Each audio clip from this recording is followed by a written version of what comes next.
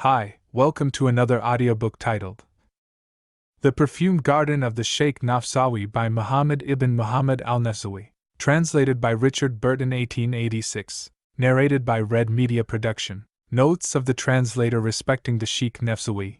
The name of the Shaykh has become known to posterity as the author of this work, which is the only one attributed to him. In spite of the subject matter of the book, and the manifold errors found in it, and caused by the negligence and ignorance of the copyists, it is manifest that this treatise comes from the pen of a man of great erudition, who had a better knowledge in general of literature and medicine than is commonly found with Arabs. According to the historical notice contained in the first leaves of the manuscript, and notwithstanding the apparent error respecting the name of the Bey who was reigning in Tunis, it may be presumed that this work was written in the beginning of the 16th century, about the year 925 of the Hijra. As regards the birthplace of the author, it may be taken for granted, considering that the Arabs habitually joined the name of their birthplace to their own, that he was born at Nefzawi, a town situated in the district of that name on the shore of the lake Sebka in the south of the kingdom of Tunis. The Sheikh himself records that he lived in Tunis, and it is most probable the book was written in that city.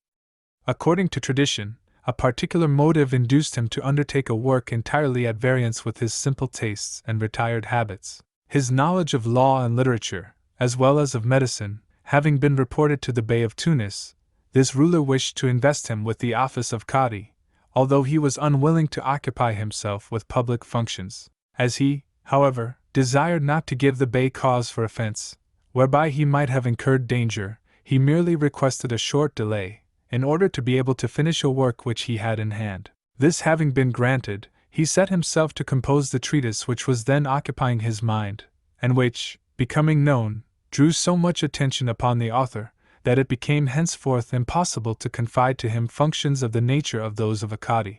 But this version, which is not supported by any authenticated proof, and which represents the Shaykh Nefzawi as a man of light morals, does not seem to be admissible. One need only glance at the book to be convinced that its author was animated by the most praiseworthy intentions, and that, far from being in fault, he deserves gratitude for the services he has rendered to humanity. Contrary to the habits of the Arabs, there exists no commentary on this book. The reason may, perhaps, be found in the nature of the subject of which it treats, and which may have frightened, unnecessarily, the serious and the studious.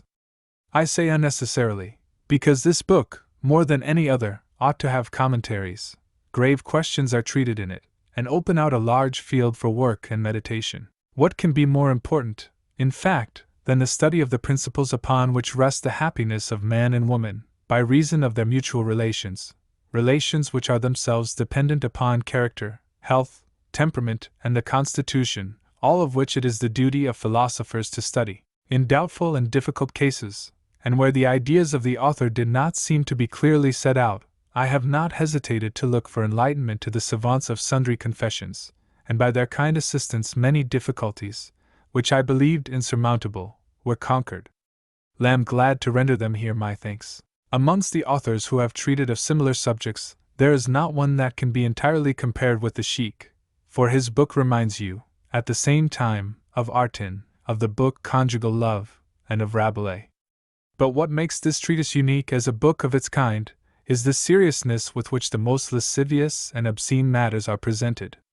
It is evident that the author is convinced of the importance of his subject, and that the desire to be of use to his fellow men is the sole motive of his efforts. With the view to giving more weight to his recommendations, he does not hesitate to multiply his religious citations, and in many cases invokes even the authority of the Quran, the most sacred book of the Mussulmans.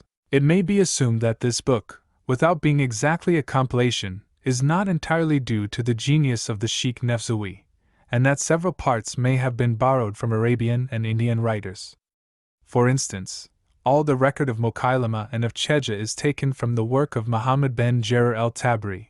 The description of the different positions for coition, as well as the movements applicable to them, are borrowed from Indian works. Finally, the book Birds and Flowers by Azzeddin el-Mokaddexi seems to have been consulted with respect to the interpretation of dreams. But an author certainly is to be commended for having surrounded himself with the lights of former savants, and it would be ingratitude not to acknowledge the benefit which his books have conferred upon people who are still in their infancy in the art of love. It is only to be regretted that this work, so complete in many respects, is defective in so far as it makes no mention of a custom too common with the Arabs not to deserve particular attention. I speak of the taste so universal with the old Greeks and Romans, namely, the preference they give to a boy before a woman, or even to treat the latter as a boy. There might have been given on this subject sound advice as well with regard to the pleasures mutually enjoyed by the women called tribids. The same reticence has been observed by the author with regard to bestiality. Nevertheless, he does speak, in one story, i.e., the history of Zohra, in the concluding chapter of the work, of the mutual caresses of women, and he relates an anecdote concerning a woman who provoked the caresses of an ass, which has been eliminated from the present edition, thus revealing that he knew of such matters. Lastly, the Shaykh does not mention the pleasures which the mouth or the hand of a pretty woman can give, nor the cunnilingus. What may have been the motive for these omissions?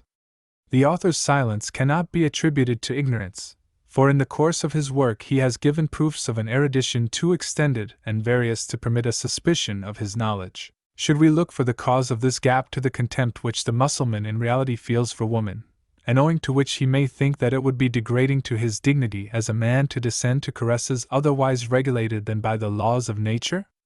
Or did the author, perhaps, avoid the mention of similar matters out of fear that he might be suspected of sharing tastes which many people look upon as depraved? However this may be, the book contains much useful information and a large number of curious cases, and I have undertaken the translation because, as the Shaykh Nefzawi says in his preamble, I swear before God, certainly, the knowledge of this book is necessary.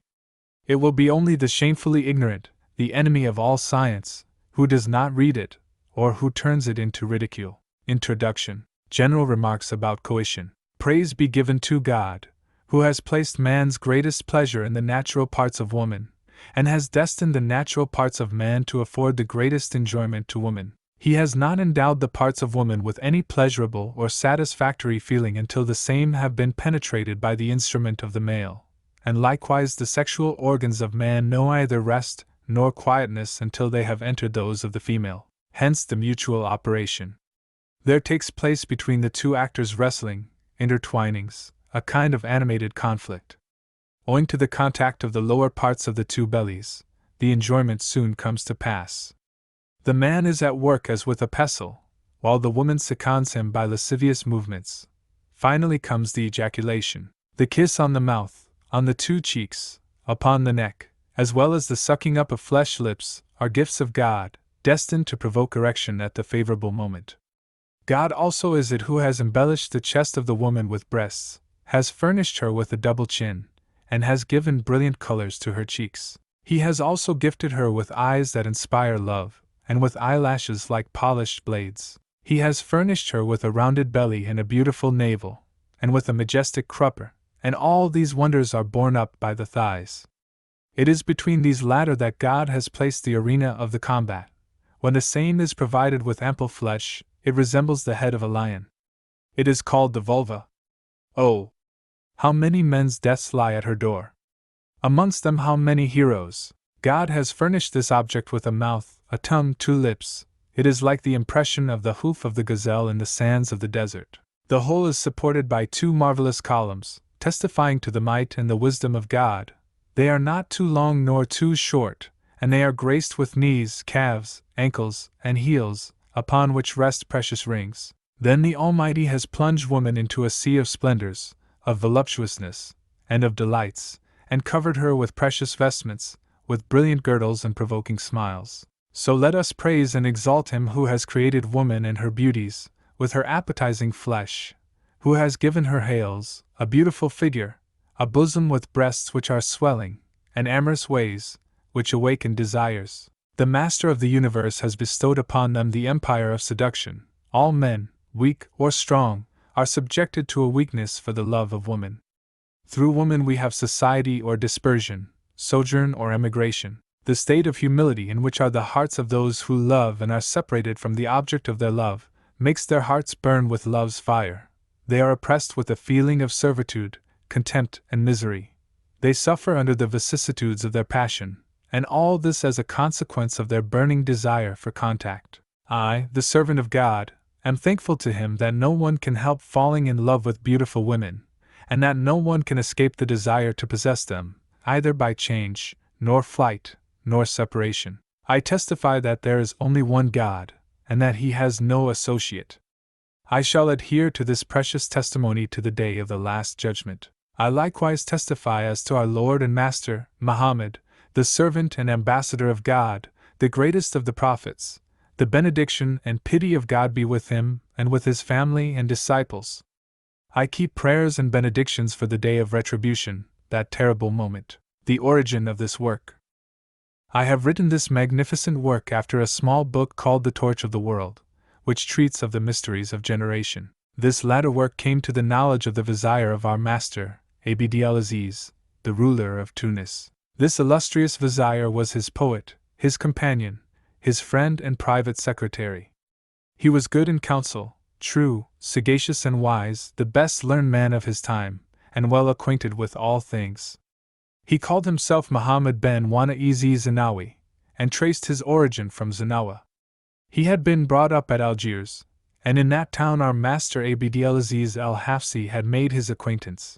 On the day when Algiers was taken, that ruler took flight with him to Tunis, which land may God preserve in his power till the day of resurrection, and named him his Grand Vizier. When the above-mentioned book came into his hands, he sent for me, and invited me pressingly to come and see him. I went forthwith to his house, and he received me most honorably. 3 days after, he came to me and, showing me my book, said, "This is your work." Seeing me blush, he added, "You need not be ashamed, everything you have said in it is true, no one need be shocked at your words. Moreover, you are not the first who has treated of this matter, and I swear by God that it is necessary to know this book. It is only the shameless bore and the enemy of all science who will not read it, or will make fun of it. But there are sundry things which you will have to treat about yet." I asked him what these things were, and he answered, "I wish that you would add to the work a supplement, treating of the remedies of which you have said nothing, and adding all the facts appertaining thereto, omitting nothing. You will describe in the same the motives of the act of generation, as well as the matters that prevent it. You will mention the means for undoing spells, aiguillettes, and the way to increase the size of the virile member, when too small, and to make it resplendent. You will further cite those means which remove the unpleasant smells from the armpits and the natural parts of women, and those which will contract those parts. You will further speak of pregnancy, so as to make your book perfect and wanting in nothing. And finally you will have done your work, if your book satisfy all wishes." He replied to the vizier, "O my master, all you have said here is not difficult to do, if it is the pleasure of God on high." I forthwith went to work with the composition of this book, imploring the assistance of God. May He pour His blessing on His prophet, and may happiness and pity be with him. I have called this work, The Perfumed Garden for the Soul's Recreation, Raud el-Aderpin Ezaha el-Qatar. And we pray to God, who directs everything for the best, and there is no other God than He, and there is nothing good that does not come from Him, to lend us His help, and lead us in good ways. For there is no power nor joy but in the high and mighty God. I have divided this book into chapters, in order to make it easier reading for the talib, student, who wishes to learn, and to facilitate his search for what he wants. Each chapter relates to a particular subject, be it physical, or anecdotal, or treating of the wiles and deceits of women. Chapter 1. Concerning praiseworthy men. Learn, O Vizier, God's blessing be upon you, that there are different sorts of men and women, that amongst these are those who are worthy of praise and those who deserve reproach. When a meritorious man finds himself near to women, his member grows, gets strong, vigorous and hard. He is not quick to discharge, and after the trembling caused by the emission of the sperm, he is soon stiff again. Such a man is liked and appreciated by women. This is because the woman loves the man only for the sake of coition.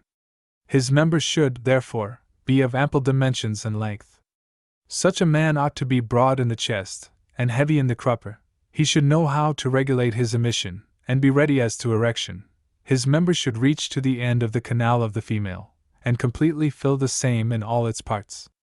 Such an one will be well beloved by women, for, as the poet says, I have seen women trying to find in young men The durable qualities which grace the man of full power. The beauty, the enjoyment, the reserve, the strength. The full-formed member providing a lengthened coition. A heavy crupper, a slowly coming emission. A lightsome chest, as it were floating upon them. The spermal ejaculation slow to arrive, so as to furnish forth a long drawn-out enjoyment. His members soon to be prone again for erection. To ply the plane again and again and again on their vulvas. Such is the man whose cult gives pleasure to women, and who will ever stand high in their esteem, qualities which women are looking for in men. The tale goes, that on a certain day, Abd al-Malik ben Marwan went to see Lila, his mistress, and put various questions to her. Amongst other things, he asked her what were the qualities which women looked for in men. Lila answered him, "Oh, my master, they must have cheeks like ours." "And what besides?" said Ben Marwan. She continued, "And hairs like ours. Finally they should be like to you, O Prince of Believers, for, surely, if a man is not strong and rich he will obtain nothing from women." Various lengths of the virile member. The virile member, to please women, must have at most a length of the breadth of 12 fingers, or 3 handbreadths, and at least 6 fingers, or a hand and a half breadth. There are men with members of 12 fingers, or 3 handbreadths, others of 10 fingers, or 2½ hands, and others measure 8 fingers, or 2 hands. A man whose member is of less dimensions cannot please women. The use of perfumes in coition. The history of Mokailama. The use of perfumes, by man as well as by woman, excites to the act of copulation. The woman, inhaling the perfumes employed by the man, becomes intoxicated, and the use of scents has often proved a strong help to man, and assisted him in getting possession of a woman. On this subject it is told of Mokailama, the impostor, the son of Qais whom God may curse, that he pretended to have the gift of prophecy, and imitated the prophet of God, blessings and salutations to him. For which reasons he and a great number of Arabs have incurred the ire of the Almighty. Mokailama, the son of Qais, the impostor, misconstrued likewise the Quran by his lies and impostures, and on the subject of a chapter of the Quran, which the angel Gabriel, hail be to him, had brought to the Prophet, the mercy of God and hail to him, people of bad faith had gone to see Mokailama, who had told them, "To me also has the angel Gabriel brought a similar chapter." He derided the chapter headed the elephant, saying, "In this chapter of the elephant I see the elephant. What is the elephant? What does it mean? What is this quadruped? It has a tail and a long trunk. Surely it is a creation of our God, the Magnificent." The chapter of the Quran named the Qudr was also an object of controversy. He said, "We have given you precious stones for yourself, and preference to any other man, but take care not to be proud of them." Mokailama thus perverted sundry chapters in the Quran by his lies and his impostures. He had been at his work when he heard the Prophet, the salutation and mercy of God be with him, spoken of. He heard that after he had placed his venerable hands upon a bald head, the hair had forthwith sprung up again, that when he spat into a pit, the water came in abundantly, and that the dirty water turned at once clean and good for drinking, that when he spat into an eye that was blind or obscure, the sight was at once restored to it, and when he placed his hands upon the head of a child, saying, "Live for a century," the child lived to be 100 years old. When the disciples of Mokailama saw these things or heard speak of them, they came to him and said, "Have you no knowledge of Muhammad and his doings?" He replied, "I shall do better than that." Now, Mokailama was an enemy of God, and when he put his luckless hand on the head of someone who had not much hair, the man was at once quite bald. When he spat into a well with a scanty supply of water, sweet as it was turned dirty by the will of God. If he spat into a suffering eye, that eye lost its sight at once, and when he laid his hand upon the head of an infant, saying, "Live 100 years," the infant died within an hour. Observe, my brethren, what happens to those whose eyes remain closed to the light, and who are deprived of the assistance of the Almighty. And thus acted that woman of the Beni Temim, called Shayja el-Tamimiyah, who pretended to be a prophetess. She had heard of Mokailama, and he likewise of her. This woman was powerful, for the Beni Temim form a numerous tribe. She said, "Prophecy cannot belong to two persons. Either he is a prophet, and then I and my disciples will follow his laws, or I am a prophetess, and then he and his disciples will follow my laws. This happened after the death of the prophet. The salutation and mercy of God be with him. Chejah then wrote to Mokailama a letter, in which she told him, "It is not proper that two persons should at one and the same time profess prophecy. It is for one only to be a prophet. We will meet, we and our disciples, and examine each other. We shall discuss about that which has come to us from God, the Quran, and we will follow the laws of him who shall be acknowledged as the true prophet." She then closed her letter and gave it to a messenger, saying to him, "Betake yourself, with this missive, to Yamama, and give it to Mokailama ben Qais. As for myself, I follow you, with the army." Next day the prophetess mounted horse, with her gum, and followed the spoor of her envoy. When the latter arrived at Mokailama's place, he greeted him and gave him the letter. Mokailama opened and read it, and understood its contents. He was dismayed, and began to advise with the people of his gum, one after another, but he did not see anything in their advice or in their views that could rid him of his embarrassment. While he was in this perplexity, one of the superior men of his gum came forward and said to him, "O Mokailama, calm your soul and cool your eye. I will give you the advice of a father to his son." Mokailama said to him, "Speak, and may thy words be true." And the other one said, "Tomorrow morning erect outside the city a tent of colored brocades, provided with silk furniture of all sorts. Fill the tent afterwards with a variety of different perfumes, amber, musk, and all sorts of scents, as rose, orange flowers, jonquils, jessamine, hyacinth, carnation, and other plants. This done, have them place there several gold censers filled with green aloes, ambergris, net, and so on. Then fix the hangings so that nothing of these perfumes can escape out of the tent. Then, when you find the vapor strong enough to impregnate water, sit down on your throne, and send for the prophetess to come and see you in the tent, where she will be alone with you. When you are thus together there, and she inhales the perfumes, she will delight in the same, all her bones will be released in a soft repose, and finally she will be swooning. When you see her thus far gone, ask her to grant you her favors, she will not hesitate to accord them. Having once possessed her, you will be freed of the embarrassment caused to you by her and her gum." Mokailama exclaimed, "You have spoken well. As God lives, your advice is good and well thought out." And he had everything arranged accordingly. When he saw that the perfumed vapor was dense enough to impregnate the water in the tent, he sat down upon his throne and sent for the prophetess. On her arrival, he gave orders to admit her into the tent. She entered and remained alone with him. He engaged her in conversation. While Mokailama spoke to her, she lost all her presence of mind, and became embarrassed and confused. When he saw her in that state, he knew that she desired cohabitation, and he said, "Come, rise and let me have possession of you. This place has been prepared for that purpose. If you like, you may lie on your back, or you can place yourself on in fours, or kneel as in prayer, with your brow touching the ground, and your crupper in the air, forming a tripod. Whichever position you prefer, speak, and you shall be satisfied." The prophetess answered, "I want it done in all ways. Let the revelation of God descend upon me, O Prophet of the Almighty." He at once precipitated himself upon her, and enjoyed her as he liked.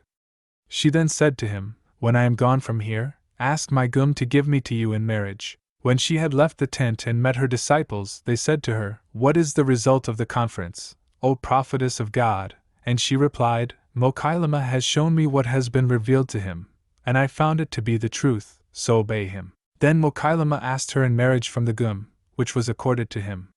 When the gum asked about the marriage dowry of his future wife, he told them, "I dispense you from saying the prayer, sir, which is said at 3 or 4 o'clock. Ever from that time the Beni Temim do not pray at that hour, and when they are asked the reason, they answer, 'It is on account of our prophetess, she only knows the way to the truth.'" And in fact they recognize no other prophet. On this subject a poet has said, "For us a female prophet has arisen. Her laws we follow, for the rest of mankind." The prophets that appeared were always men. The death of Mokailama was foretold by the prophecy of Abu Bakr, to whom God be good. He was, in fact, killed by Zayd ben Ketib. Other people say it was done by Aucha, one of his disciples. God only knows whether it was Aucha. He himself says on this point, I have killed in my ignorance the best of men, Haman ben Abd el-Mozaleb, and then I killed the worst of men, Mokailama. I hope that God will pardon one of these actions in consideration of the other. The meaning of these words, I have killed the best of men, is that Aucha, before having yet known the Prophet, had killed Haman, to whom God be good, and having afterwards embraced Islamism, he killed Mokailama. As regards Cheja el-Tamimiyya, she repented by God's grace, and took to the Islamic faith. She married one of the Prophet's followers, God be good to her husband. Thus finishes the story. The man who deserves favors is, in the eyes of women, the one who is anxious to please them. He must be of good presence, excel in beauty those around him, be of good shape and well-formed proportions, true and sincere in his speech with women. He must likewise be generous and brave, not vainglorious, and pleasant in conversation. A slave to his promise, he must always keep his word, ever speak the truth, and do what he has said. The man who boasts of his relations with women, of their acquaintance, and goodwill to him, is a dastard. He will be spoken of in the next chapter. There is a story that once there lived a king named Mamum, who had a court fool of the name of Balal, who amused the princes and viziers. One day this buffoon appeared before the king, who was amusing himself. The king bade him to sit down, and then asked him, turning away, Why hast thou come, O son of a bad woman? Balal answered, I have come to see what has come to our Lord, whom may God make victorious. And what has come to thee? Replied the king, and how art thou getting on with thy new and with thy old wife? For Balal, not content with one wife, had married a second one. I am not happy, he answered, neither with the old one, nor with the new one, and moreover poverty overpowers me. The king said, Can you recite any verses on this subject? The buffoon having answered in the affirmative, Mamum commanded him to recite those he knew, and Balal began as follows. Poverty holds me in chains, misery torments me. I am being scourged with all misfortunes. Ill luck has cast me in trouble and peril, and has drawn upon me the contempt of man. God does not favor a poverty like mine.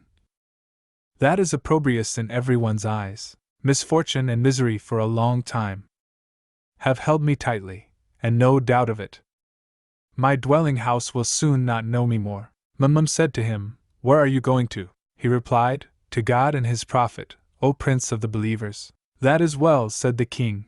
Those who take refuge in God and his Prophet and then in us, will be made welcome. But can you now tell me some more verses about your two wives, and about what comes to pass with them? Certainly, said Balal. Then let us hear what you have to say. Balal then began thus with poetical words. By reason of my ignorance I have married two wives. And why do you complain, O husband of two wives? I said to myself, I shall be like a lamb between them.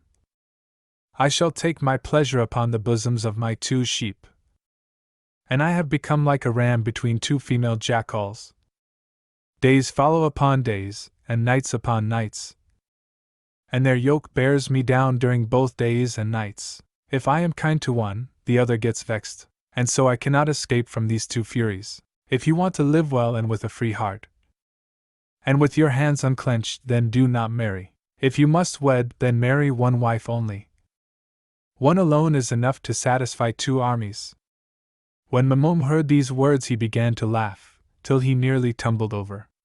Then, as a proof of his kindness, he gave to Balal his golden robe, a most beautiful vestment. Balal went in high spirits towards the dwelling of the Grand Vizier. Just then Hamdana looked from the height of her palace in that direction, and saw him. She said to her negress, By the god of the temple of Mecca, there is Balal dressed in a fine gold-worked robe. How can I manage to get possession of the same? The negress said, O my mistress, you would not know how to get hold of that robe. Hamdana answered, I have thought of a trick whereby to achieve my ends, and I shall get the robe from him. Balal is a sly man, replied the negress.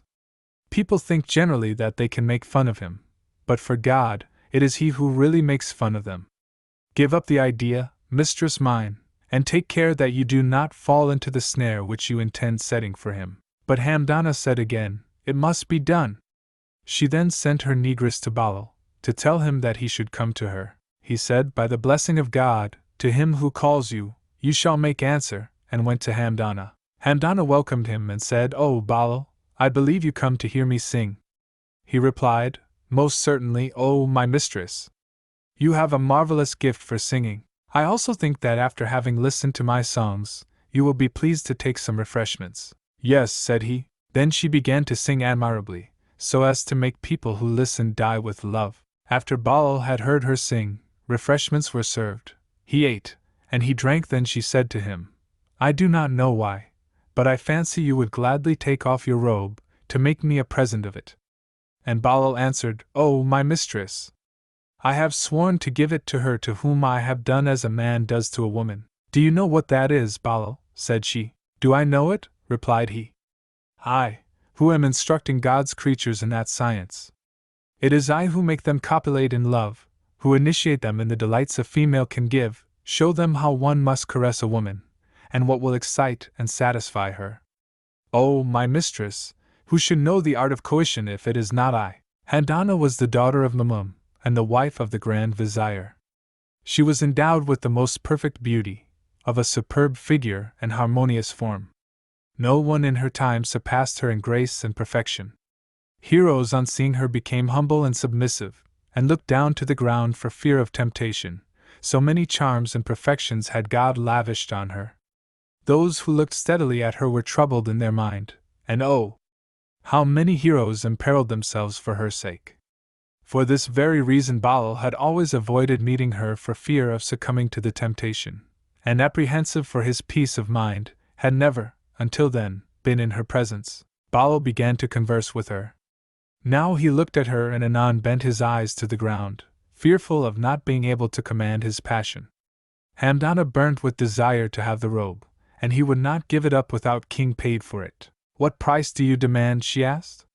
To which he replied, Coition, O apple of my eye. You know what that is, O Baal, said she. By God, he cried, no man knows women better than I.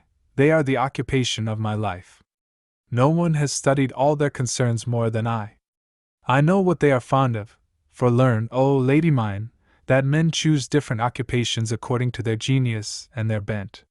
The one takes, the other gives. This one sells, the other buys. My only thought is of love and of the possession of beautiful women. I heal those that are lovesick, and carry a solace to their thirsting vaginas. Handana was surprised at his words and the sweetness of his language. Could you recite me some verses on this subject? She asked. Certainly, he answered. Very well, O Baal, let me hear what you have to say. Baal recited as follows. Men are divided according to their affairs and doings. Some are always in spirits and joyful, others in tears. There are those whose life is restless and full of misery, while, on the contrary, others are steeped in good fortune, always in luck's happy way, and favored in all things.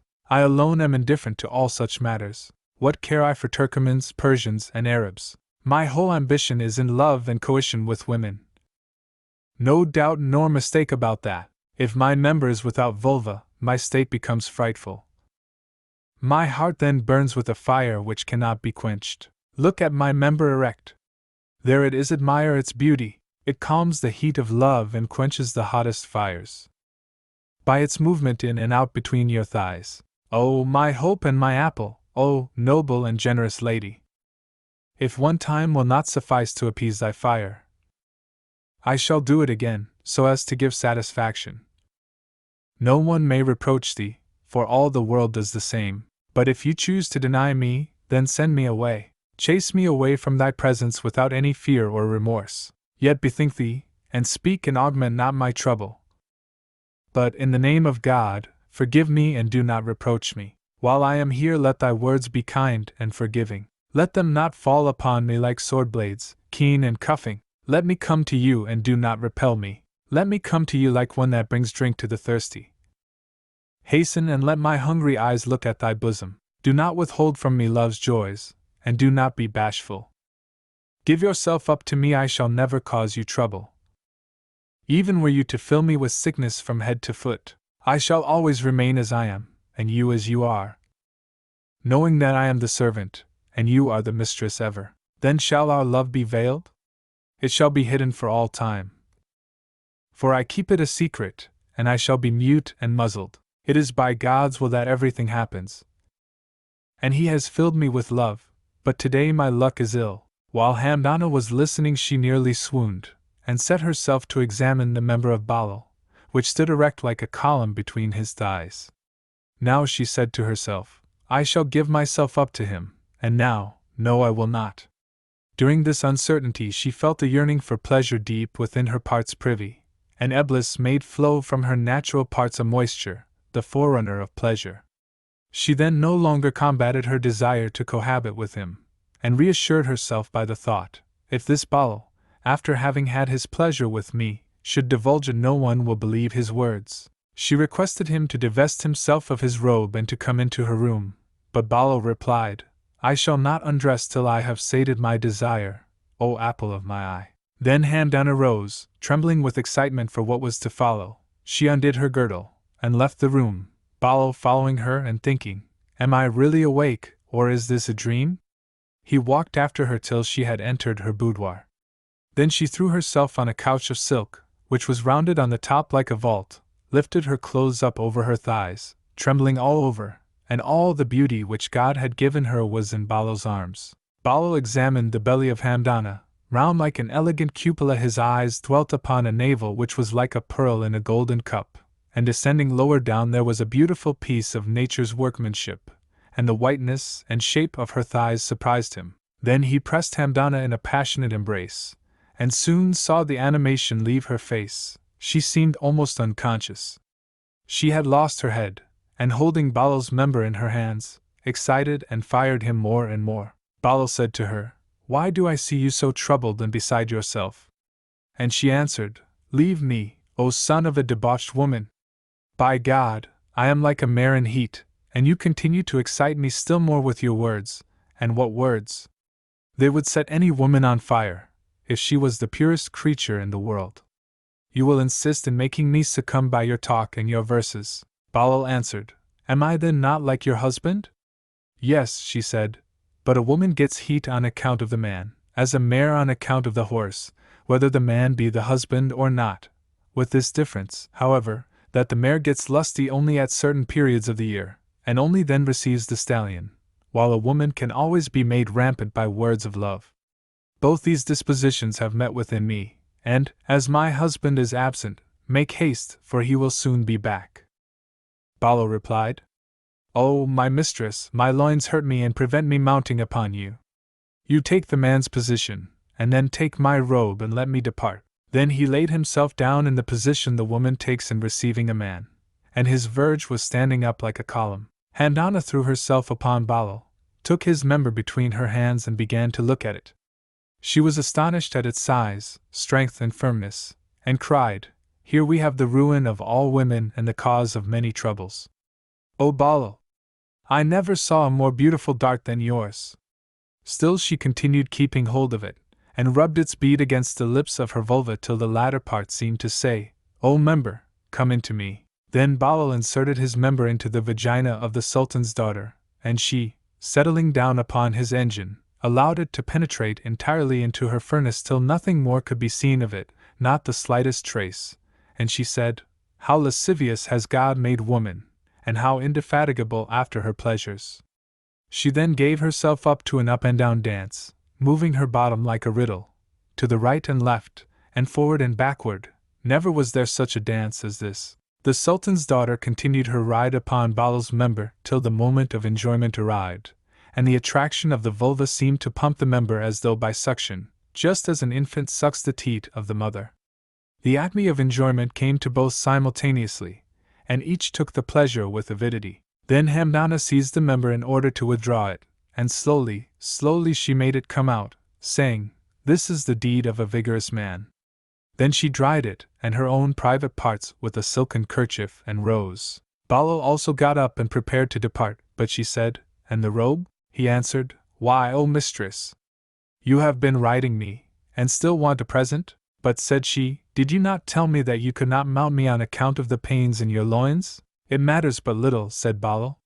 The first time it was your turn, the second will be mine, and the price for it will be the robe, and then I will go. Hamdana thought to herself, As he began he may now go on, afterwards he will go away. So she laid herself down, But Balal said, I shall not lie with you unless you undress entirely. Then she undressed until she was quite naked, and Balal fell into an ecstasy on seeing the beauty and perfection of her form.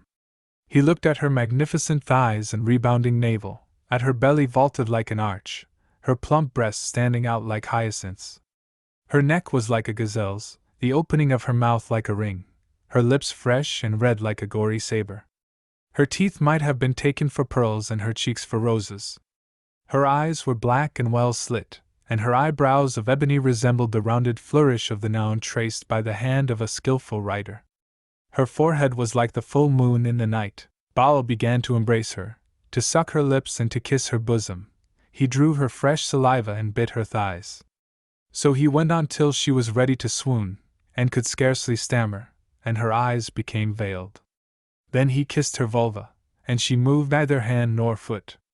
He looked lovingly upon the secret parts of Hamdana, beautiful enough to attract all eyes with their purple center. Balal cried, "Oh, the temptation of man!" And still he bit her and kissed her till her desire was roused to its full pitch. Her sighs came quicker, and grasping his member with her hand she made it disappear in her vagina. Then it was he who moved hard, and she who responded hotly, the overwhelming pleasure simultaneously calming their fervor. Then Balal got off her, dried his pestle and her mortar, and prepared to retire. But Hamdana said, "Where is the robe?" "You mock me, O Balal." He answered, "O my mistress, I shall only part with it for a consideration. You have had your dues and I mine. The first time was for you, the second time for me, now the third time shall be for the robe." This said, he took it off, folded it, and put it in Hamdana's hands, who, having risen, lay down again on the couch and said, "Do what you like." Forthwith Balal threw himself upon her, and with one push completely buried his member in her vagina. Then he began to work as with a pestle, and she to move her bottom, until both again did flow over at the same time. Then he rose from her side, left his robe, and went. The negress said to Hamdana, "O my mistress, is it not as I have told you? Balal is a bad man, and you could not get the better of him. They consider him as a subject for mockery, but before God, he is making fun of them. Why would you not believe me?" Hamdana turned to her and said, "Do not tire me with your remarks. It came to pass what has to come to pass, and on the opening of each vulva is inscribed the name of the man who is to enter it, right or wrong, for love or for hatred. If Balal's name had not been inscribed on my vulva he would never have got into it, had he offered me the universe with all it contains." As they were thus talking there came a knock at the door. The negress asked who was there, and in answer the voice of Balal said, "It is I." Hamdana, in doubt as to what the buffoon wanted to do, got frightened. The negress asked Balal what he wanted, and received the reply, "Bring me a little water." She went out of the house with a cup full of water. Balal drank, and then let the cup slip out of his hands, and it was broken. The negress shut the door upon Balal, who sat himself down on the threshold. The buffoon being thus close to the door, the vizier, Hamdana's husband, arrived, who said to him, "Why do I see you here, O Balal?" And he answered, "O my lord, I was passing through the street when I was overcome by a great thirst. A negress came and brought me a cup of water. The cup slipped from my hands and got broken. Then our lady Hamdana took my robe, which the Sultan our master had given me, as indemnification." Then said the vizier, "Let him have his robe." Hamdana at this moment came out, and her husband asked her whether it was true that she had taken the robe in payment for the cup. Hamdana then cried, beating her hands together, "What have you done, O Balal?" He answered, "I have talked to your husband the language of my folly. Talk to him, you, the language of thy wisdom." And she, enraptured with the cunning he had displayed, gave him back his robe, and he departed. Chapter 2. Concerning women who deserve to be praised. Know, O Vizier, and the mercy of God be with you, that there are women of all sorts, that there are such as are worthy of praise, and such as deserve nothing but contempt. In order that a woman may be relished by men, she must have a perfect waist, and must be plump and lusty. Her hair will be black, her forehead wide, she will have eyebrows of Ethiopian blackness, large black eyes, with the whites in them very limpid. With cheek of perfect oval, she will have an elegant nose and a graceful mouth, lips and tongue vermilion. Her breath will be of pleasant odor, her throat long, her neck strong, her bust and her belly large. Her breasts must be full and firm, her belly in good proportion, and her navel well developed and marked. The lower part of the belly is to be large, the vulva projecting and fleshy, from the point where the hairs grow, to the buttocks. The conduit must be narrow and not moist, soft to the touch, and emitting a strong heat and no bad smell. She must have the thighs and buttocks hard, the hips large and full, a waist of fine shape, hands and feet of striking elegance, plump arms, and well-developed shoulders. If one looks at a woman with those qualities in front, one is fascinated. If from behind, one dies with pleasure. Looked at sitting, she is a rounded dome. Lying, a soft bed. Standing, the staff of a standard. When she is walking, her natural parts appear as set off under her clothing. She speaks and laughs rarely, and never without a reason. She never leaves the house, even to see neighbors of her acquaintance.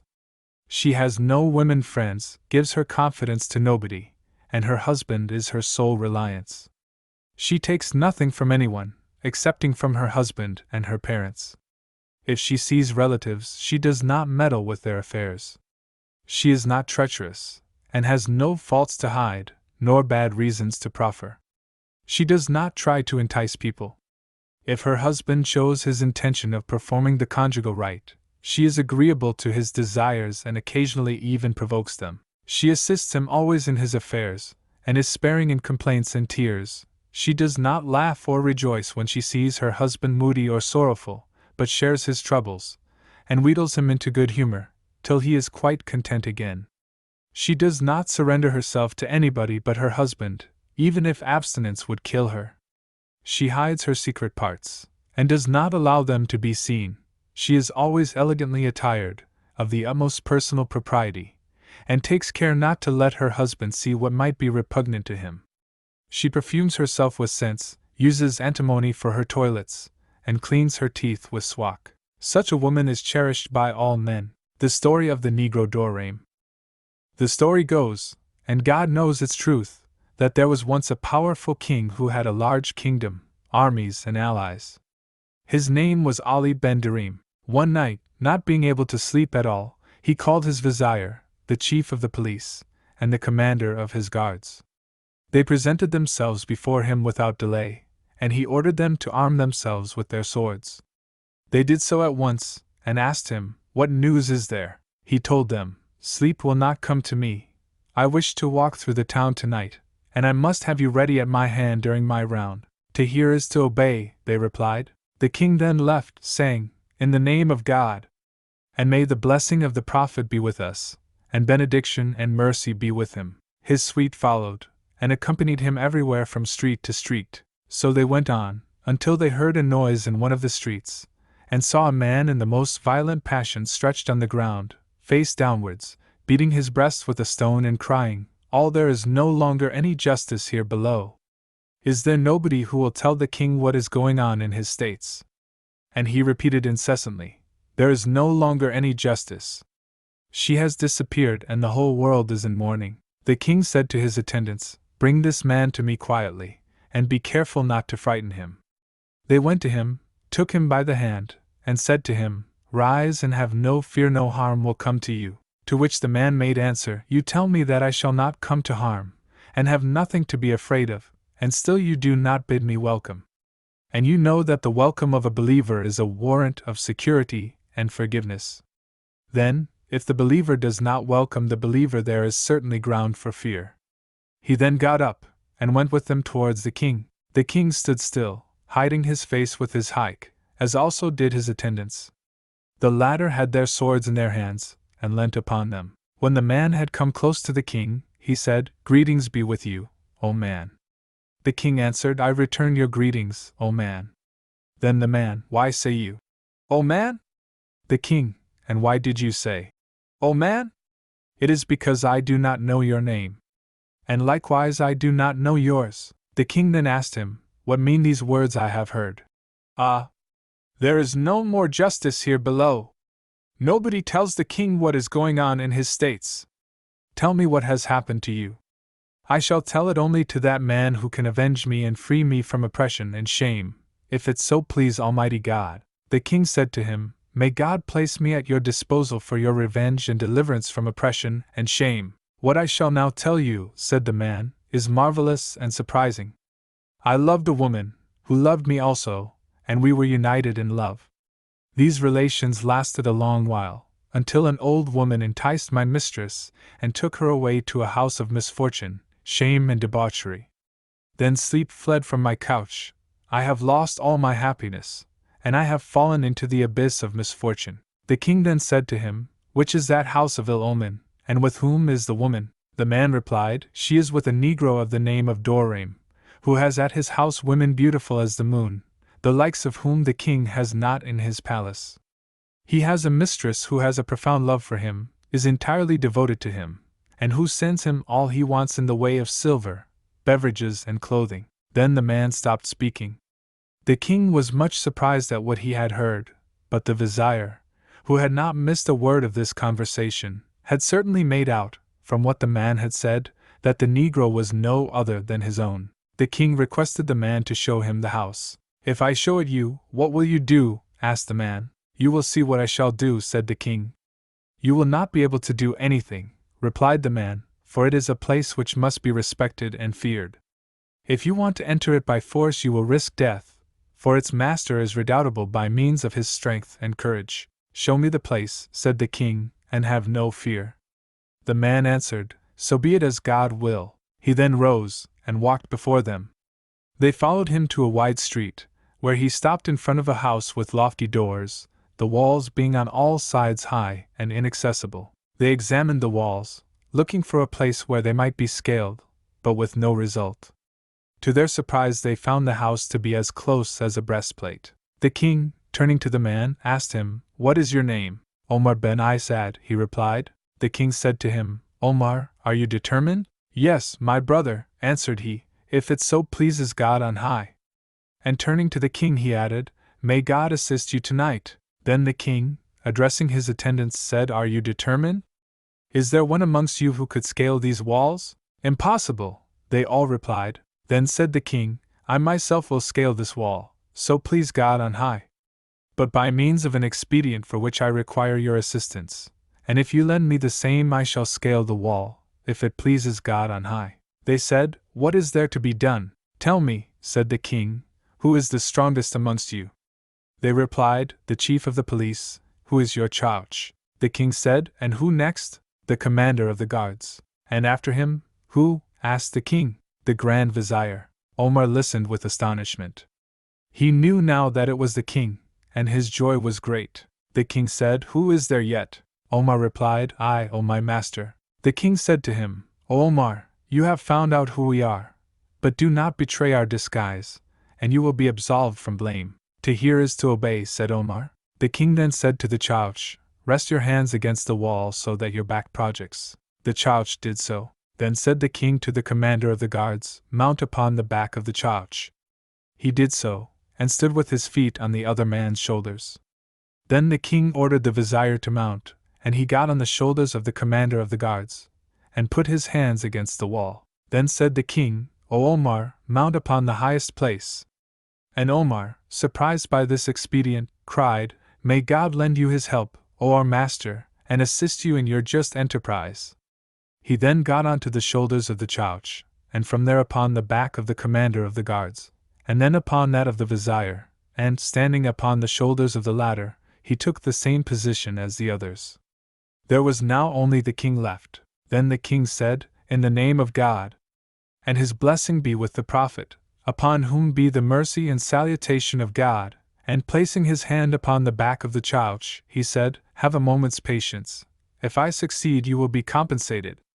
He then did the same with the others, until he got upon Omar's back, to whom he also said, "O Omar, have a moment's patience with me, and I shall name you my private secretary. And, of all things, do not move." Then, placing his feet upon Omar's shoulders, the king could with his hands grasp the terrace, and crying, "In the name of God, may he pour his blessings upon the prophet, on whom be the mercy and salutation of God," he made a spring, and stood upon the terrace. Then he said to his attendants, "Descend now from each other's shoulders." And they got down one after another, and they could not help admiring the ingenious idea of the king, as well as the strength of the child who carried 4 men at once. The king then began to look for a place for descending, but found no passage. He unrolled his turban, fixed one end with a single knot at the place where he was, and let himself down into the courtyard, which he explored until he found the portal in the middle of the house fastened with an enormous lock. The solidity of this lock, and the obstacle it created, gave him a disagreeable surprise. He said to himself, "I am now in difficulty, but all comes from God. It was He who gave me the strength and the idea that brought me here. He will also provide the means for me to return to my companions." He then set himself to examine the place where he found himself, and counted the chambers one after another. He found 17 chambers or rooms, furnished in different styles, with tapestries and velvet hangings of various colors, from the first to the last. Examining all round, he saw a place raised by 7 stair-steps, from which issued a great noise from voices. He went up to it, saying, "O God, favor my project, and let me come safe and sound out of here." He mounted the first step, saying, "In the name of God the compassionate and merciful." Then he began to look at the steps, which were of variously colored marble, black, red, white, yellow, green, and other shades. Mounting the second step, he said, "He whom God helps is invincible." On the third step he said, "With the aid of God the victory is near." And on the fourth, "I have asked victory of God, who is the most puissant auxiliary." Finally he mounted the 5th, 6th, and 7th steps, invoking the prophet, with whom be the mercy and salvation of God. He then arrived at the curtain hanging at the entrance. It was of red brocade. From there he examined the room, which was bathed in light, filled with many chandeliers, and candles burning in golden sconces. In the middle of this saloon played a jet of musk water. A tablecloth extended from end to end, covered with sundry meats and fruits. The saloon was provided with gilt furniture, the splendor of which dazzled the eye. In fact, everywhere there were ornaments of all kinds. On looking closer, the king ascertained that round the tablecloth there were 12 maidens and 7 women, all like moons. He was astonished at their beauty and grace. There were likewise with them 7 Negroes, and this sight filled him with surprise. His attention was above all attracted by a woman like the full moon, of perfect beauty, with black eyes, oval cheeks, and a lithe and graceful waist. She humbled the hearts of those who became enamored of her. Stupefied by her beauty, the king was as one stunned. He then said to himself, "How is there any getting out of this place? O my spirit, do not give way to love." And continuing his inspection of the room, he perceived in the hands of those who were present glasses filled with wine.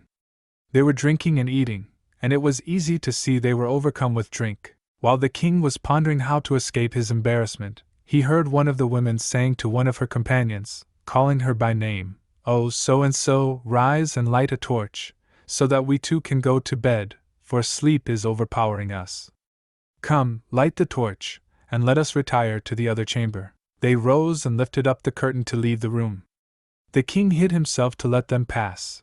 Then, perceiving that they had left their chamber to do a thing necessary and obligatory in humankind, he took advantage of their absence, entered their apartment, and hid himself in a cupboard. Whilst he was thus in hiding, the women returned and shut the doors. Their reason was obscured by the fumes of wine. They pulled off all their clothes and began to caress each other mutually. The king said to himself, "Omar has told me true about this house of misfortune as an abyss of debauchery." When the women had fallen asleep, the king rose, extinguished the light, undressed, and lay down between the two. He had taken care during their conversation to impress their names on his memory. So he was able to say to one of them, "You, so-and-so, where have you put the door keys?" speaking very low. The woman answered, "Go to sleep, you whore, the keys are in their usual place." The king said to himself, "There is no might and strength but in God the Almighty and Benevolent," and was much troubled. And again he asked the woman about the keys, saying, "Daylight is coming.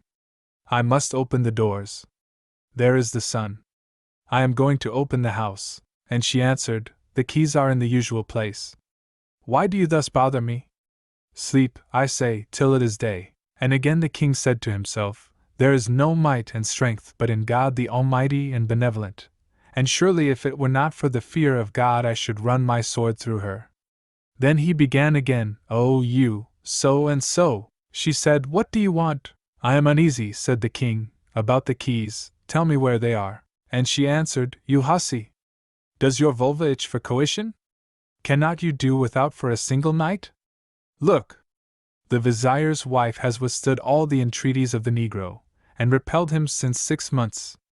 Go, the keys are in the Negro's pocket. Do not say to him, Give me the keys, but say, Give me your member. You know his name is Dorame. The king was now silent, for he knew what to do. He waited a short time till the woman was asleep, then he dressed himself in her clothes, and concealed his sword under them. His face he hid under a veil of red silk. Thus dressed he looked like other women. Then he opened the door, stole softly out, and placed himself behind the curtains of the saloon entrance.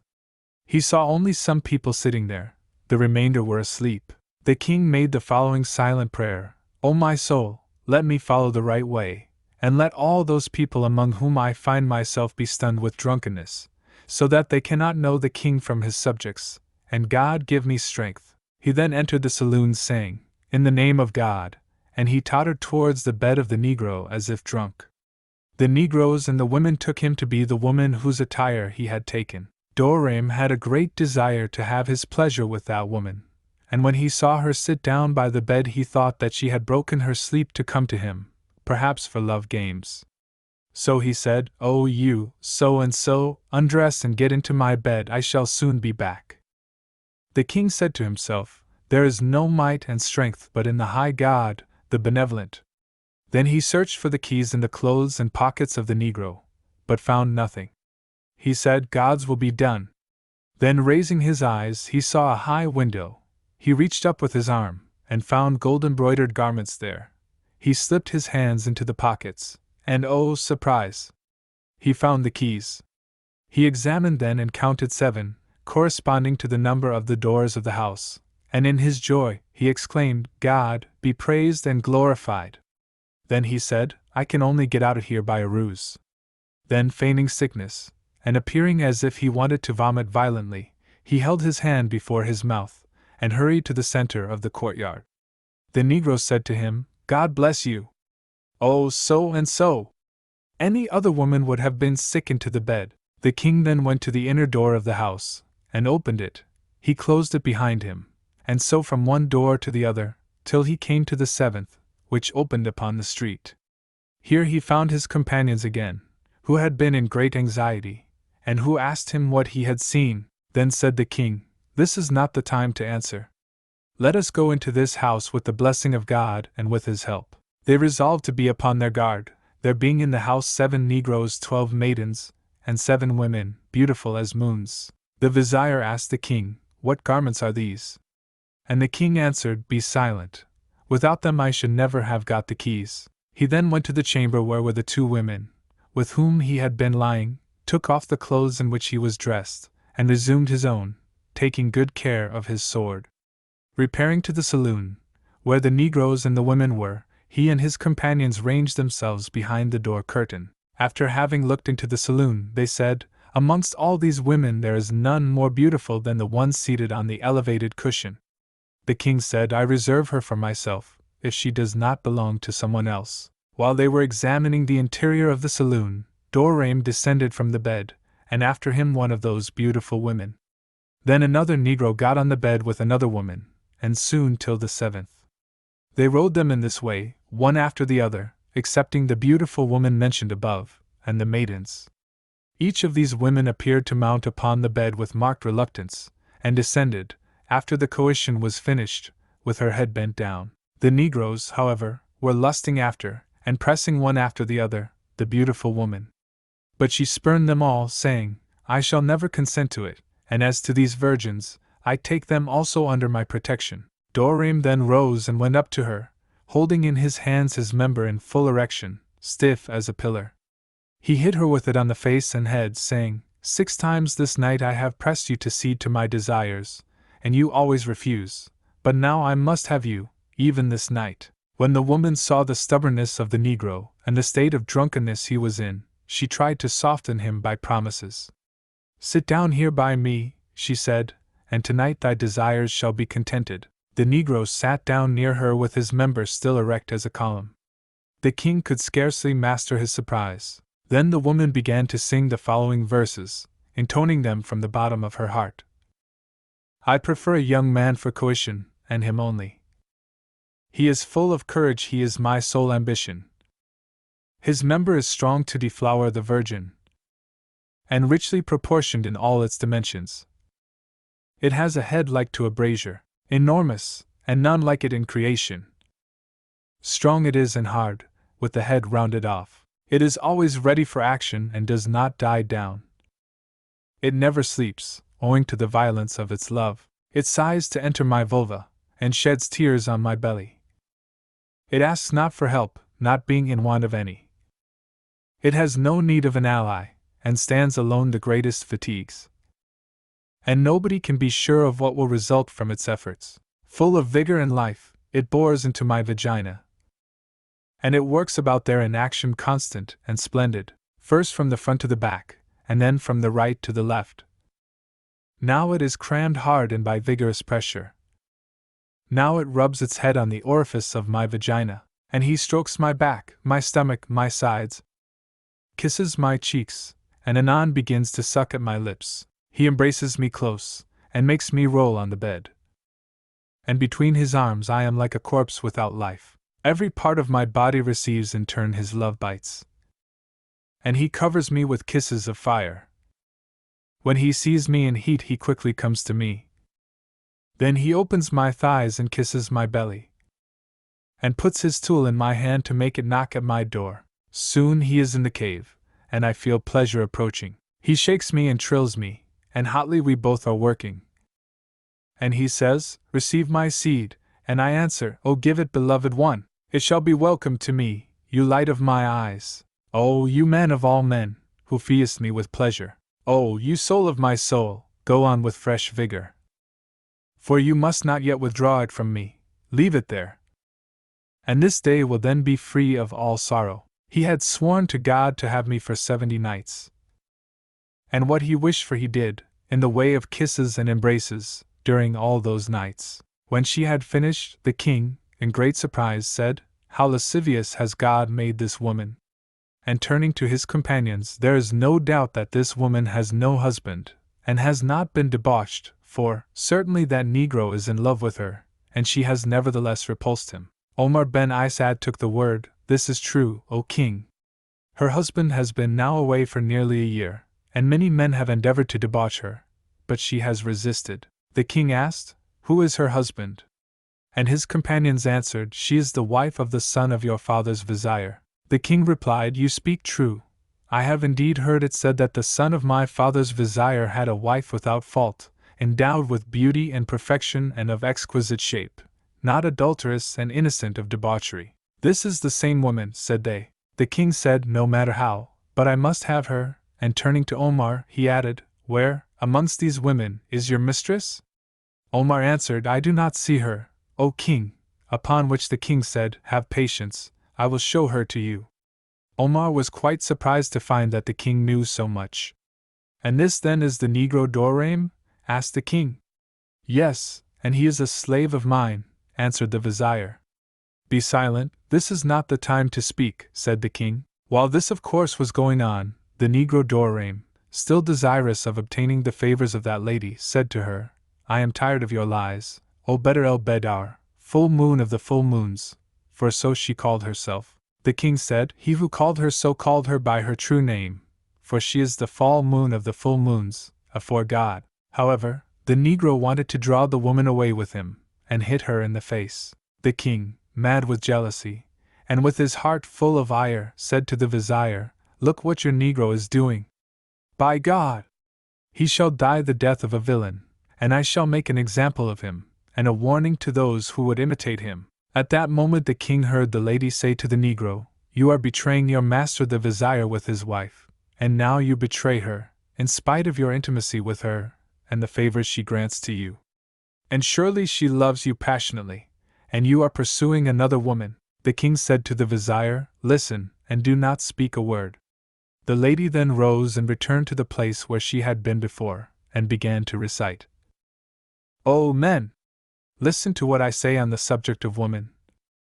Her thirst for coition is written between her eyes. Do not put trust in her vows, even were she the Sultan's daughter. Woman's malice is boundless, not even the King of Kings would suffice to subdue it, whatever be his might. Men, take heed and shun the love of woman. Do not say, such a one is my well-beloved.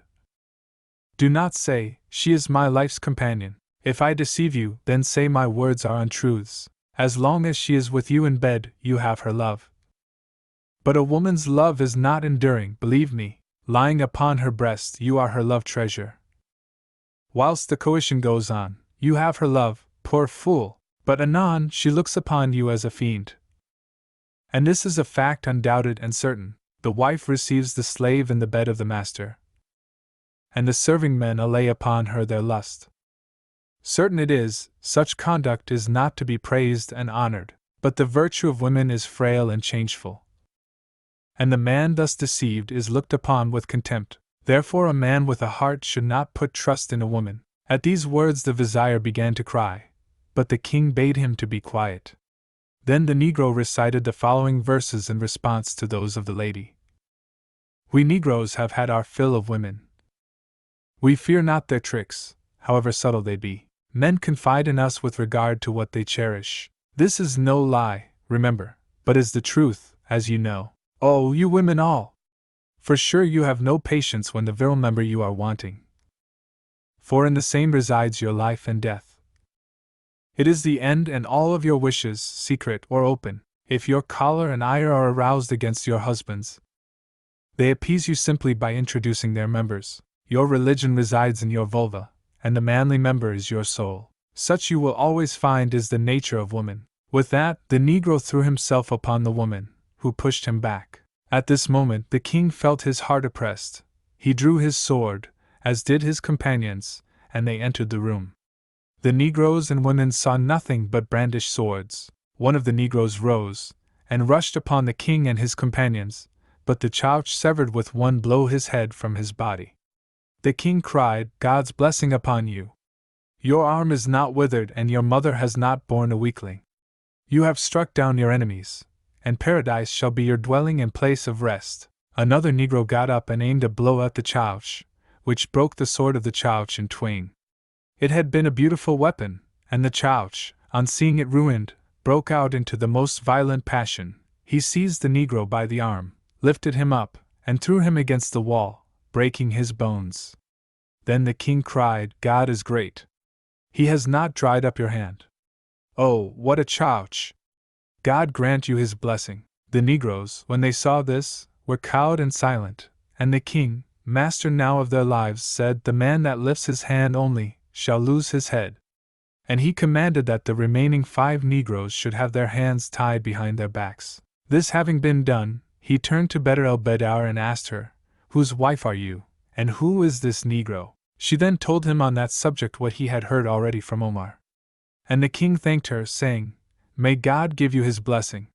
He then asked her, How long can a woman patiently do without coition? She seemed amazed, but the king said, Speak, and do not be abashed. She then answered, A well-born lady of high origin can remain for 6 months without, but a lowly woman of no race nor high blood, who does not respect herself when she can lay her hand upon a man, will have him upon her. His stomach and his member will know her vagina. Then said the king, pointing to one of the women, Who is this one? She answered, This is the wife of the Cadi. And this one? The wife of the second vizier. And this? The wife of the chief of the muftis. And that one? The treasurer's. And those 2 women that are in the other room? She answered, They have received the hospitality of the house, and one of them was brought here yesterday by an old woman. The Negro has so far not got possession of her. Then said Omar, This is the one I spoke to you about, O my master. And the other woman? To whom does she belong? Said the king. She is the wife of the Amine of the carpenters, answered she. Then said the king, And these girls, who are they? She answered, This one is the daughter of the clerk of the treasury, this other one the daughter of the Motsib, the third is the daughter of the Bub, the next one the daughter of the Athine of the Medin, that one the daughter of the color keeper. At the invitation of the king, she passed them thus all in review. The king then asked for the reason of so many women being brought together there. Bedr el-Bedar replied, O master of ours, the Negro knows no other passions than for coition and good wine. He keeps making love night and day, and his member rests only when he himself is asleep. The king asked further, What does he live upon? She said, Upon yolks of eggs fried in fat and swimming in honey, and upon white bread. He drinks nothing but old muscatel wine. The king said, Who has brought these women here, who, all of them, belong to officials of the state? She replied, O master of ours, he has in his service an old woman who has had the run of the houses in the town. She chooses and brings to him any woman of superior beauty and perfection, but she serves him only against good consideration in silver, dresses, etc., precious stones, rubies, and other objects of value. And whence does the Negro get that silver? Asked the king. The lady remaining silent, he added, Give me some information, please. She signified with a sign from the corner of her eye that he had got it all from the wife of the Grand Vizier. The king understood her, and continued, O Bedr el-Bedar, I have faith and confidence in you, and your testimony will have in my eyes the value of that of the 2 Adils. Speak to me without reserve as to what concerns yourself. She answered him, I have not been touched, and however long this might have lasted, the Negro would not have had his desire satisfied. Is this so? Asked the king. She replied, It is so. She had understood what the king wanted to say, and the king had seized the meaning of her words. Has the Negro respected my honor?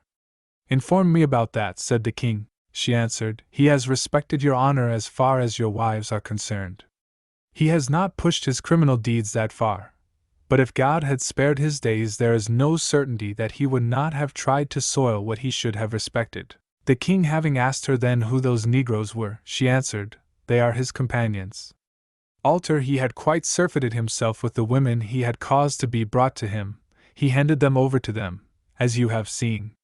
If it were not for the protection of a woman, where would that man be? Then spoke the king, O Bedr el-Bedar, why did not your husband ask my help against this oppression? Why did you not complain? She replied, O king of the time, O beloved sultan, O master of numerous armies and allies. As regards my husband, I was so far unable to inform him of my lot. As to myself, I have nothing to say but what you know by the verses I sang just now.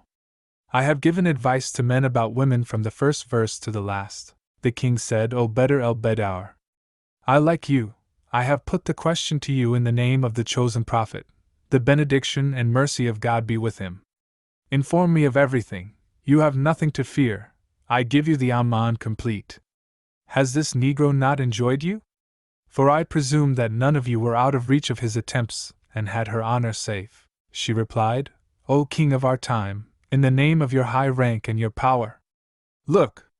He about whom you asked me, I would not have accepted him as a legitimate husband. How could I have consented to grant him the favor of an illicit love? The king said, You appear to be sincere, but the verses I heard you sing have roused doubts in my soul. She replied, I had 3 motives for employing that language. Firstly, I was at that moment in heat, like a young mare. Secondly, Eblis had excited my natural parts. And lastly, I wanted to quiet the Negro and make him have patience, so that he should grant me some delay and leave me in peace until God would deliver me of him. The king said, Do you speak seriously? She was silent. Then the king cried, O Bedr el-Bedar, you alone shall be pardoned. She understood that it was she only that the king would spare from the punishment of death. He then cautioned her that she must keep the secret, and said he wanted to leave now. Then all the women and virgins approached Bedr el-Bedar and implored her, saying, Intercede for us, for you have power over the king. And they shed tears over her hands, and in despair threw themselves down. Bedr el-Bedar then called the king back, as he was going, and said to him, O our master! You have not granted me any favor yet. How, said he, I have sent for a beautiful meal for you. You will mount her and come with us. As for these women, they must all of them die. She then said, O our master! I ask you and conjure you to authorize me to make a stipulation which you will accept. The king made oath that he would fulfill it. Then she said, I ask as a gift the pardon of all these women and of all these maidens. Their deaths would moreover throw the most terrible consternation over the whole town. The king said, There is no might nor power but in God, the merciful. He then ordered the Negroes to be taken out and beheaded. The only exception he made was with the Negro Doraim, who was enormously stout and had a neck like a bull. They cut off his ears, nose, and lips, likewise his virile member, which they put into his mouth, and then hung him on a gallows. Then the king ordered the 7 doors of the house to be closed, and returned to his palace. At sunrise he sent a mule to Bedr el-Bedar, in order to let her be brought to him. He made her dwell with him, and found her to be excelling all those who excel. Then the king caused the wife of Omar ben Isad to be restored to him, and he made him his private secretary. After which he ordered the vizier to repudiate his wife. He did not forget the Chouch and the commander of the guards, to whom he made large presents, as he had promised, using for that purpose the Negroes' hordes. He sent the son of his father's vizier to prison. He also caused the old go-between to be brought before him, and asked her, "Give me all the particulars about the conduct of the Negro, and tell me whether it was well done to bring in that way women to men." She answered, "This is the trade of nearly all old women." He then had her executed, as well as all old women who followed that trade, and thus cut off in his state the tree of Pandarism at the root, and burnt the trunk. He besides sent back to their families all the women and girls, and bade them repent in the name of God. This story presents but a small part of the tricks and stratagems used by women against their husbands. The moral of the tale is, that a man who falls in love with a woman imperils himself, and exposes himself to the greatest troubles. Chapter 3. About men who are to be held in contempt. Know, O my brother, to whom God be merciful, that a man who is misshapen, of coarse appearance, and whose member is short, thin and flabby, is contemptible in the eyes of women. When such a man has a bout with a woman, he does not do his business with vigor, and in a manner to give her enjoyment.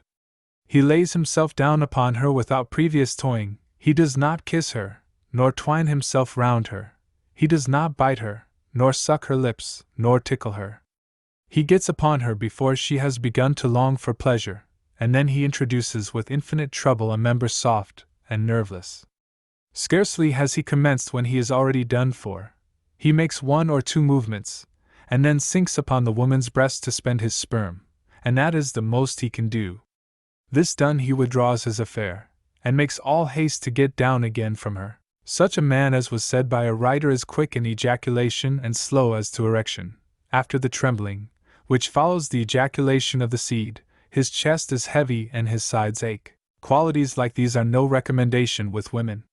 Despicable also is the man who is false in his words, who does not fulfill the promise he has made, who never speaks without telling lies, and who conceals from his wife all his doings, except the adulterous exploits which he commits. Women cannot esteem such men, as they cannot procure them any enjoyment. It is said that a man of the name of Abbes, whose member was extremely small and slight, had a very corpulent wife, whom he could not contrive to satisfy in coition, so that she soon began to complain to her female friends about it. This woman possessed a considerable fortune, whilst Abbes was very poor, and when he wanted anything, she was sure not to let him have what he wanted. One day he went to see a wise man, and submitted his case to him. The sage told him, "If you had a fine member you might dispose of her fortune. Do you not know that women's religion is in their vulvas? But I will prescribe you a remedy which will do away with your troubles." Abbes lost no time in making up the remedy according to the recipe of the wise man, and after he had used it his member grew to be long and thick. When his wife saw it in that state she was surprised, but it was still better when he made her feel in the matter of enjoyment quite another thing than she had been accustomed to experience. He began in fact to work her with his tool in quite a remarkable manner, to such a point that she trembled and sighed and sobbed and cried out during the operation. As soon as the wife found in her husband such eminently good qualities, she gave him her fortune, and placed her person and all she had at his disposal. Chapter 4. About women who are to be held in contempt. Know, O Vizier, to whom God be merciful, that women differ in their natural dispositions. There are women who are worthy of all praise, and there are, on the other hand, women who only merit contempt. The woman who merits the contempt of men is ugly and garrulous. Her hair is woolly, her forehead projecting, her eyes are small and blear, her nose is enormous, the lips lead-colored, the mouth large, the cheeks wrinkled and she shows gaps in her teeth, her cheekbones shine purple, and she sports bristles on her chin. Her head sits on a meager neck, with very much developed tendons, her shoulders are contracted and her chest is narrow, with flabby pendulous breasts, and her belly is like an empty leather bottle, with the navel standing out like a heap of stones. Her flanks are shaped like arcades. The bones of her spinal column may be counted. There is no flesh upon her croup. Her vulva is large and cold. Finally, such a woman has large knees and feet, big hands and emaciated legs. A woman with such blemishes can give no pleasure to men in general, and least of all to him who is her husband or who enjoys her favors. The man who approaches a woman like that with his member in erection will find it presently soft and relaxed, as though he was only close to a beast of burden. May God keep us from a woman of that description. Contemptible likewise is the woman who is constantly laughing out, for, as it was said by an author, if you see a woman who is always laughing, fond of gaming and jesting, always ruling to her neighbors, meddling with matters that are no concern of hers, plaguing her husband with constant complaints, leaguing herself with other women against him, playing the grand lady, accepting gifts from everybody, know that that woman is a whore without shame. And again, to be despised is the woman of a somber, frowning nature, and one who is prolific in talk, the woman who is light-headed in her relations with men, or contentious, or fond of tittle-tattle and unable to keep her husband's secrets, or who is malicious. The woman of a malicious nature talks only to tell lies. If she makes a promise, she does so only to break it, and if anybody confides in her, she betrays him. She is debauched, thievish, a scold, coarse and violent. She cannot give good advice. She is always occupied with the affairs of other people, and with such as bring harm, and is always on the watch for frivolous news. She is fond of repose, but not of work. She uses unbecoming words in addressing a Mussulman, even to her husband. Invectives are always at her tongue's end.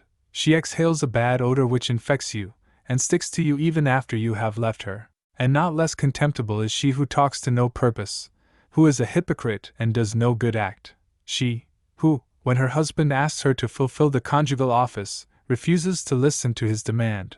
The woman who does not assist her husband in his affairs. And finally, she who fatigues him with unceasing complaints and tears.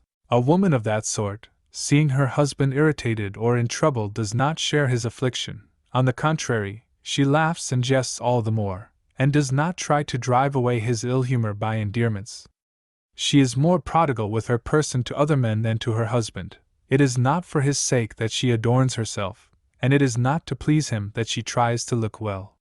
Far from that. With him she is very untidy, and does not mind letting him see things and habits about her person which must be repugnant to him.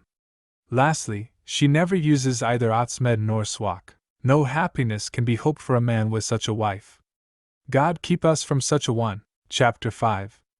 Relating to the act of generation. Know, O Vizier, and God protect you, that if you wish for coition, in joining the woman you should not have your stomach loaded with food and drink.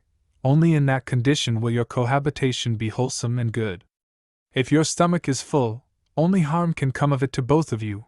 You will have threatening symptoms of apoplexy and gout, and the least evil that may result from it will be the inability of passing your urine, or weakness of sight. Let your stomach then be free from excessive food and drink, and you need not apprehend any illness. Before setting to work with your wife, excite her with toying, so that the copulation will finish to your mutual satisfaction. Thus it will be well to play with her before you introduce your verge and accomplish the cohabitation. You will excite her by kissing her cheeks, sucking her lips and nibbling at her breasts. You will lavish kisses on her navel and thighs, and titillate the lower parts. Bite at her arms, and neglect no part of her body. Cling close to her bosom, and show her your love and submission.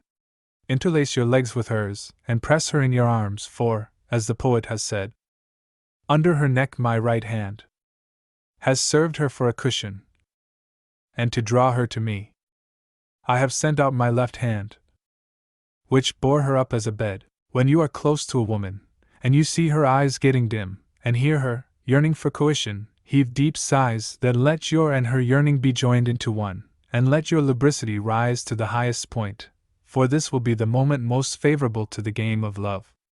The pleasure which the woman then feels will be extreme. As for yourself, you will cherish her all the more, and she will continue her affection for you, for it has been said, if you see a woman heaving deep sighs, with her lips getting red and her eyes languishing, when her mouth half opens and her movements grow heedless, when she appears to be disposed to go to sleep, vacillating in her steps and prone to yawn, know that this is the moment for coition, and if you there and then make your way into her, you will procure for her an unquestionable treat. You yourself will find the mouth of her womb clasping your article, which is undoubtedly the crowning pleasure for both, for this before everything begets affection and love. The following precepts, coming from a profound connoisseur in love affairs, are well known. Woman is like a fruit, which will not yield its sweetness until you rub it between your hands. Look at the basil plant. If you do not rub it warm with your fingers, it will not emit any scent. Do you not know that the amber, unless it be handled and warmed, keeps hidden within its pores the aroma contained in it?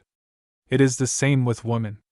If you do not animate her with your toying, intermixed with kissing, nibbling and touching, you will not obtain from her what you are wishing.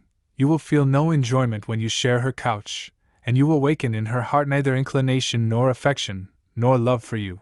All her qualities will remain hidden. It is reported that a man, having asked a woman what means were the most likely to create affection in the female heart, with respect to the pleasures of coition, received the following answer: O you who question me, those things which develop the taste for coition are the toyings and touches which precede it, and then the close embrace at the moment of ejaculation. Believe me, the kisses, nibblings, suction of the lips, the close embrace, the visits of the mouth to the nipples of the bosom, and the sipping of the fresh saliva, these are the things to render affection lasting. In acting thus, the two orgasms take place simultaneously, and enjoyment comes to the man and woman at the same moment. Then the man feels the womb grasping his member, which gives to each of them the most exquisite pleasure. This it is which gives birth to love, and if matters have not been managed this way, the woman has not had her full share of pleasure, and the delights of the womb are wanting. Know that the woman will not feel her desires satisfied, and will not love her rider unless he is able to act up to her womb. But when the womb is made to enter into action, she will feel the most violent love for her cavalier, even if he be unsightly in appearance. Then do all you can to provoke a simultaneous discharge of the two spermal fluids. Herein lies the secret of love. One of the savants who have occupied themselves with this subject has thus related the confidences which one of them made to him. O you men, one and all, who are soliciting the love of woman and her affection, and who wish that sentiment in her heart to be of an enduring nature, toy with her previous to coition, prepare her for enjoyment, and neglect nothing to attain that end. Explore her with the greater assiduity, and, entirely occupied with her, let nothing else engage your thoughts. Do not let the moment propitious for pleasure pass away. That moment will be when you see her eyes humid, half open. Then go to work, but remember, not till your kisses and toyings have taken effect. After you have got the woman into a proper state of excitement, O men, put your member into her, and if you then observe the proper movements, she will experience a pleasure which will satisfy all her desires. Lie on her breast, rain kisses on her cheeks, and let not your member quit her vagina. Push for the mouth of her womb. This will crown your labor. If, by God's favor, you have found this delight, take good care not to withdraw your member, but let it remain there, and imbibe in endless pleasure. Listen to the sighs and heavy breathing of the woman. They witness the violence of the bliss you have given her, and after the enjoyment is over, and your amorous struggle has come to an end, be careful not to get up at once, but withdraw your member cautiously. Remain close to the woman, and lie down on the right side of the bed that witnessed your enjoyment. You will find this pleasant, and you will not be like a fellow who mounts the woman after the fashion of a mule, without any regard to refinement, and who, after the emission, hastens to get his member out and to rise. Avoid such manners, for they rob the woman of all her lasting delight. In short, the true lover of coition will not fail to observe all that I have recommended, for, from the observance of my recommendations will result the pleasure of the woman, and these rules comprise everything essential in that respect. God has made everything for the best. Chapter 6. Concerning everything that is favorable to the act of coition. Know, O Vizier, God be good to you, if you would have pleasant coition, which ought to give an equal share of happiness to the two combatants and be satisfactory to both, you must first of all toy with the woman, excite her with kisses, by nibbling and sucking her lips, by caressing her neck and cheeks.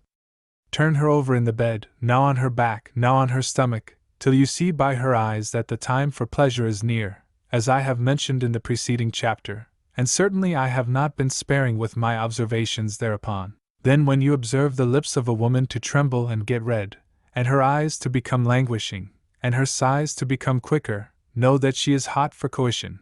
Then get between her thighs, so that your member can enter into her vagina. If you allow my advice, you will enjoy a pleasant embrace, which will give you the greatest satisfaction, and leave with you a delicious remembrance. Someone has said, if you desire coition, place the woman on the ground, cling closely to her bosom, with her lips close to yours, then clasp her to you, suck her breath, bite her, kiss her breasts, her stomach, her flanks, press her close in your arms, so as to make her faint with pleasure. When you see her so far gone, then push your member into her. If you have done as I said, the enjoyment will come to both of you simultaneously. This it is which makes the pleasure of the woman so sweet. But if you neglect my advice, the woman will not be satisfied and you will not have procured her any pleasure. The coition being finished, do not get up at once, but come down softly on her right side, and if she has conceived, she will bear a male child, if it please God on high. Sages and savants, may God grant to all his forgiveness, have said, if anyone placing his hand upon the vulva of a woman that is with child pronounces the following words, in the name of God, may he grant salutation and mercy to his prophet, salutation and mercy be with him. Oh, my God! I pray to thee in the name of the prophet to let a boy issue from this conception. It will come to pass by the will of God, and in consideration for our Lord Muhammad, the salutation and grace of God be with him, the woman will be delivered of a boy. Do not drink rainwater directly after copulation, because this beverage weakens the kidneys. If you want to repeat the coition, perfume yourself with sweet scents, then close with the woman, and you will arrive at a happy result. Do not let the woman perform the act of coition mounted upon you, for fear that in that position some drops of her seminal fluid might enter the canal of your verge and cause a sharp urethritis. Do not work hard directly after coition, as this might affect your health adversely, but go to rest for some time. Do not wash your verge directly after having withdrawn it from the vagina of the woman, until the irritation has gone down somewhat. Then wash it and its opening carefully. Otherwise, do not wash your member frequently. Do not leave the vulva directly after the emission, as this may cause canker. Sundry positions for the coitus. The ways of doing it to women are numerous and variable. And now is the time to make known to you the different positions which are usual. God, the Magnificent, has said, women are your field. Go upon your field as you like. According to your wish you can choose the position you like best, provided, of course, that coition takes place in the spot destined for it, that is, in the vulva. Manner the first, make the woman lie upon her back, with her thighs raised, then, getting between her legs, introduce your member into her. Pressing your toes to the ground, you can rummage her in a convenient, measured way. This is a good position for a man with a long verge. Manner the second, if your member is a short one, let the woman lie on her back, lift her legs into the air, so that her right leg be near her right ear, and the left one near her left ear, and in this posture, with her buttocks lifted up, her vulva will project forward. Then put in your member. Manner the third, let the woman stretch herself upon the ground, and place yourself between her thighs. Then putting one of her legs upon your shoulder, and the other under your arm, near the armpit, get into her. Manner the fourth, let her lie down, and put her legs on your shoulders. In this position your member will just face her vulva, which must not touch the ground. And then introduce your member. Manner the fifth, let her lie down on her side, then lie yourself down by her on your side, and getting between her thighs, put your member into her vagina.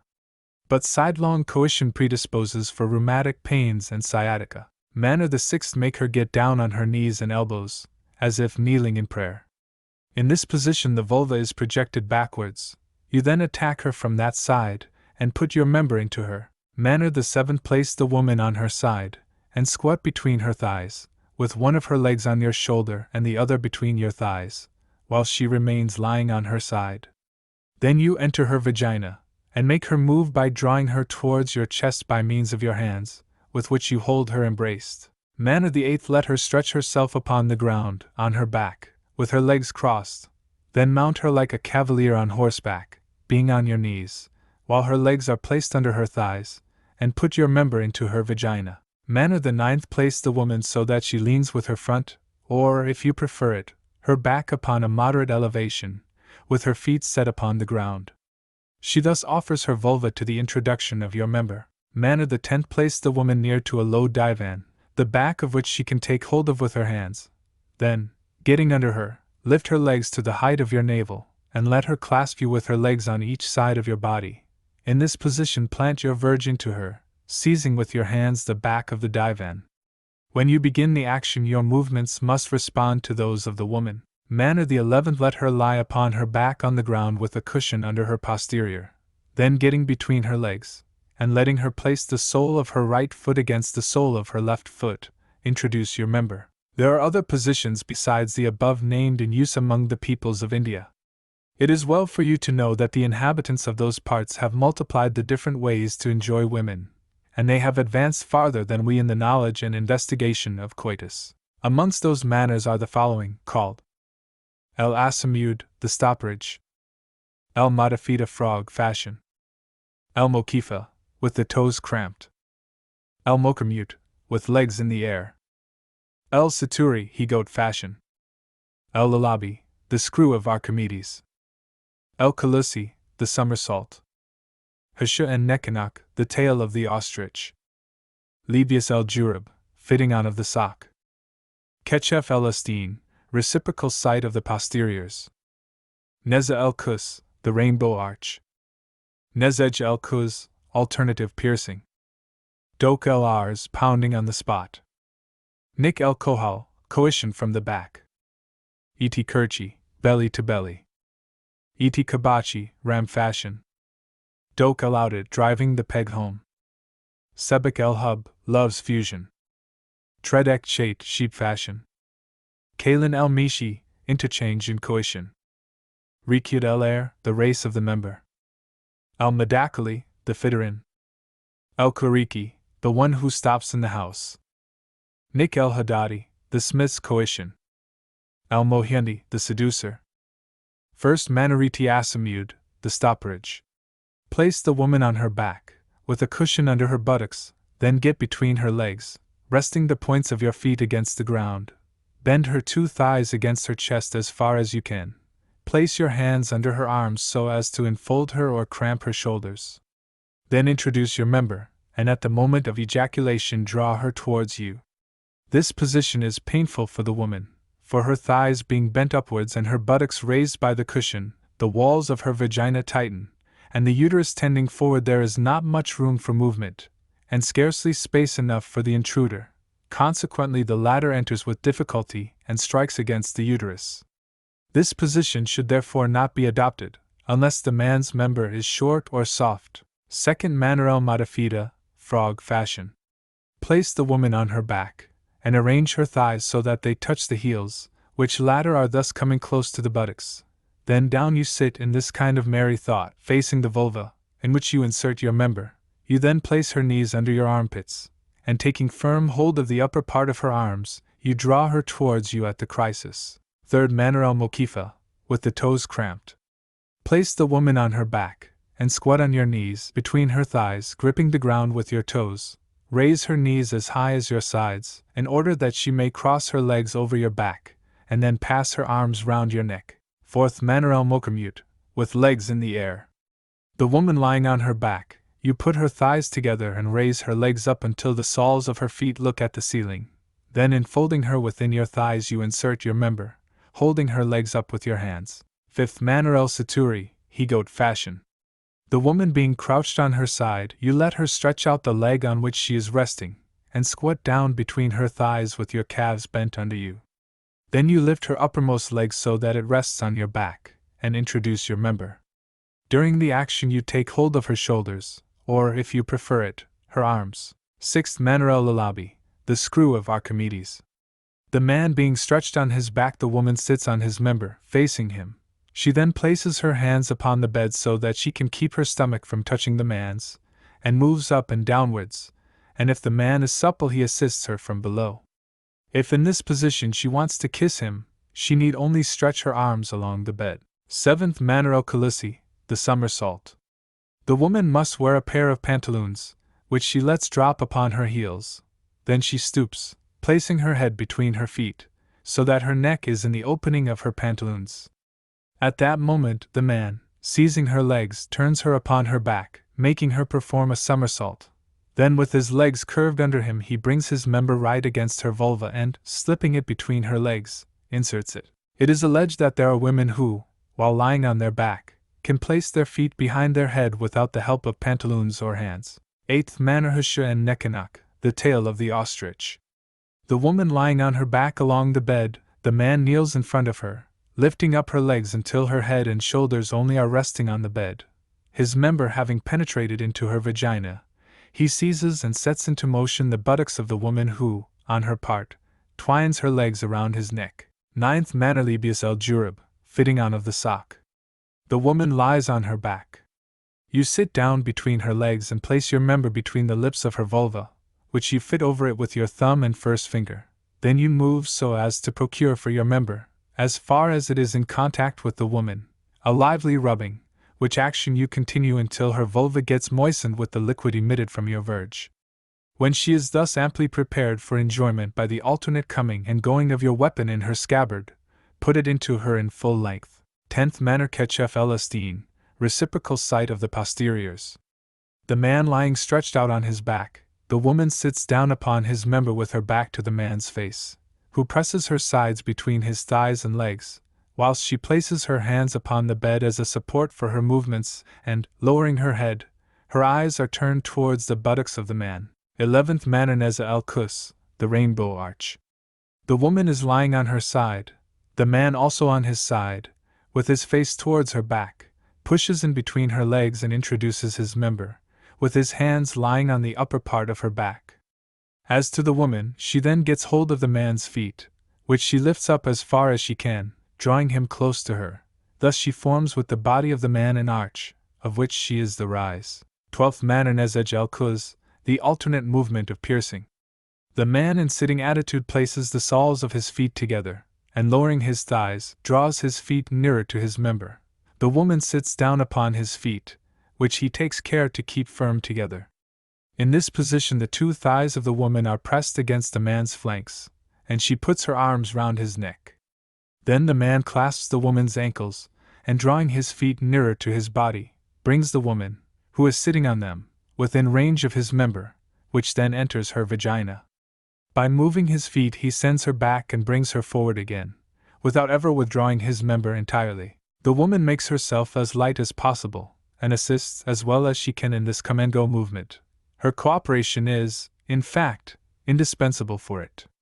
If the man apprehends that his member may come out entirely, he takes her round the waist, and she receives no other impulse than that which is imparted to her by the feet of the man upon which she is sitting. 13th Manadok LRs, pounding on the spot. The man sits down with his legs stretched out. The woman then places herself astride on his thighs, crossing her legs behind the back of the man, and places her vulva opposite his member, which latter she guides into her vagina. She then places her arms round his neck, and he embraces her sides and waist, and helps her to rise and descend upon his verge. She must assist in his work. Furdnth Mannernik el Kohal, coitus from the back. The woman lies down on her stomach and raises her buttocks by help of a cushion. The man approaches from behind, stretches himself on her back and inserts his tool, while the woman twines her arms round the man's elbows. This is the easiest of all methods. 15th Manner el Kirchi, belly to belly. The man and the woman are standing upright, face to face. She opens her thighs. The man then brings his feet forward between those of the woman, who also advances hers a little. In this position the man must have one of his feet somewhat in advance of the other. Each of the two has the arms round the other's hips. The man introduces his verge, and the two move thus intertwined after a manner called Neza el Della, which I shall explain later, if it please God the Almighty. See first movement. 16th Manner el Kabachi, after the fashion of the ram. The woman is on her knees, with her forearms on the ground. The man approaches from behind, kneels down, and lets his member penetrate into her vagina, which she presses out as much as possible. He will do well in placing his hands on the woman's shoulders. 17th Manardok El outed, driving the peg home. The woman enlaces with her legs the waist of the man, who is standing, with her arms passed round his neck, steadying herself by leaning against the wall. Whilst she is thus suspended, the man insinuates his pin into her vulva. EIGHTNTH Manor Sebek El Hub, Love's Fusion. While the woman is lying on her right side, extend yourself on your left side. Your left leg remains extended, and you raise your right one till it is up to her flank, when you lay her upper leg upon your side. Thus her uppermost leg serves the woman as a support for her back. After having introduced your member, you move as you please, and she responds to your action as she pleases. 19th Manor Tread Ek Chait, Coitus of the Sheep. The woman is on her hands and knees. The man, behind her, lifts her thighs till her vulva is on a level with his member, which he then inserts. In this position she ought to place her head between her arms. 20th Manor Kalen El Mishi, Interchange in Coition. The man lies on his back. The woman, gliding in between his legs, places herself upon him with her toenails against the ground. She lifts up the man's thighs, turning them against his own body, so that his virile member faces her vulva, into which she guides it. She then places her hands upon the bed by the sides of the man. It is, however, indispensable that the woman's feet rest upon a cushion to enable her to keep her vulva in concordance with his member. In this position the parts are exchanged, the woman fulfilling that of the man, and vice versa. There is a variation to this manner. The man stretches himself out upon his back, while the woman kneels with her legs under her, but between his legs. The remainder conforms exactly to what has been said above. 21st Manarikid El Air, the race of the member. The man, on his back, supports himself with a cushion under his shoulders, but his posterior must retain contact with the bed. Thus placed, he draws up his thighs until his knees are on a level with his face.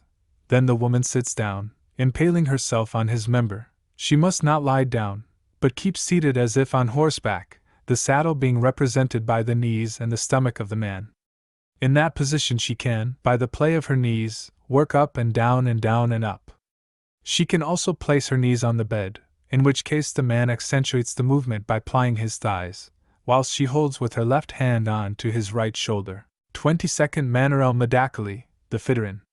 The woman is seated on her coccyx, with only the points of her buttocks touching the ground. The man takes the same position, her vulva facing his member.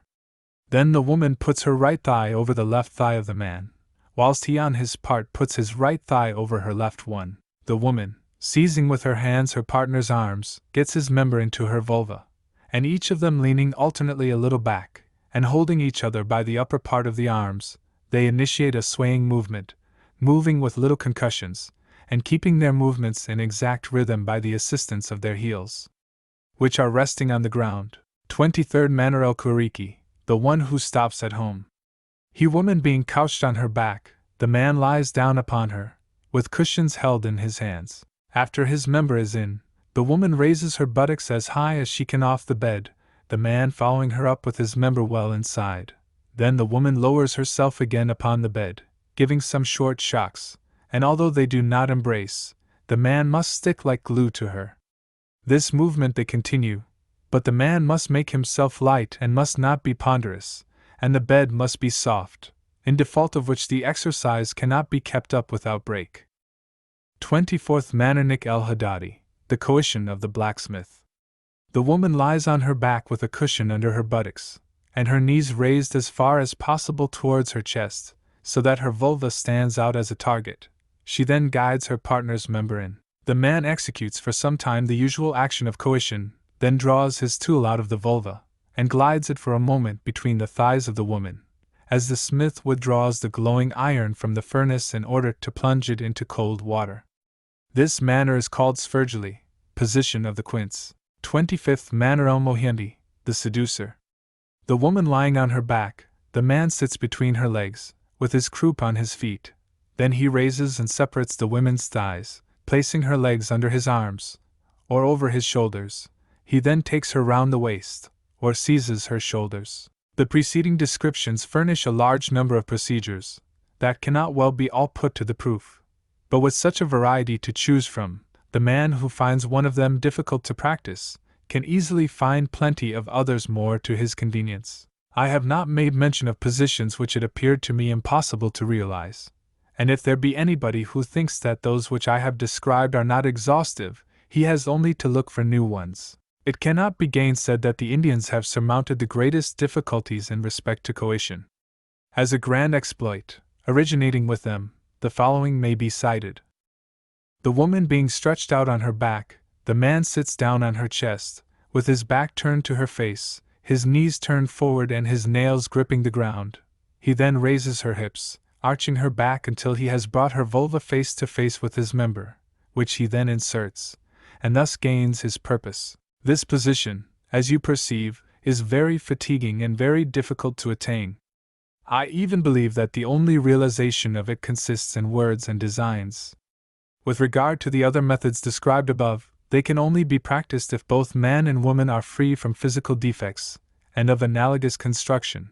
For instance, one or the other of them must not be hunchbacked, or very little, or very tall, or too obese. And I repeat, that both must be in perfect health. I shall now treat of coition between two persons of different conformation.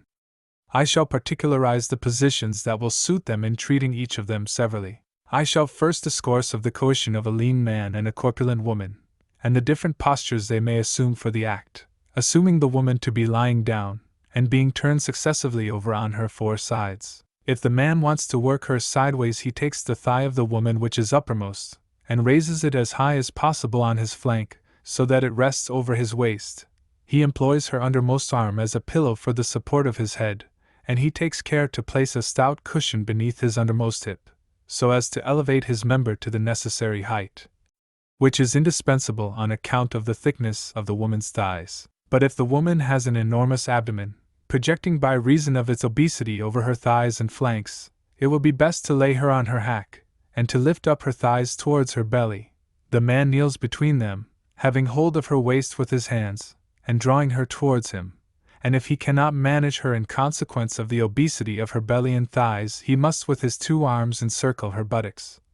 But it is thus impossible for him to work her conveniently, owing to the want of mobility of her thighs, which are impeded by her belly. He may, however, support them with his hands, but let him take care not to place them over his own thighs, as, owing to their weight, he would not have the power nor the facility to move. As the poet has said, if you have to explore her, lift up her buttocks. In order to work like the rope thrown to a drowning man, you will then seem between her thighs, like a rower seated at the end of the boat. The man can likewise couch the woman on her side, with the innermost leg in front. Then he sits down on the thigh of that leg, his member being opposite her vulva, and lets her raise the upper leg, which she must bend at the knee. Then, with his hands seizing her legs behind thighs, he introduces his member, with his body lying between her legs, his knees bent, and the points of his feet against the ground, so that he can elevate his posterior, and prevent her thighs from impeding the entrance. In this attitude they can enter into action. If the woman's belly is enlarged by reason of her being with child, the man lets her lie down on one side. Then placing one of her thighs over the other, he raises them both towards the stomach, without their touching the latter. He then lies down behind her on the same side, and can thus fit his member in.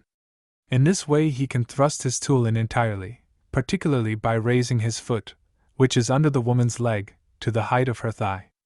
The same may be done with a barren woman, but it is particularly to be recommended for the woman who is enceinte, as the above position offers the advantage of procuring her the pleasure she desires, without exposing her to any danger. In the case of the man being obese, with a very pronounced rotundity of stomach, and the woman being thin, the best course to follow is to let the woman take the active part. To this end, the man lies down on his back with his thighs close together, and the woman lowers herself upon his member, astride of him. She rests her hands upon the bed, and he seizes her arms with his hands. If she knows how to move, she can thus, in turn, rise and sink upon his member. If she is not adroit enough for that movement, the man imparts a movement to her buttocks by the play of one of his thighs behind them. But if the man assumes this position, it may sometimes become prejudicial to him, inasmuch as some of the female sperm may penetrate into his urethra, and grave malady may ensue therefrom. It may also happen, and that is just as bad, that the man's sperm cannot pass out, and returns into the urethra. If the man prefers that the woman should lie on her back, he places himself, with his legs folded under him, between her legs, which she parts only moderately. Thus, his buttocks are between the woman's legs, with his heels touching them. In performing this way he will, however, feel fatigue, owing to the position of his stomach resting upon the woman's, and the inconvenience resulting therefrom, and besides, he will not be able to get his whole member in the vulva. It will be similar when both he on their sides, as mentioned above in the case of pregnant women. When both man and woman are fat, and wish to unite in coition, they cannot contrive to do it without trouble, particularly when both have prominent stomachs. In these circumstances, the best way to go about it is for the woman to be on her knees with her hands on the ground, so that her posterior is elevated. Then the man separates her legs, leaving the points of the feet close together, and the heels parted asunder. He then attacks her from behind, kneeling and holding up his stomach with his hand, and so introduces his member. Resting his stomach upon her buttocks during the act, he holds the thighs or the waist of the woman with his hands. If her posterior is too low for his stomach to rest upon, he must place a cushion under her knees to remedy this. I know of no other position so favorable as this for the coition of a fat man with a fat woman. If, in fact, the man gets between the legs of a woman on her back under the above-named circumstances, his stomach, encountering the woman's thighs, will not allow him to make free use of his tool. He cannot even see her vulva, or only in part. It may be almost said that it will be impossible for him to accomplish the act. On the other hand, if the man makes the woman lie upon her side, and then places himself, with his legs bent behind her, pressing his stomach upon the upper part of her posterior, she must draw her legs and thighs up to her stomach, in order to lay bare her vagina and allow the introduction of his member. But if she cannot sufficiently bend her knees, the man can neither see her vulva, nor explore it. If, however, the stomach of each person is not exaggeratedly large, they can manage very well all positions. Only they must not be too long in coming to the crisis, as they will soon feel fatigued and lose their breath. In the case of a very big man and a very little woman, the difficulty to be solved is how to contrive that their organs of generation and their mouths can meet at the same time. To gain this end, the woman had best lie on her back. The man places himself on his side near her, passes one of his hands under her neck, and with the other raises her thighs till he can put his member against her vulva from behind, the woman remaining still on her back. In this position he holds her up with his hands by the neck and the thighs. He can then enter her body, while the woman on her part puts her arms round his neck, and approaches her lips to his. If the man wishes the woman to lie on her side, he gets between her legs, and placing her thighs so that they are in contact with his sides, one above and one under, he glides in between them till his member is lacing her vulva from behind. He then presses his thighs against her buttocks, which he seizes with one hand in order to impart movement to them. The other hand he has round her neck. If the man then likes, he can get his thighs over those of the woman, and press her towards him. This will make it easier for him to move. As regards the copulation of a very small man and a tall woman, the two actors cannot kiss each other while in action unless they take one of the three following positions, and even then they will become fatigued. First position: the woman lies on her back, with a thick cushion under her buttocks, and a similar one under her head. She then draws up her thighs as far as possible towards her chest. The man lies down upon her, introduces his member, and takes hold of her shoulders, drawing himself up towards them. The woman winds her arms and legs round his back, whilst he holds on to her shoulders, or, if he can, to her neck. Second position: man and woman lie both on their side, face to face. The woman slips her undermost thigh under the man's flank, drawing it at the same time higher up. She does the like with her other thigh over his. Then she arches her stomach out, while his member is penetrating into her. Both should have hold of the other's neck, and the woman, crossing her legs over his back, should draw the man towards her. Third position: the man lies on his back, with his legs stretched out. The woman sits on his member, and stretching herself down over him, draws up her knees to the height of her stomach. Then, Laying her hands over his shoulders, she draws herself up and presses her lips to his. All these postures are more or less fatiguing for both. People can, however, choose any other position they like, but they must be able to kiss each other during the act. I will now speak to you of those who are little, in consequence of being humpbacked. Of these there are several kinds. First, there is the man who is crook-backed, but whose spine and neck are straight. For him it is most convenient to unite himself with a little woman, but not otherwise than from behind. Placing himself behind her posterior, he thus introduces his member into her vulva. But if the woman is in a stooping attitude, on her hands and feet, he will do still better. If the woman be afflicted with a hump and the man is straight, the same position is suitable. If both of them are crook-backed, they can take what position they like for coition. They cannot, however, embrace, and if they lie on their side, face to face, there will be left an empty space between them.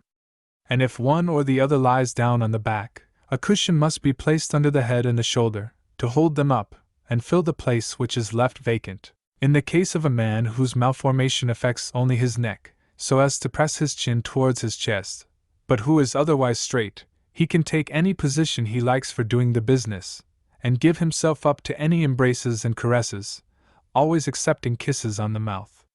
If the woman is lying on her back, he will appear in action as if he were butting at her like a ram. If the woman has her neck deformed in similar manner, their coition will resemble the mutual attack of two horned beasts with their heads. The most convenient position for them will be that the woman should stoop down, and he attack her from behind. The man whose hump appears on his back in the shape of only the half of a jar is not so much disfigured as the one of whom the poet has said, "Lying on his back he is a dish. Turn him over, and you have a dish cover." In his case, coition can take place as with any other man who is small in stature and straight. He cannot, however, easily lie on his back. If a little woman is lying on her back, with a humpbacked man upon her belly, he will look like the cover over a vase. If, on the contrary, the woman is large-sized, he will have the appearance of a carpenter's plane in action. I have made the following verses on this subject. The humpback is vaulted like an arch, and seeing him you cry, "Glory be to God." You ask him how he manages in coitus? "It is the retribution for my sins," he says. The woman under him is like a board of deal. The humpback, who explores her, does the planing. I have also said in verse, "The humpback's dorsal cord is tied in knots, the angels tire with writing all his sins. In trying for a wife of proper shape, and for her favors, she repulses him, and says, Who bears the wrongs we shall commit? And he, I bear them well upon my hump. And then she mocks him, saying, Oh, you plain destined for making shavings. Take a deal board. If the woman has a hump as well as the man, they may take any of the various positions for coition, always observing that if one of them lies on the back, the hump must be environed with cushion, as with a turban, thus having a nest to lie in, which guards its top, which is very tender. In this way they can embrace closely. If the man is humped both on back and chest, he must renounce the embrace and the clinging, but can otherwise take any position he likes for coition. Yet, generally speaking, the action must always be troublesome for himself and the woman. I have written on this subject. The humpback engaged in the act of coition is like a vase provided with two handles. If he is burning for a woman, she will tell him, Your hump is in the way, you cannot do it. Your verge would find a place to rummage in, but on your chest the hump, where would it be? If both the woman and the man have double humps, the best position they can assume for coitus is the following. Whilst the woman is lying on her side, the man introduces his member after the fashion described previously in respect to pregnant women. Thus the two humps do not encounter one another. Both are lying on their sides, and the man attacks from behind. Should the woman be on her back, her hump must be supported by a cushion, whilst the man kneels between her legs, she holding up her posterior. Thus placed, their two humps are not near each other, and all inconvenience is avoided. The same is the case if the woman stoops down with her head, with her croup in the air, after the manner of El Khoury, which position will suit both of them, if they have the chest malformed, but not the back.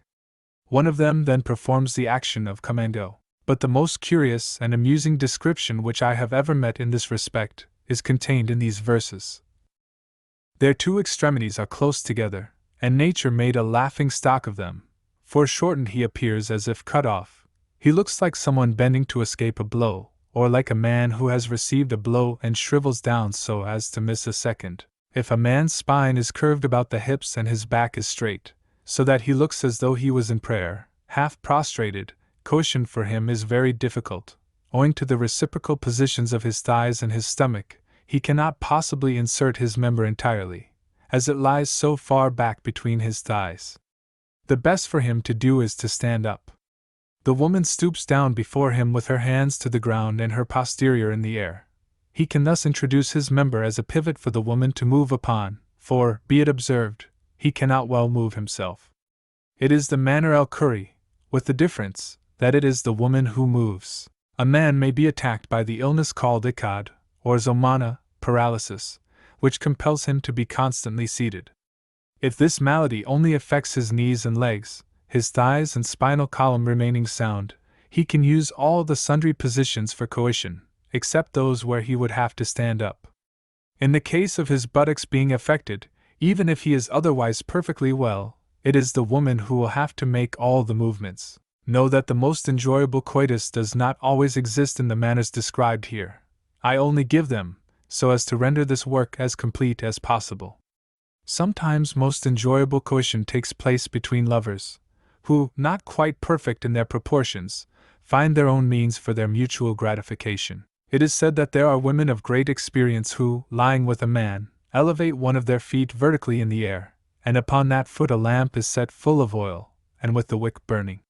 While the man is ramming them, they keep the lamp steady and burning, and the oil is not spilled.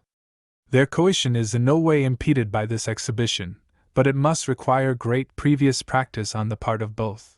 Assuredly, the Indian writers have in their works described a great many ways of making love, but the majority of them do not yield enjoyment, and give more pain than pleasure. That which is to be looked for in coition, the crowning point of it, is the enjoyment, the embrace, the kisses. This is the distinction between the coitus of men and that of animals. No one is indifferent to the enjoyment which proceeds from the difference between the sexes, and the man finds his highest felicity in it. If the desire of love in man is roused to its highest pitch, all the pleasure of coition becomes easy for him, and he satisfies his yearning in any way. It is well for the lover of coition to put all these manners to the proof, so as to ascertain which is the position that gives the greatest pleasure to both combatants. Then he will know which to choose for the tryst, bind in satisfying his desires, retain the woman's affection. Many people have essayed all the positions I have described, but none has been as much approved of as the Dok LRs. A story is told on this subject of a man who had a wife of incomparable beauty, graceful and accomplished. He used to explore her in the ordinary manner, never having recourse to any other. The woman experienced none of the pleasure which ought to accompany the act, and was consequently generally very moody after the coition was over. The man complained about this to an old dame, who told him, "Try different ways in uniting yourself to her, until you find the one which best satisfies her. Then work her in this fashion only, and her affection toward you will know no limit." He then tried upon his wife various manners of coition, and when he came to the one called Dok LRs, he saw her overcome by violent transports of love, and at the crisis of pleasure he felt her womb grasp his verge energetically, and she said to him, biting his lips, "This is the veritable manner of making love." These demonstrations proved to the lover, in fact, that his mistress felt in that position the most lively pleasure, and he always thenceforward worked with her in that way.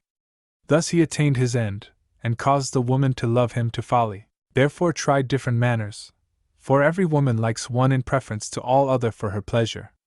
The majority of them have, however, a predilection for the Dok LRs, as, in the application of the same, belly is pressed to belly, mouth glued to mouth, and the action of the womb is rarely absent. I have now only to mention the various movements practiced during coitus, and shall describe some of them. First movement, Neza el Dela, the bucket in the well. The man and woman join in close embrace after the introduction. Then he gives a push, and withdraws a little. The woman follows him with a push, and also retires. So they continue their alternate movement, keeping proper time. Placing foot against foot, and hand against hand, they keep up the motion of a bucket in a well. Second movement, Tel Netahai, the mutual shock. After the introduction, they each draw back, but without dislodging the member completely. Then they both push tightly together, and thus go on keeping time. Third movement Tel Mode Dani, the approach. The man moves as usual, and then stops. Then the woman, with the member in her receptacle, begins to move like the man, and then stops. And they continue this way until the ejaculation comes. Fourth movement Kait El Hub, Love's Tailor. The man, with his member being only partially inserted in the vulva, keeps up a sort of quick friction with the part that is in, and then suddenly plunges his whole member in up to its root. This is the movement of the needle in the hands of Die Tailor, of which the man and woman must take cognizance. Such a movement only suits those men and women who can at will retard the crisis. With those who are otherwise constituted it would act too quickly. Fifth movement Swak El Furj, the toothpick in the vulva. The man introduces his member between the walls of the vulva, and then drives it up and down, and right and left. Sixth movement Tahik El Hub, the boxing up of love. The man introduces his member entirely into the vagina, so closely that his hairs are completely mixed up with the woman's. In that position he must now move forcibly, without withdrawing his tool in the least. This is the best of all the movements, and is particularly well adapted to the position Dok LRs.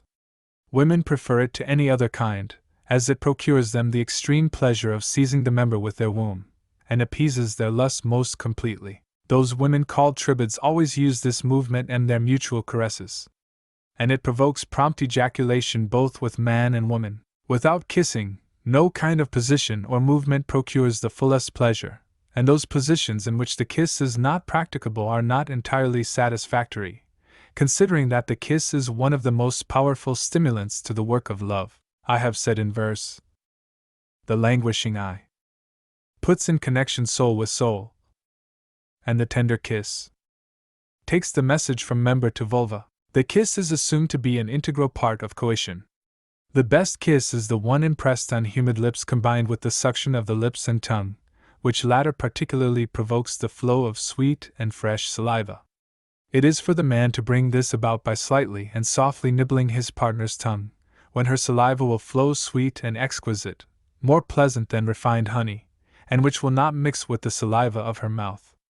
This maneuver will give the man a trembling sensation, which will run all through his body, and is more intoxicating than wine drink to excess. A poet has said, in kissing her, I have drunk from her mouth like a camel that drinks from the rider.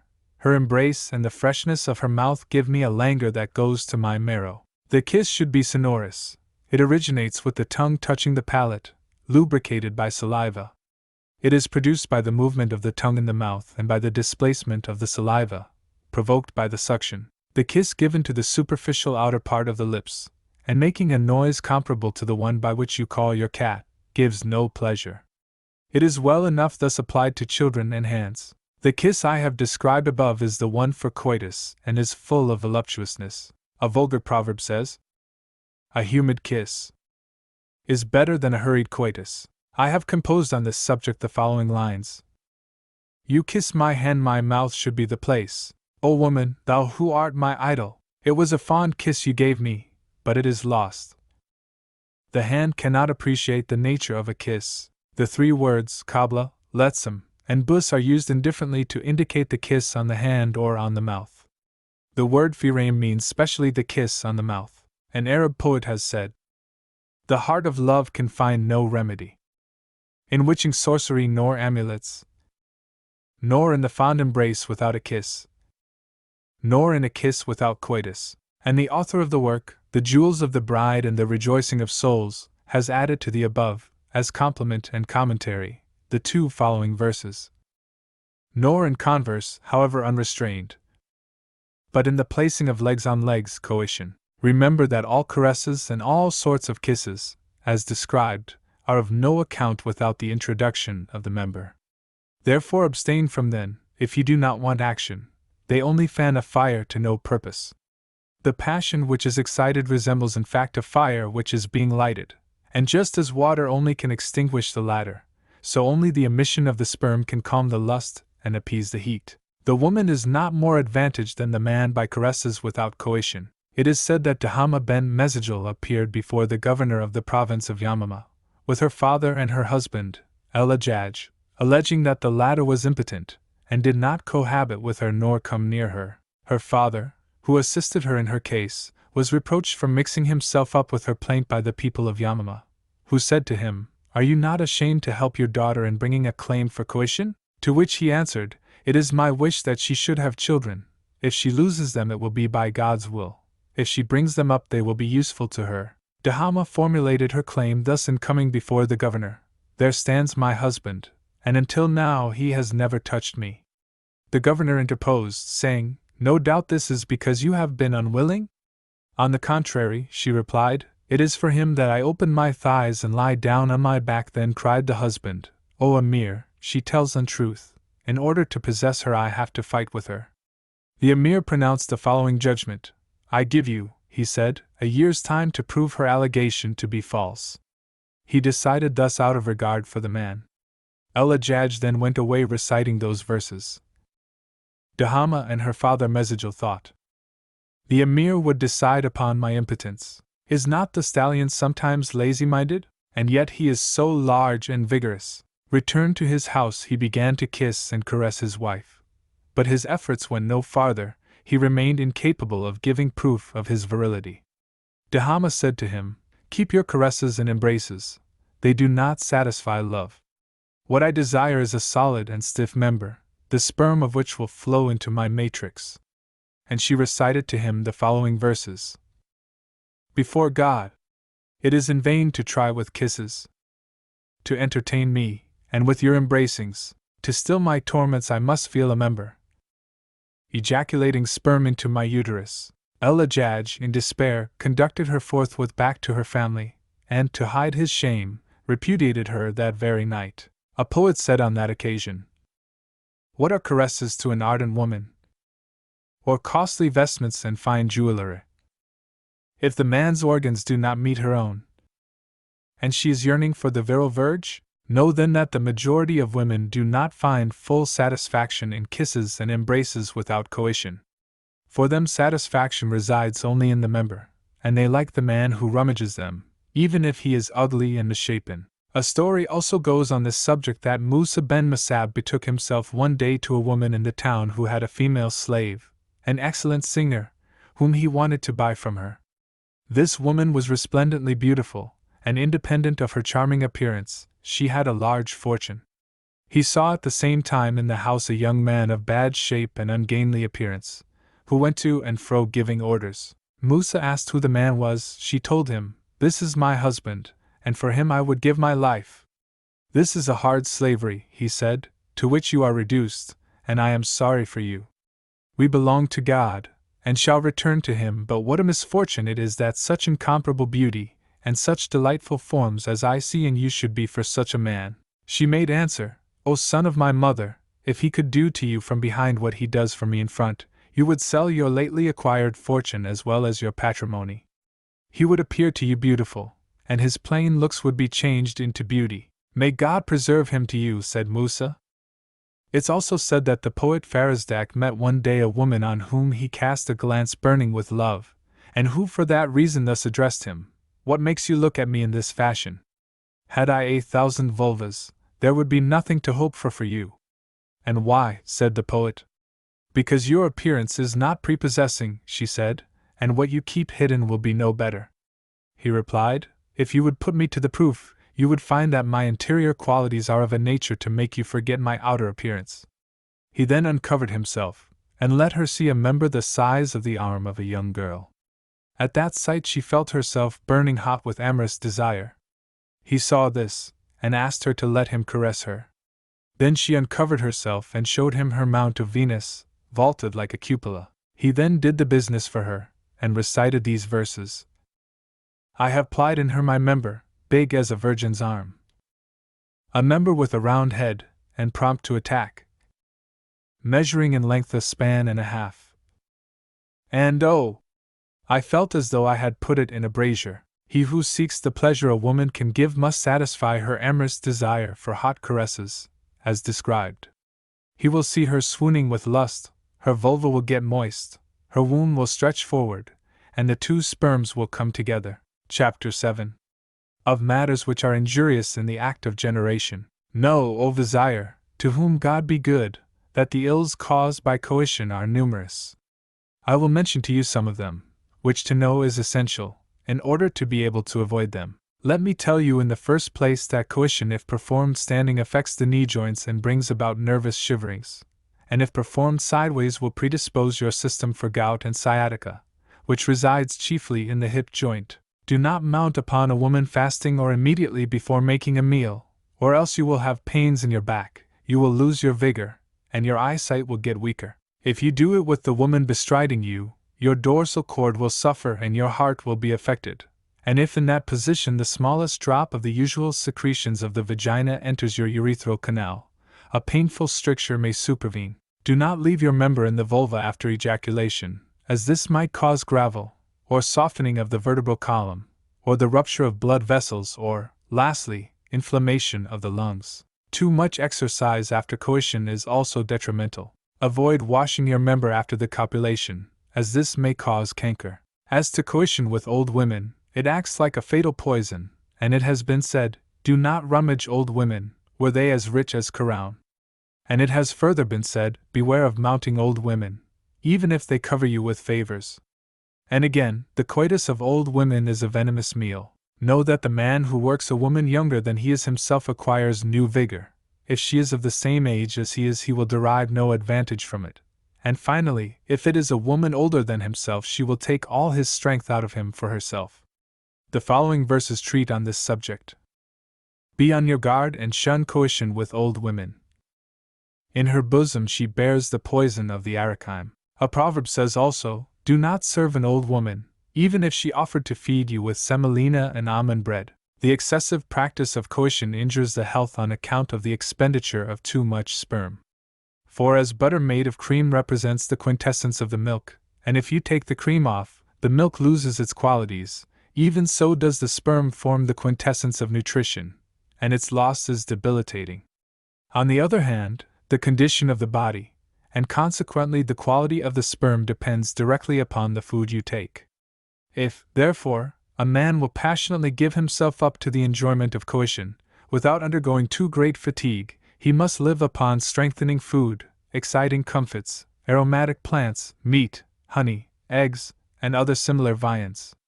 He who follows such a regime is protected against the following accidents, to which excessive coition may lead. Firstly, the loss of generative power. Secondly, the deterioration of his sight, for although he may not become blind, he will at least have to suffer from eye diseases if he does not follow my advice. Thirdly, the loss of his physical strength. He may become like the man who wants to fly but cannot, who pursuing somebody cannot catch him, or who carrying a burden, or working, soon gets tired and prostrated. He who does not want to feel the necessity for coition uses camphor. Half of a mitzkel of this substance, macerated in water, makes the man who drinks of it insensible to the pleasures of copulation. Many women use this remedy when in fits of jealousy against rivals, or when they need repose after great excesses. Then they try to procure camphor that has been left after a burial, and shrink from no expensive money to get such from the old women who have the charge of the corpses. They also make use of the flower of henna, which is called faria. They macerate the same in water, until it turns yellow, and thus supply themselves with a beverage which has almost the same effect as camphor. I have treated of these remedies in the present chapter, although this is not their proper place, but I thought that this information, as here given, may be of use to many persons. There are certain things which will become injurious if constantly indulged in, and which in the end affect the health. Such are too much sleep, long voyages in unfavorable season, which latter, particularly in cold countries, may weaken the body and cause disease of the spine. The same effects may arise from the habitual handling of those bodies which engender cold and humidity, like plaster, etc. For people who have difficulty in passing water, coitus is hurtful. The habit of consuming acid food is debilitating. To keep one's member in the vulva of a woman after ejaculation has taken place, be it for a long or a short time, enfeebles that organ and makes it less fit for coition. If you are lying with a woman, do her business several times if you feel inclined, but take care not to overdo it, for it is a true word that, he who plays the game of love for his own sake, and to satisfy his desires, feels the most intense and durable pleasure.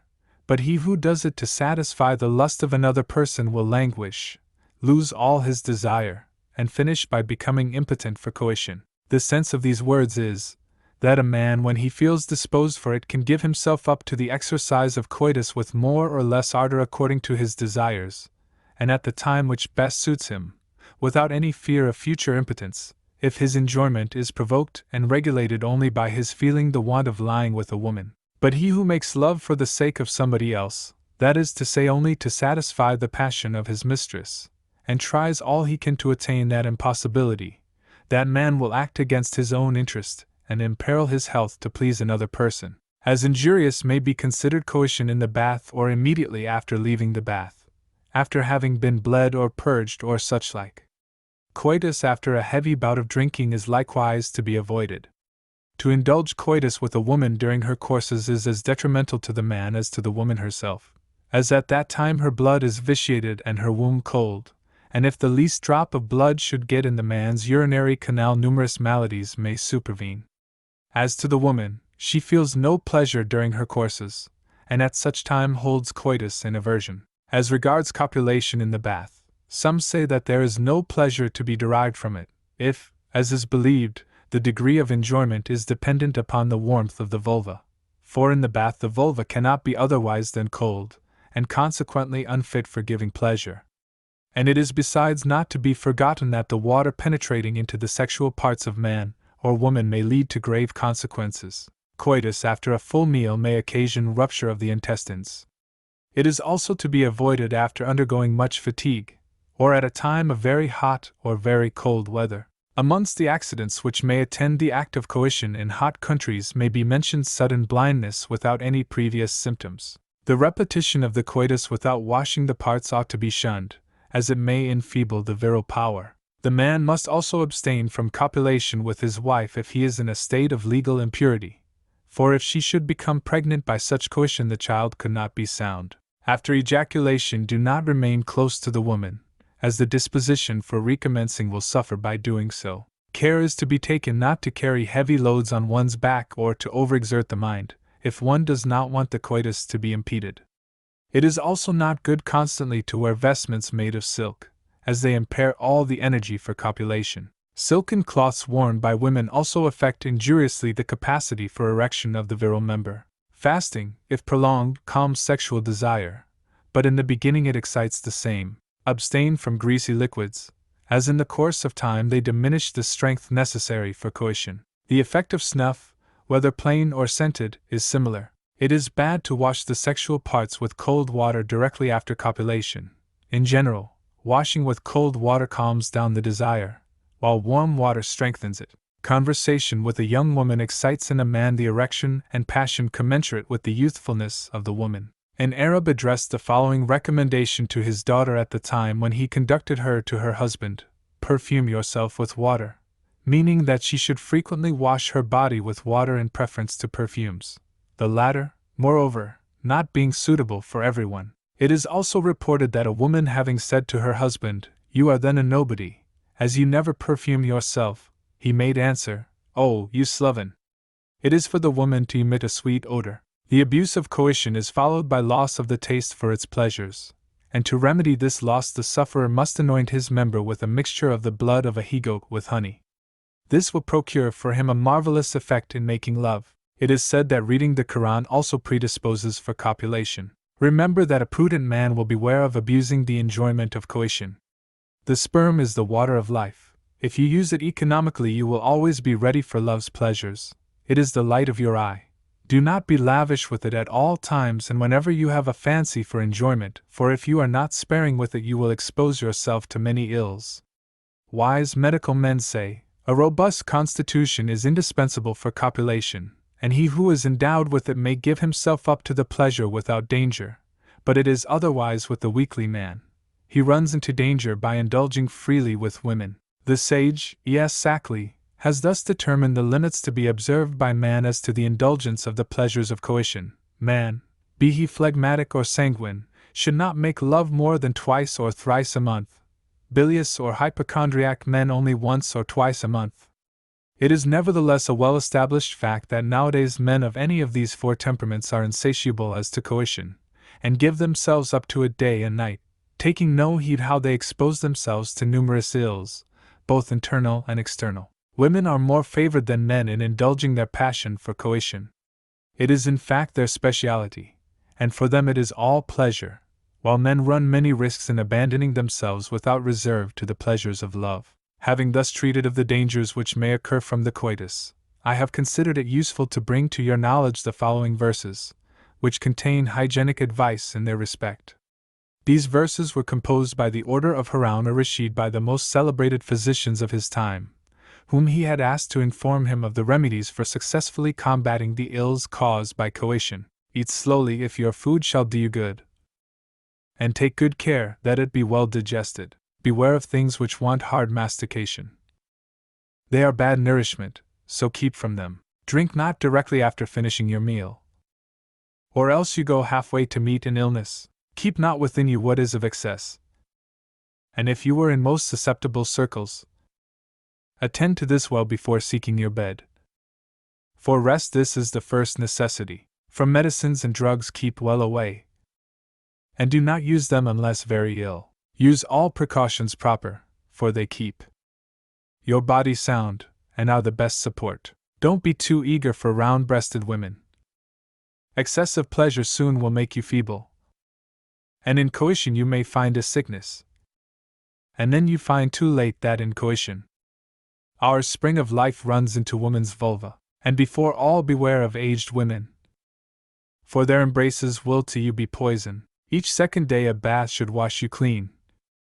Remember these precepts and follow them. Those were the rules given by the sages to the master of benevolence and goodness, to the generous of the generous. All sages and physicians agree in saying that the ills which afflict man originate with the abuse of coition. The man, therefore, who wishes to preserve his health, and particularly his sight, and who wants to lead a pleasant life, will indulge with moderation in love's pleasures, aware that the greatest evils may spring therefrom. Chapter 8.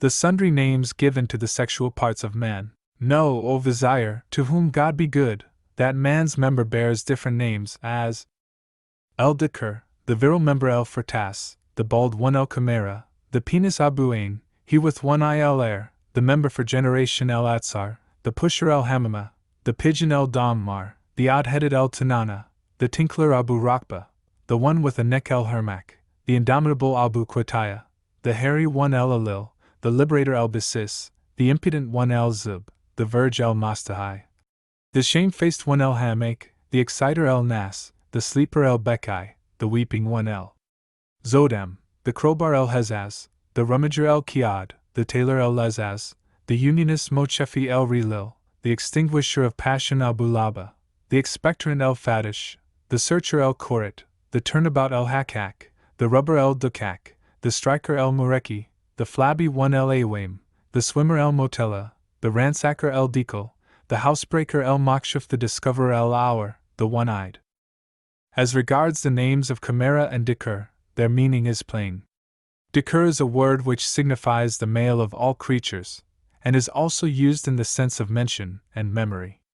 When a man has met with an accident to his member, when it has been amputated, or has become weak, and he can, in consequence, no longer fulfill his conjugal duties, they say of him, the member of such an one is dead, which means, the remembrance of him will be lost, and his generation is cut off by the root.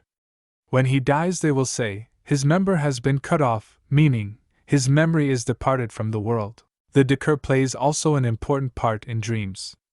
The man who dreams that his member has been cut off is certain not to live long after that dream, for, as said above, it presages the loss of his memory and the extinction of his race. I shall treat this subject more particularly in the explication of dreams.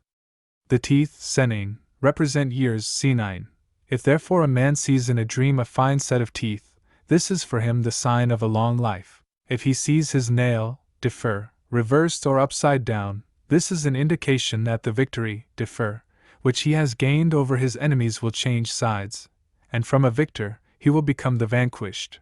Inversely, if he sees the nail of his enemy turn the wrong way, he can conclude that the victory which had been with his enemy will soon return to him. The sight of a lily, sun sana, is the prognostication of a misfortune which will last a year, sun, misfortune, sena, year. The appearance of ostriches, namate, in dreams is of bad augury, because their name being formed of nab and mate, signifies news of death, namely, peril. To dream of a shield, hanafa, means the coming on of all sorts of misfortune, for this word, by a change of letters, gives kul afa, all bad luck. The sight of a fresh rose, ward, announces the arrival, auraud, of a pleasure to make the heart tremble with joy, whilst a faded rose indicates deceitful news. It is the same with baldness of the temples, and similar things. The jessamine, yasmin, is formed of yas, signifying deception, or the happening of a thing contrary to your wish, and mine, which means untruth. The man, then, who sees a jessamine in his dream is to conclude that the deception, yas, in the name Yasmin, is an untruth, and will thus be assured of the success of his enterprise. However, the prognostications furnished by the jessamine have not the same character of certainty as those given by the rose. It differs, in fact, greatly from this latter flower, inasmuch as the slightest breath of wind will upset it. The sight of a saucepan, Burma, announces the conclusion, anubaram, of affairs in which one is engaged. Abu Jahl, God's curse be upon him, has added that such conclusion would take place during the night. A jar, kabia, is the sign of turpitude, kabits, in every kind of affair, unless it is one that has fallen into a pit or a river and got broken, so as to let escape all the calamities contained in it. The sawing of wood, nekara, means good news, bekara. The inkstand, duya, indicates the remedy, dua, namely, the cure of a malady, unless it be burnt, broken or lost, when it means the contrary. The turban, amama, if seen to fall over the face and cover the eyes is a presage of blindness, aina, from which God preserve us. The finding again in good condition a gem that has been lost or forgotten is a sign of success. If one dreams that he gets out of a window, taga, he may know that he will come with advantage out of all transactions he may have, whether important or not. But if the window seen in the dream is narrow so that he had some trouble to get out of it, this will be to him a sign that in order to be successful he will have to make efforts in proportion to the difficulty experienced by him in getting out. The bitter orange signifies that from the place where it was seen calumnies will be issuing. Trees, hr, means discussions, machajara. The carrot, asefnaria, prognosticates misfortune, asef, and sorrow. The turnip, cuft, means for the man that has seen it a matter that is past and gone, a mere fate, so that there is no going back to it. The matter is weighty if it appeared large, of no importance if seen small, in short, important in proportion to the size of the turnip that has been seen. A musket seen without its being fired means a complot contrived in secret, and of no importance. But if it is seen going off, it is a sign that the moment has arrived for the realization of the complot. The sight of fire is of bad augury. If the pitcher, brick, of a man who has turned to God breaks, this is a sign that his repentance is in vain. But if the glass out of which he drinks wine breaks, this means that he returns to God. If you have dreamed of feasts and sumptuous banquets, be sure that quite contrary things will come to pass. If you have seen somebody bidding adieu to people on their going away, you may be certain that it will be the latter who will shortly wish him a good journey, for the poet says, "If you have seen your friend saying goodbye, rejoice. Let your soul be content as to him who is far away, for you may look forward to his speedy return. And the heart of him who said adieu will come back to you." The coriander, kuzber, signifies that the vulva, kus, is in proper condition. On this subject there is a story that the Sultan Harun ar-Rashid, having with him several persons of mark with whom he was familiar, rose and left them to go to one of his wives, whom he wanted to enjoy. He found her suffering from her courses, and returned to his companions to sit down with them, resigned to his disappointment. Now it so happened that a moment afterwards the woman found herself free from her discharge. When she had assured herself of this, she made forthwith her ablutions, and sent to the Sultan, by one of her negresses, a plate of coriander. Harun ar-Rashid was seated amongst his friends, when the negress brought the plate to him. He took it and examined it, but did not understand the meaning of its being sent to him by his wife. At last he handed it to one of his poets, who, having looked at it attentively, recited to him the following verses. She has sent you coriander, white as sugar. I have placed it in my palm, and concentrated all my thoughts upon it, in order to find out its meaning. And I have seized it. Oh, my master, what she wants to say is, my vulva is restored to health. Rashid was surprised at the wit shown by the woman, and at the poet's penetration. Thus that which was to remain a mystery remained hidden, and that which was to be known was divulged. A drawn sword is a sign of war, and the victory will remain with him who holds its hilt. A bridle means servitude and oppression. A long beard points to good fortune and prosperity, but it is said that it is a sign of death if it reaches down to the ground. Others pretend that the intelligence of each man is in an inverse proportion to the length of his beard. That is to say, a big beard denotes a small mind. A story goes in this respect, that a man who had a long beard saw one day a book with the following sentence inscribed on its back: He whose chin is garnished with a large beard is as foolish as his beard is long. Afraid of being taken for a fool by his acquaintances, he thought of getting rid of what there was too much of, and to this end, it being night time, he grasped a handful of his beard close to the chin, and set the remainder on fire by the light of the lamp. The flame ran rapidly up the beard and reached his hand, which he had to withdraw precipitately on account of the heat. Thus his beard was burnt off entirely.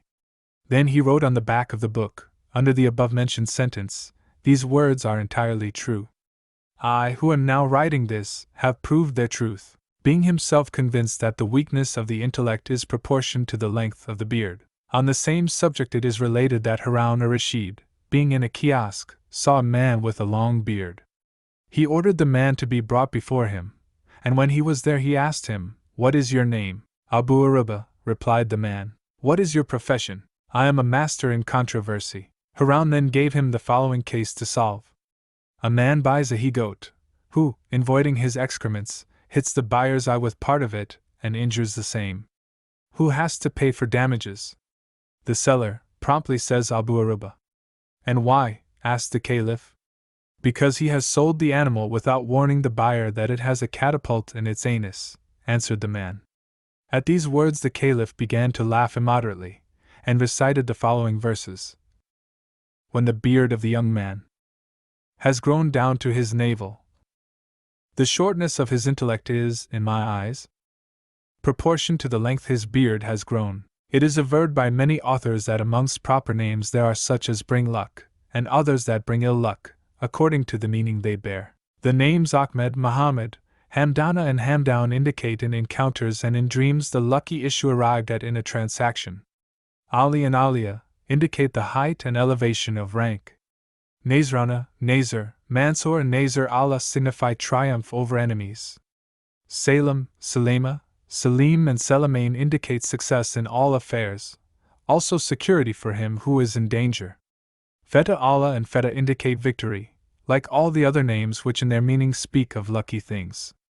The names Rad and Rada signify thunder, tumult, and comprise everything in connection with this meaning. Abu el-Farj and Faranj indicate joy, Rainam and Renaim success, Kaf Allah and Khaluf compensation for a loss, and benediction. The sense of Abdurrasi, Hafid and Mafan is favorable. The names in which are the words Latif, benevolent, Muritz, helpful, Hanain, compassionate, and Aziz, beloved, carry with them, in conformity with the sense of these words, the ideas of benevolence, Latuf, charity, Iratza, compassion, Hanana, and Aiz, favor. As an example of words of an unfavorable omen I will cite el-War and el-Wara, which imply the idea of difficulties.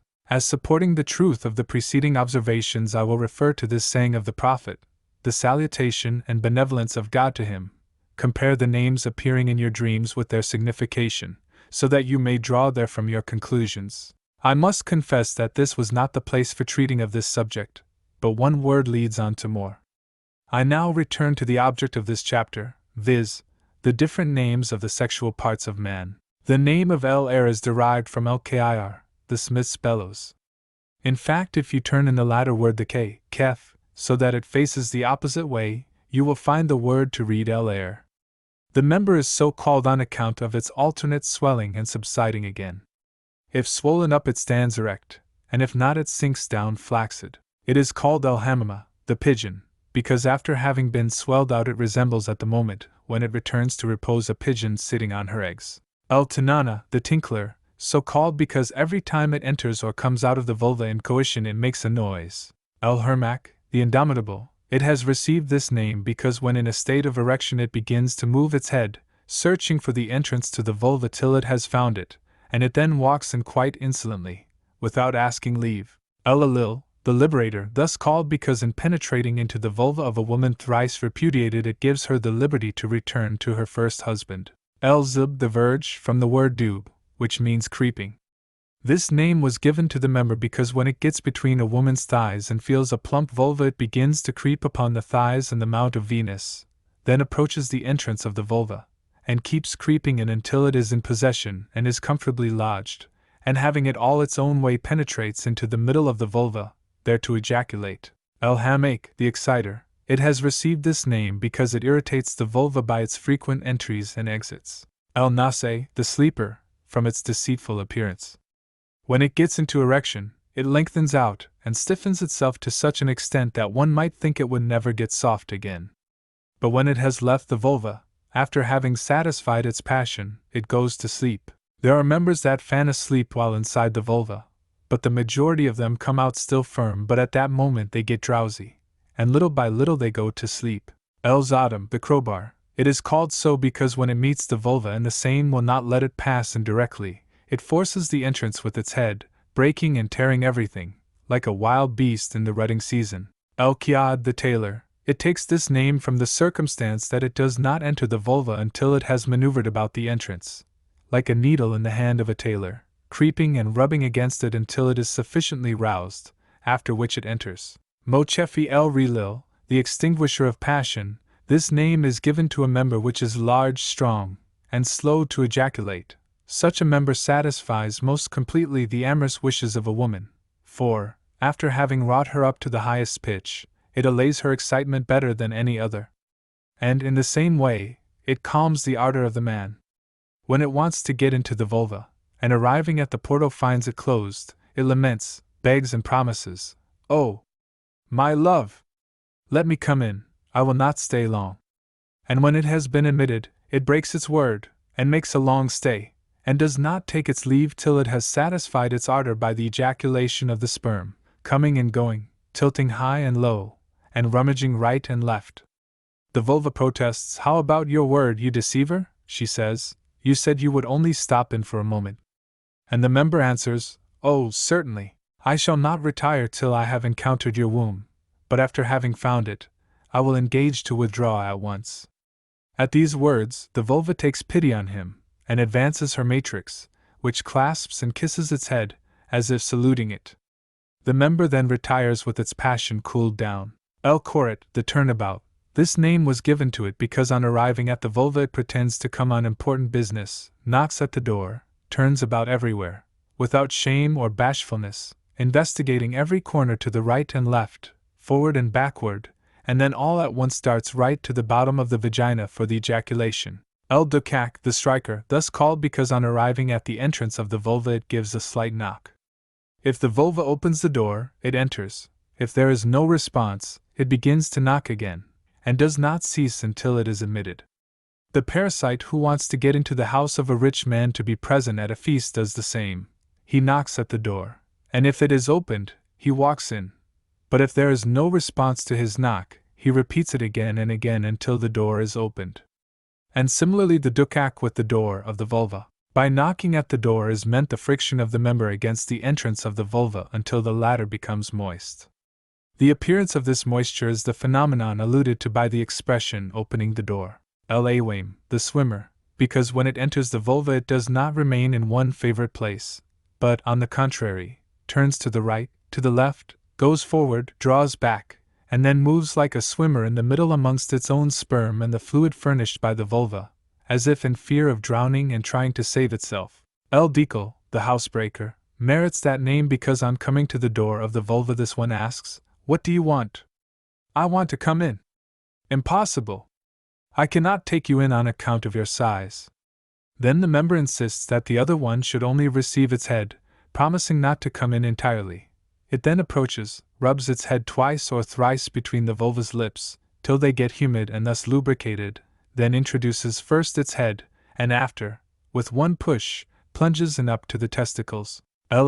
The one-eyed, because it has but one eye, which eye is not like other eyes, and does not see clearly. L. Fordyce, the bald one, because there is no hair on its head, which makes it look bald. Abu Ain, he with one eye.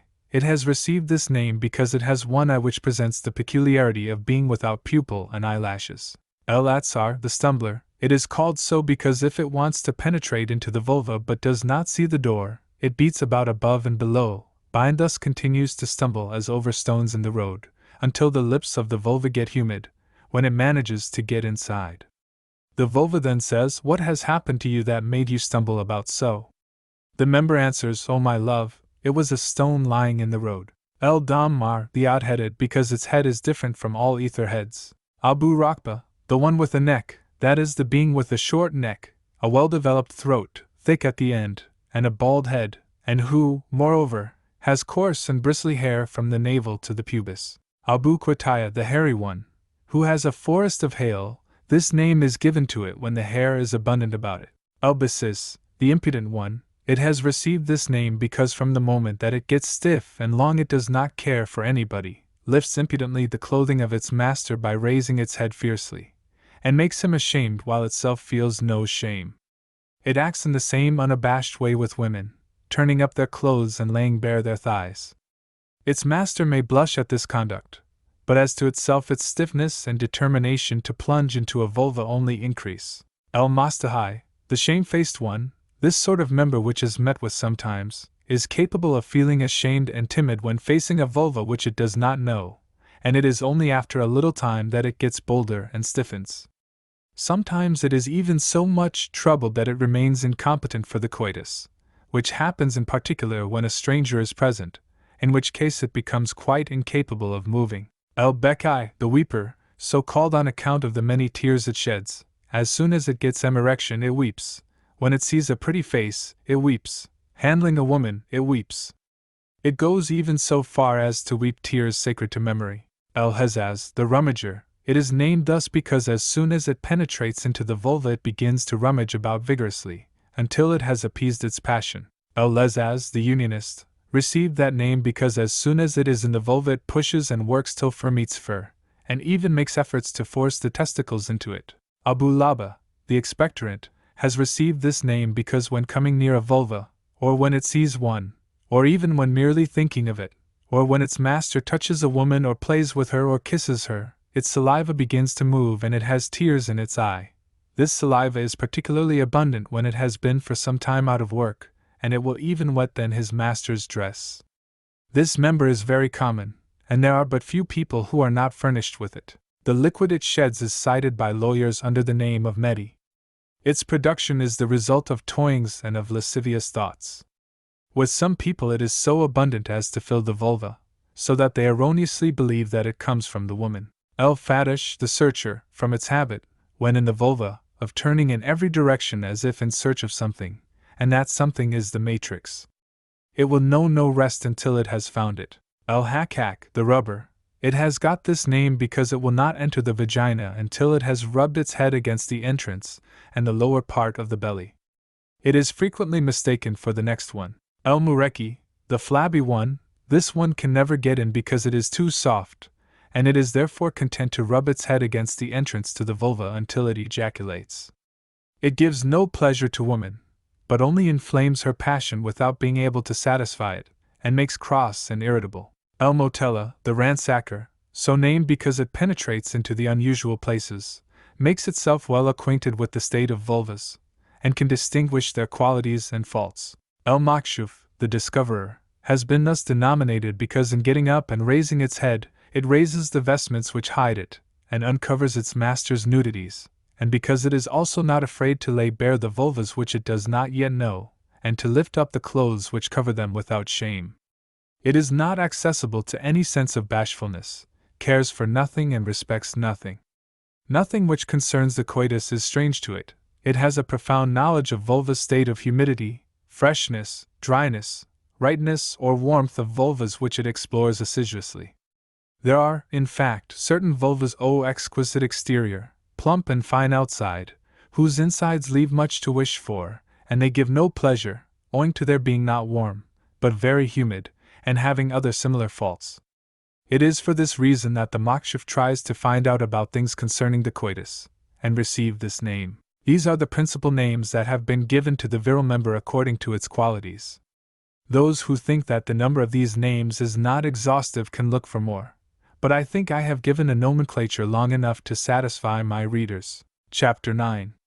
Sundry names given to the sexual organs of women: el-Furj, the slit Abu Bilayim, the glutton el-Kus, the vulva el-Mokawar, the bottomless el-Kelmoun, the voluptuous Abu Chufrin, the two-lipped el-As, the primitive Abu Ongra, the humpbacked el-Zurzur, the starling el-Rorbal, the sieve el-Chuk, the chin el-Hazaz, the restless Abu Turtur, the one with the crest el-Lezaz, the unionist Abu Kochaim, the one with a little nose el-Maud, the accommodating el-Medin, the assistant el-Gyunfand, the hedgehog el-Muspel, the long one el-Sakudi, the silent one el-Molki, the duelist el-Dukak, the crusher el-Harib, the fugitive el-Tsegwil, the importunate el-Sabr, the resigned el-Talib, the yearning one el-Mausafa, the barred one el-Hasin, the beautiful el-Mizr, the deep one el-Nufak, the one that swells el-Adad, the biter Abu Jebaha, the one with the projection el-Mensis, the sucker el-Zunber, the wasp el-Wasa,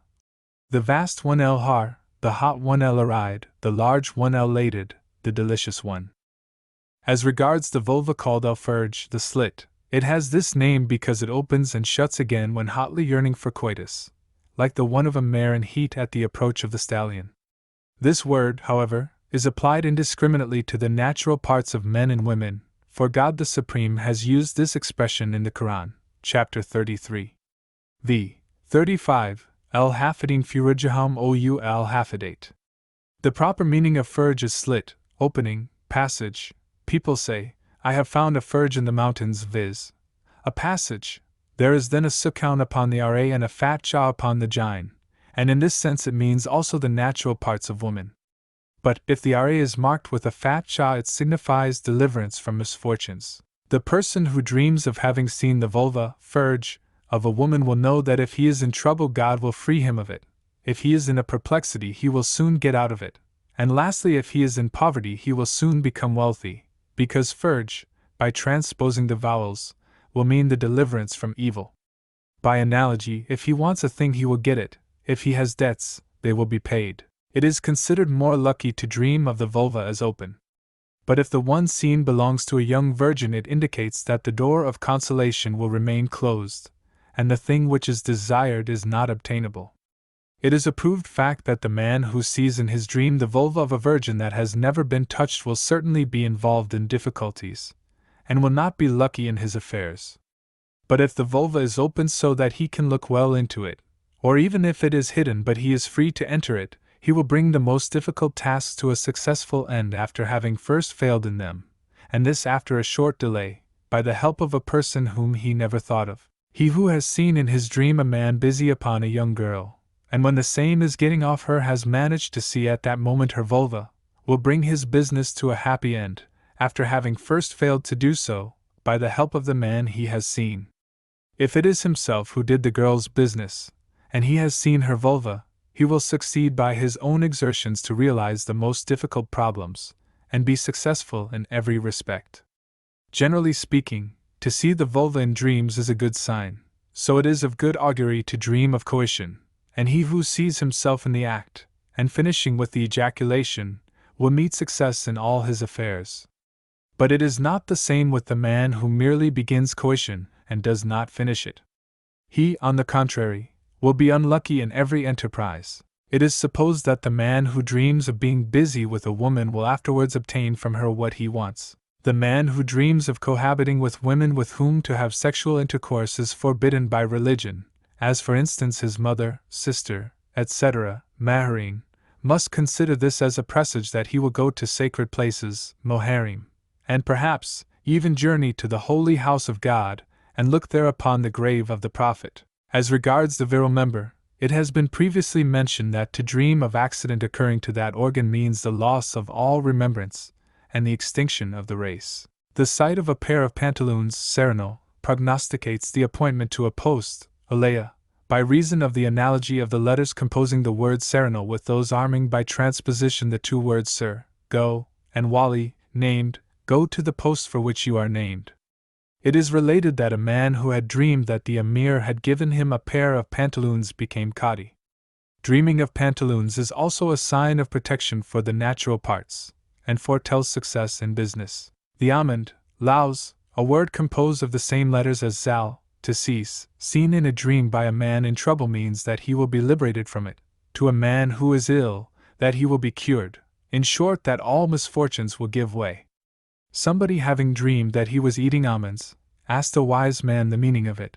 He received the answer that by reason of the analogy of the letters in laus and zal, the ills that beset him would disappear, and the event justified the explanation. The sight of a molar tooth, durs, in a dream indicates eternity.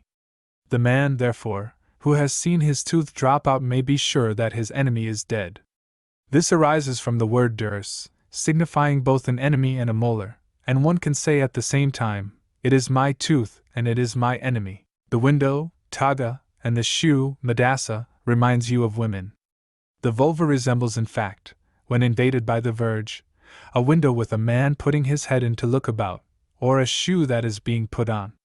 Consequently, he who sees himself in dreaming in the act of going in at a window, or putting on a shoe, has the certainty of getting possession of a young woman or a virgin, if the window is newly built, or the shoe new and in good condition, but that woman will be old according to the state of the window or shoe. The loss of a shoe foretells to a man the loss of his wife. To dream of something folded together, and which gets open, predicts that a secret will be divulged and made public. The same remaining folded up indicates, on the other hand, that the secret will be kept. If you dream of reading a letter, you will know that you will have news, which will be, according to the nature of the contents of the letter, good or bad. The man who dreams of passages in the Quran or the traditions hadiths will from the subjects treated therein draw his conclusions. For instance, the passage, "He will grant you the help of God and immediate victory," will signify to him victory and triumph. Certainly he, God, has the decision in his hands, heaven will open and offer its numerous portals, and other similar passages indicate success. A passage treating of punishments prognosticates punishment. From those treating of benefits a lucky event may be concluded. Such is the passage in the Quran, which says, "He who forgives sins is terrible in his inflictions." Dreams about poetry and songs contain their explanation in the contents of the objects of the dream. He who dreams of horses, mules, or asses may hope for good, for the Prophet, God's salutation and goodness be with him, has said, "Men's fortunes are attached to the forelocks of their horses till the day of resurrection."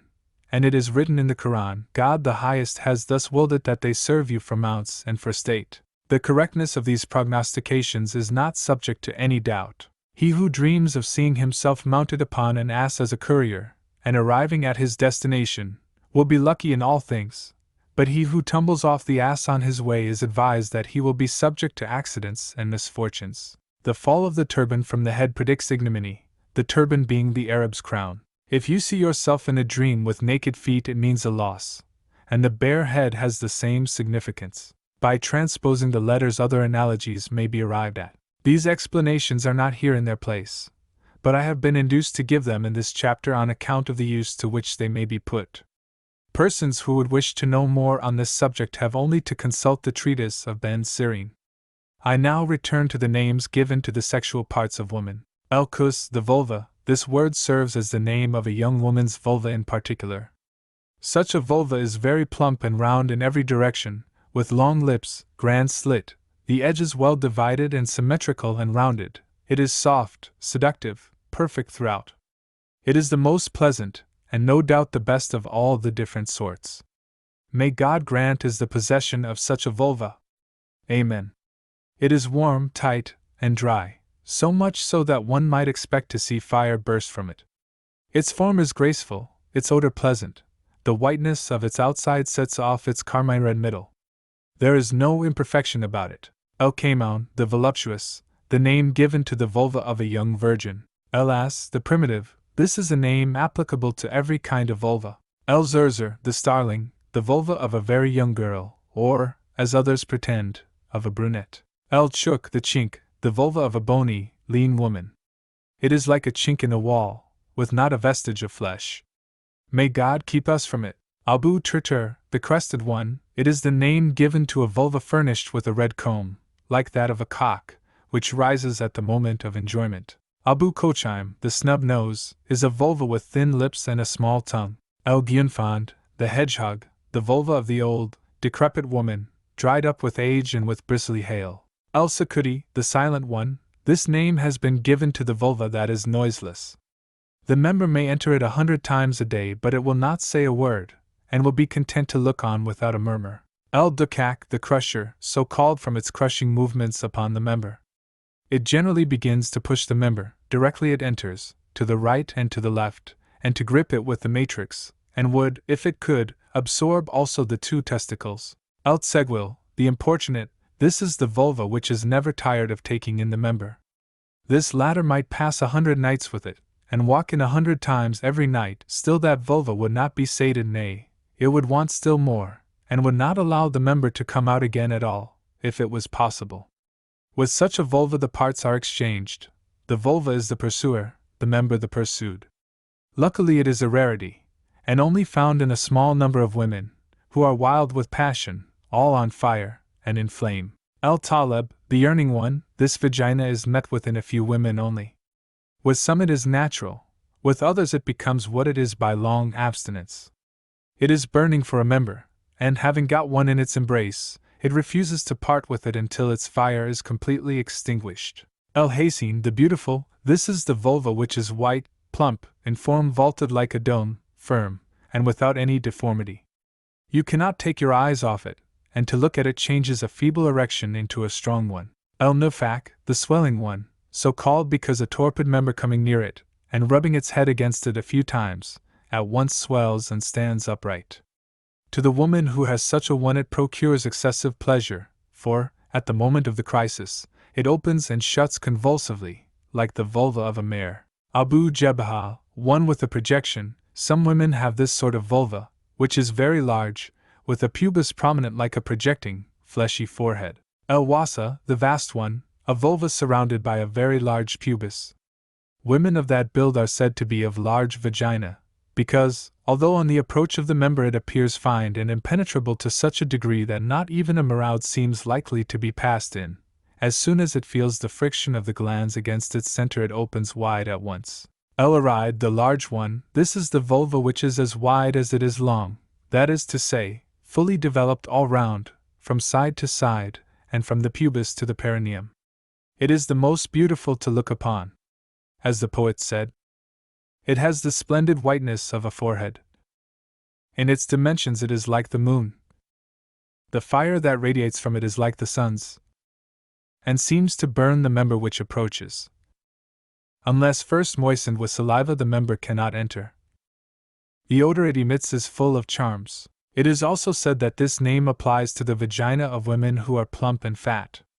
When such a one crosses her thighs one over the other the vulva stands out like the head of a calf. If she lays it bare it resembles a saa for corn placed between her thighs, and if she walks, it is apparent under her clothes by its wary movement at each step. May God, in His goodness and generosity, let us enjoy such a vagina.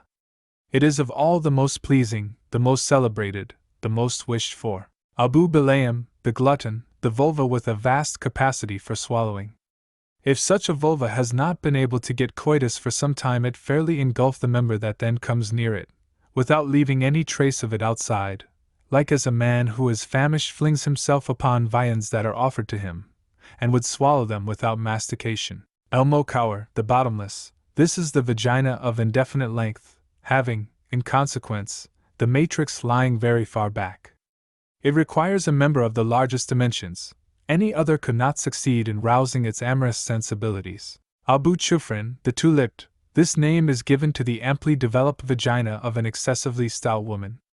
Also to the vagina the lips of which having become flaccid, owing to weakness, are long and pendulous. Abu Ongra, the humpbacked, This vulva has the mount of Venus prominent and hard, standing out like the hump on the back of the camel, and reaching down between the thighs like the head of a calf.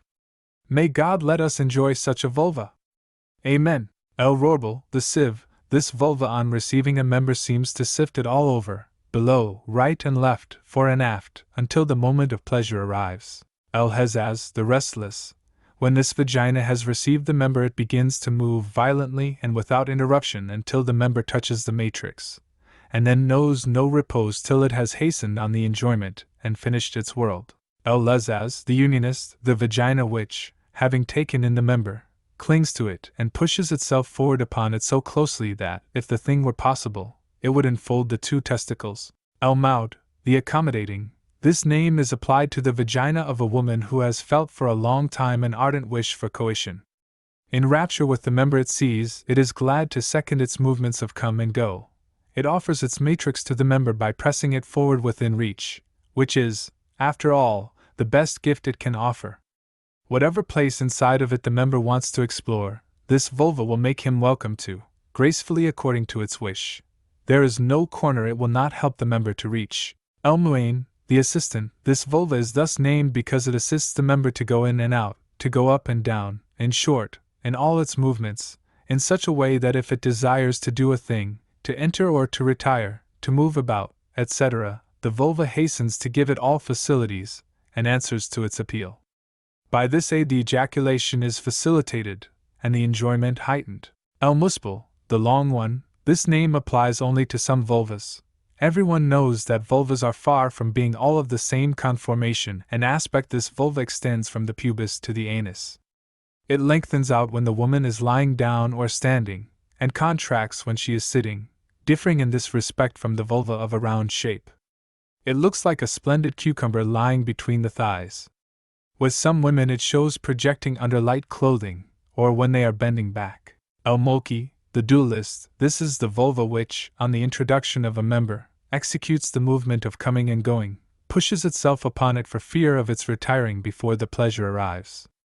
There is no enjoyment for it but the shock given to its matrix by the member, and it is for this that it projects its matrix to grip and suck the member's gland when the ejaculation takes place. Certain vulvas, wild with desire and lust, be it natural or a consequence of long abstention, throw themselves upon the approaching member, opening the mouth like a famished infant to whom the mother offers the breast.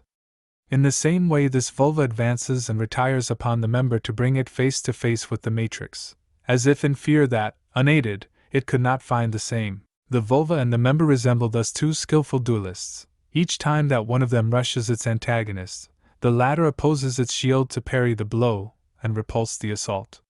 The member represents the sword, and the matrix the shield. The one who first ejaculates the sperm is vanquished, while the one who is slowest is the victor, and assuredly it is a fine fight. I should like thus to fight without stopping to the day of my death. As the poet says, I have let them see the effect of a subtle shadow. Spinning like an ever-busy spider, they said to me, how long will you go on? I answered them, I will work till I am dead. El Harab, the fugitive, the vagina which, being very tight and short, is hurt by the penetration of a very large and soft member, it tries to escape to the right and left. It is thus, people say, like the vagina of most virgins, which, not yet having made the acquaintance of the member and fearful of its approach, tries to get out of its way when it glides in between the thighs and wants to be admitted. El Saber, the resigned, this is the vulva which, having admitted the member, submits patiently to all its whims and movements. It is also said that this vulva is strong enough to suffer resignedly the most violent and prolonged coitus. If it were assaulted 100 times it would not be vexed or annoyed, and instead of venting reproaches, it would give thanks to God. It will show the same patience if it has to do with several members who visit it successively. This kind of vagina is found in women of a glowing temperament. If they only knew how to do it, they would not allow the man to dismount, nor his member to retire for a single moment. El Mausafa, the barred one, this kind of vagina is not often met with. The defect which distinguished it is sometimes natural, sometimes it is the result of an unskillfully executed operation of circumcision upon the woman. It can happen that the operator makes a false move with his instrument, and injures the two lips, or even only one of them. In healing, there forms a thick scar, which bars the passage, and in order to make the vagina accessible to the member, a surgical operation and the use of the bisturi will have to be resorted to. El Marrow, the deep one, the vagina which always has the mouth open, and the bottom of which is beyond sight. The longest members only can reach it. El Adad, the biter, the vulva which, when the member has got into it and is burning with passion, opens and shuts again upon the same fiercely. It is chiefly when the ejaculation is coming that the man feels the head of his member bitten by the mouth of the matrix. And certainly there is an attractive power in the same when it clings, yearning for sperm, to the gland, and draws it in as far as it can. If God in His power has decreed that the woman shall become pregnant, the sperm gets concentrated in the matrix, where it is gradually vivified. But if, on the contrary, God does not permit the conception, the matrix expels the seed, which then runs over the vagina. El Musus, the sucker, this is a vagina which in its amorous heat in consequence of voluptuous toyings, or of long abstinence, begins to suck the member which has entered it so forcibly as to deprive it of all its sperm, dealing with it as a child drawing on the breast of the mother. The poets have described it in the following verse. She the woman shows in turning up her robe, and object the vulva developed full and round, in semblance like a cup turned upside down. In placing thereupon your hand, you seem to feel a well-formed bosom, springy, firm, and full. In boring in your lance it gets well bitten, and drawn in by a suction, as the breast is by a child.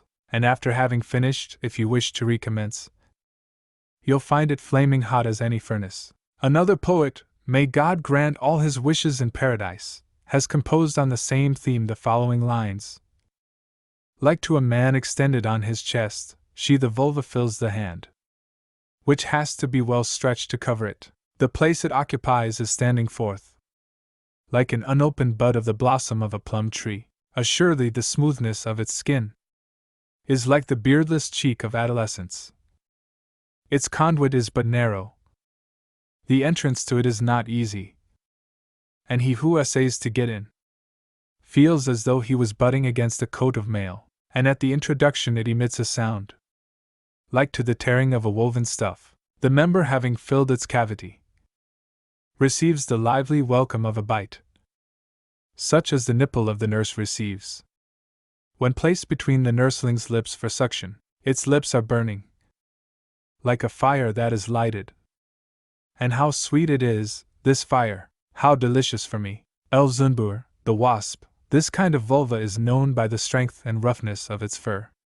When the member approaches and tries to enter it gets stung by the hairs as if by a wasp. El Har, the hot one, this is one of the most praiseworthy vulvas.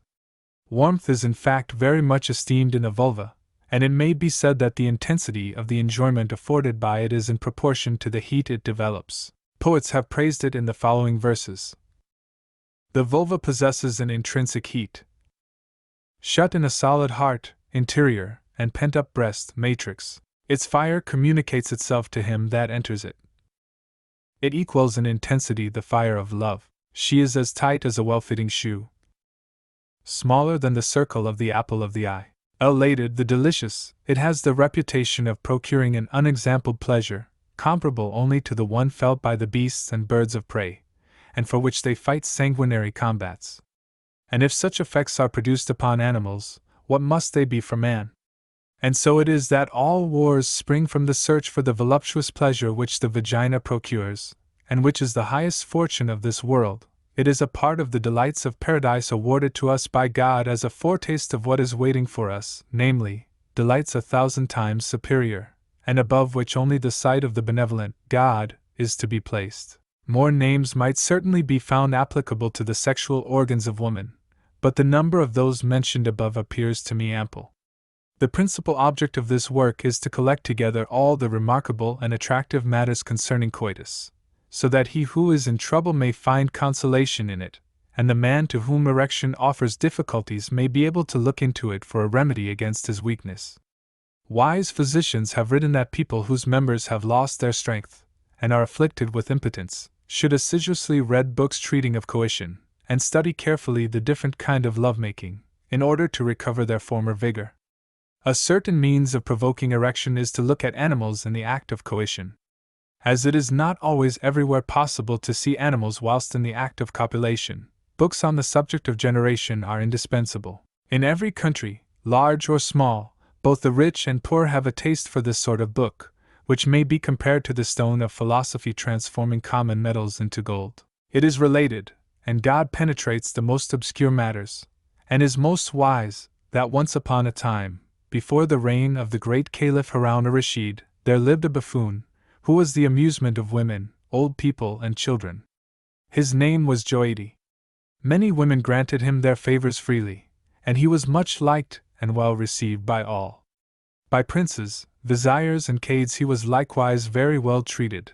In general, all the world pampered him. At that time, indeed, any man that was a buffoon enjoyed the greatest consideration, for which reason the poet has said, "O time!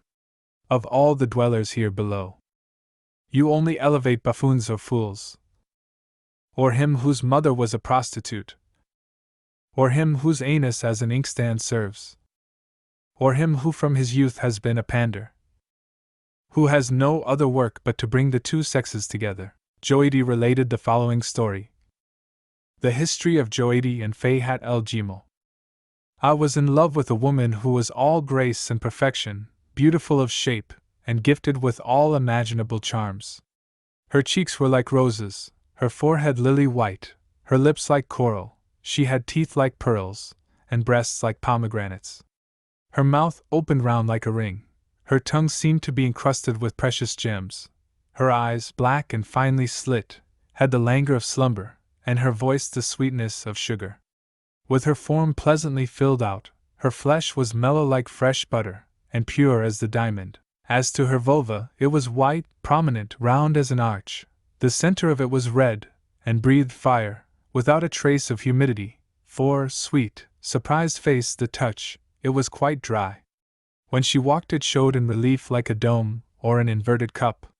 In reclining it was visible between her thighs, looking like a kid couched on a hillock. This woman was my neighbor. All the others played and laughed with me, jested with me, and met my suggestions with great pleasure. I reveled in their kisses, their close embraces and nibbling, and in sucking their lips, breasts, and necks. I had coition with all of them, except my neighbor, and it was exactly her I wanted to possess in preference to all the rest.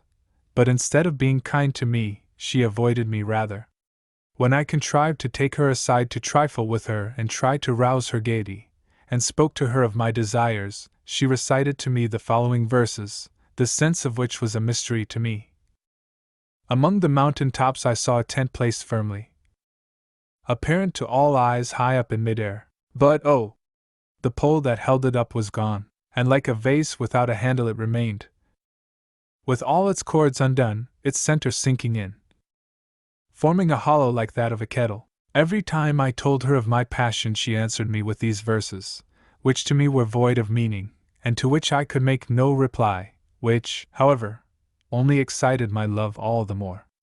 I therefore inquired of all those I knew amongst wise men, philosophers, and savants the meaning, but not one of them could solve the riddle for me, so as to satisfy my heat and appease my passion. Nevertheless I continued my investigations, until at last I heard of a savant named Abu Nuwas, who lived in a far-off country, and who, I was told, was the only man capable of solving the enigma.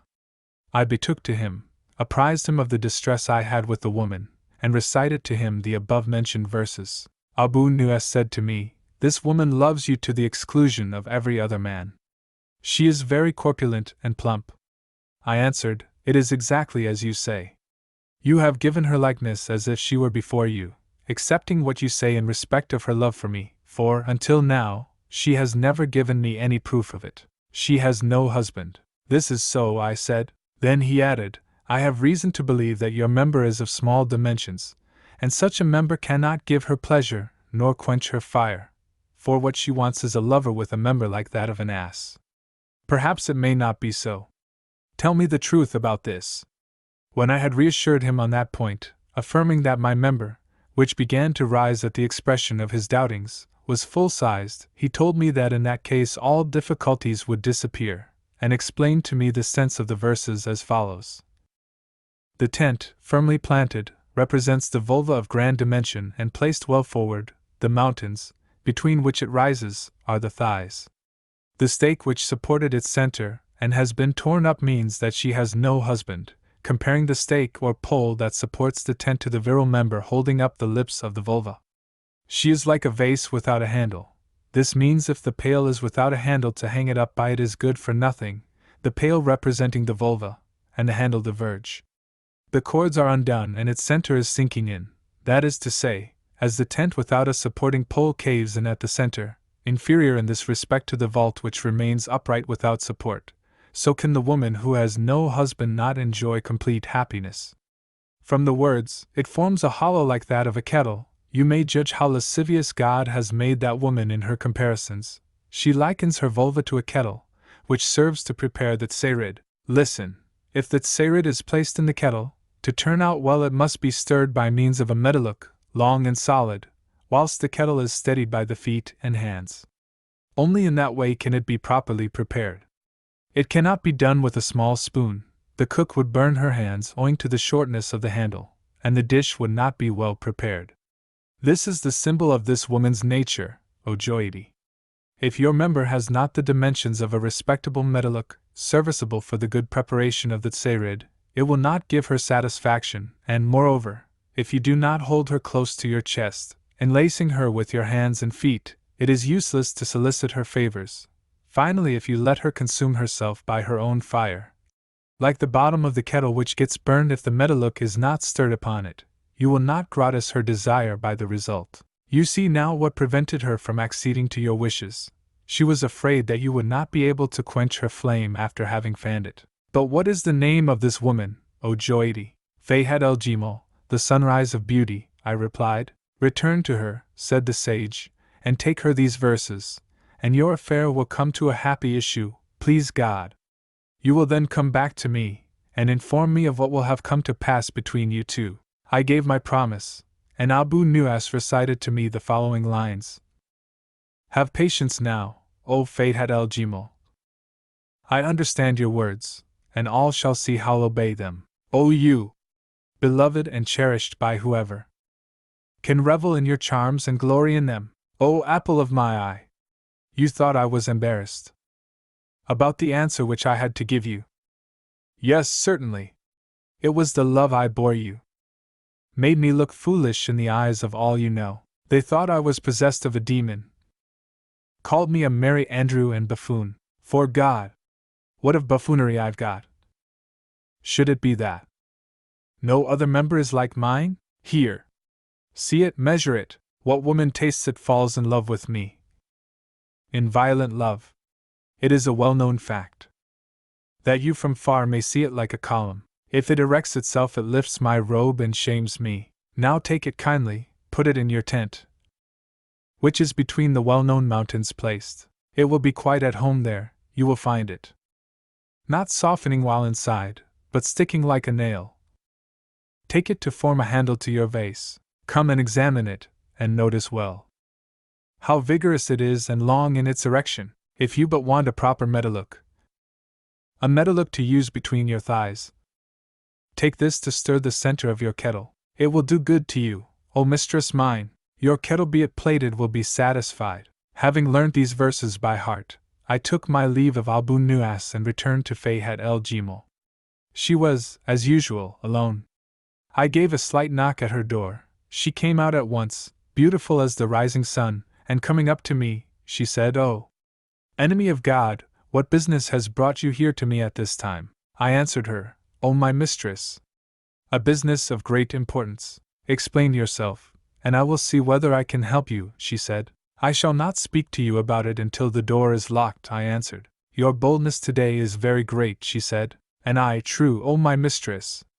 Boldness is one of my qualities." She then addressed me thus, "O enemy of yourself, O you most miserable of your race, if I were to lock the door, and you have nothing wherewith to satisfy my desires, what should I do with you?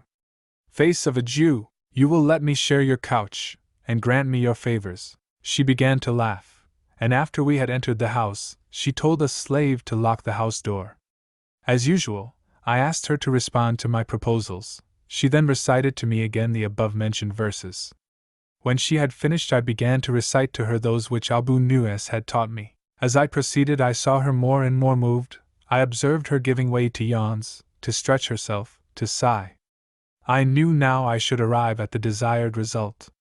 When I had finished, my member was in such a state of erection that it became like a pillar, still lengthening. When Fayhat el-Jimal saw it in that condition, she precipitated herself upon it, took it into her hands, and drew it towards her thighs. I then said, "O apple of my eyes! This may not be done here, let us go into your chamber." She replied, "Leave me alone, O son of a debauched woman! Before God, I am losing my senses in seeing your member getting longer and longer, and lifting your robe. Oh, what a member! I never saw a finer one. Let it penetrate into this delicious, plump vulva, which maddens all who hear it described, for the sake of which so many have died of love, and of which your superiors and masters themselves have not been able to get possession." I repeated, "I shall not do it anywhere else than in your chamber." She answered, "If you do not enter this minute this tender vulva, I shall die." As I still insisted upon repairing to her room, she cried, "No, it is quite impossible. I cannot wait so long." I saw in fact her lips tremble, her eyes filling with tears. A general tremor ran over her, she changed color, and laid herself down upon her back, baring her thighs, the whiteness of which made her flesh appear like crystal tinged with carmine. Then I examined her vulvae white cupola with a purple center, soft and charming. It opened like that of a mare on the approach of a stallion. At that moment she seized my member and kissed it, saying, "By the religion of my father, it must penetrate into my vulva," and drawing nearer to me she pulled it towards her vagina. I now hesitated no longer to assist her with my member, and placed it against the entrance to her vulva. As soon as the head of my member touched the lips, the whole body of Fayhat el-Jimal trembled with excitement. Sighing and sobbing, she held me pressed to her bosom. Again I profited by this moment to admire the beauties of her vulva. It was magnificent, its purple center setting off its whiteness all the more. It was round, and without any imperfection, projecting like a splendidly curved dome over her belly. In one word, it was a masterpiece of creation as fine as could be seen. The blessing of God, the best creator, upon it, and the woman who possessed this wonder had in her time no superior. Seeing her then in such transports, trembling like a bird, the throat of which is being cut, I pushed my dart into her. Thinking she might not be able to take in the whole of my member, I had entered cautiously, but she moved her buttocks furiously, saying to me, "This is not enough for my contentment." Making a strong push, I lodged my member completely in her, which made her utter a painful cry, but the moment after she moved with greater fury than before. She cried, "Do not miss the comers, either high nor low, but above all things do not neglect the center." "The center," she repeated. "If you feel it coming, let it go into my matrix so as to extinguish my fire." Then we moved alternately in and out, which was delicious. Our legs were interlaced, our muscles unbent, and so we went on with kisses and claspings until the crisis came upon us simultaneously.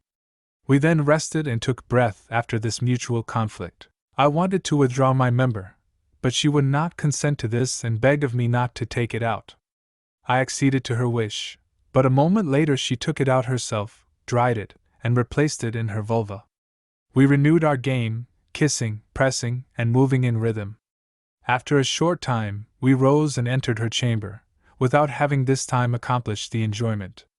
She gave me now a piece of an aromatic root, which she recommended me to keep in my mouth, assuring me that as long as I had it there my member would remain on the alert. Then she asked me to lie down, which I did.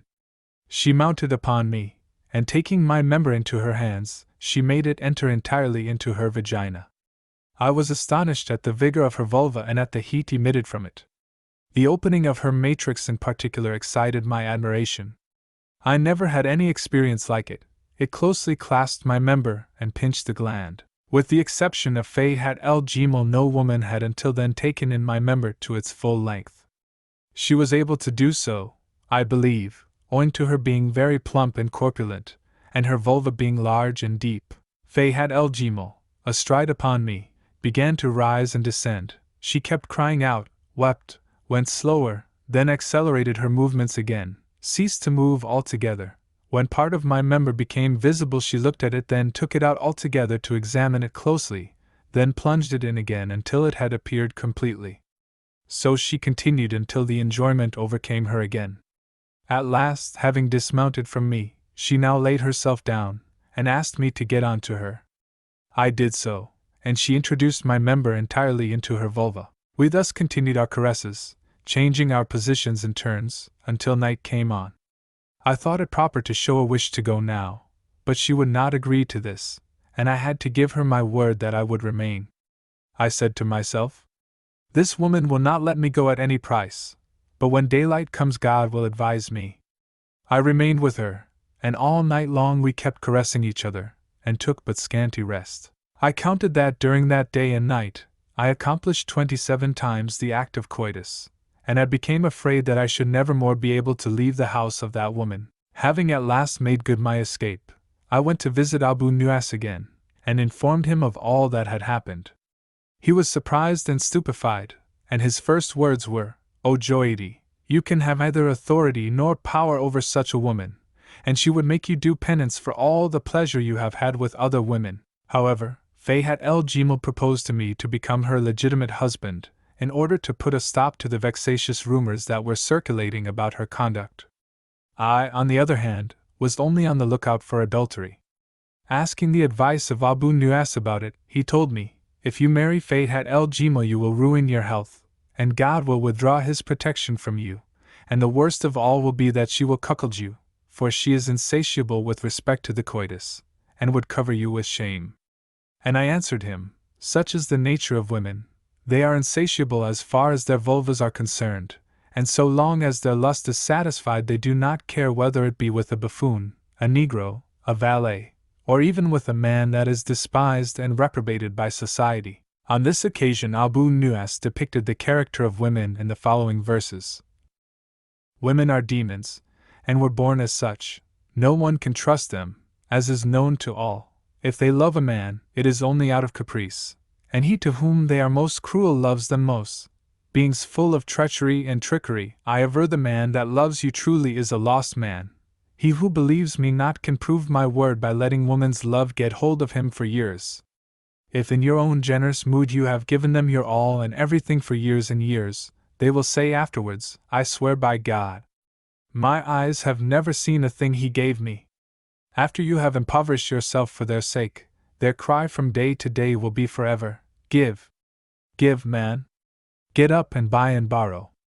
If they cannot profit by you they'll turn against you, they will tell lies about you and calumniate you. They do not recoil to use a slave in the master's absence, if once their passions are aroused, and they play tricks. Assuredly, if once their vulva is in a rut, they only think of getting in some member in erection. Preserve us, God, from woman's trickery, and of old women in particular." So be it. Chapter 10.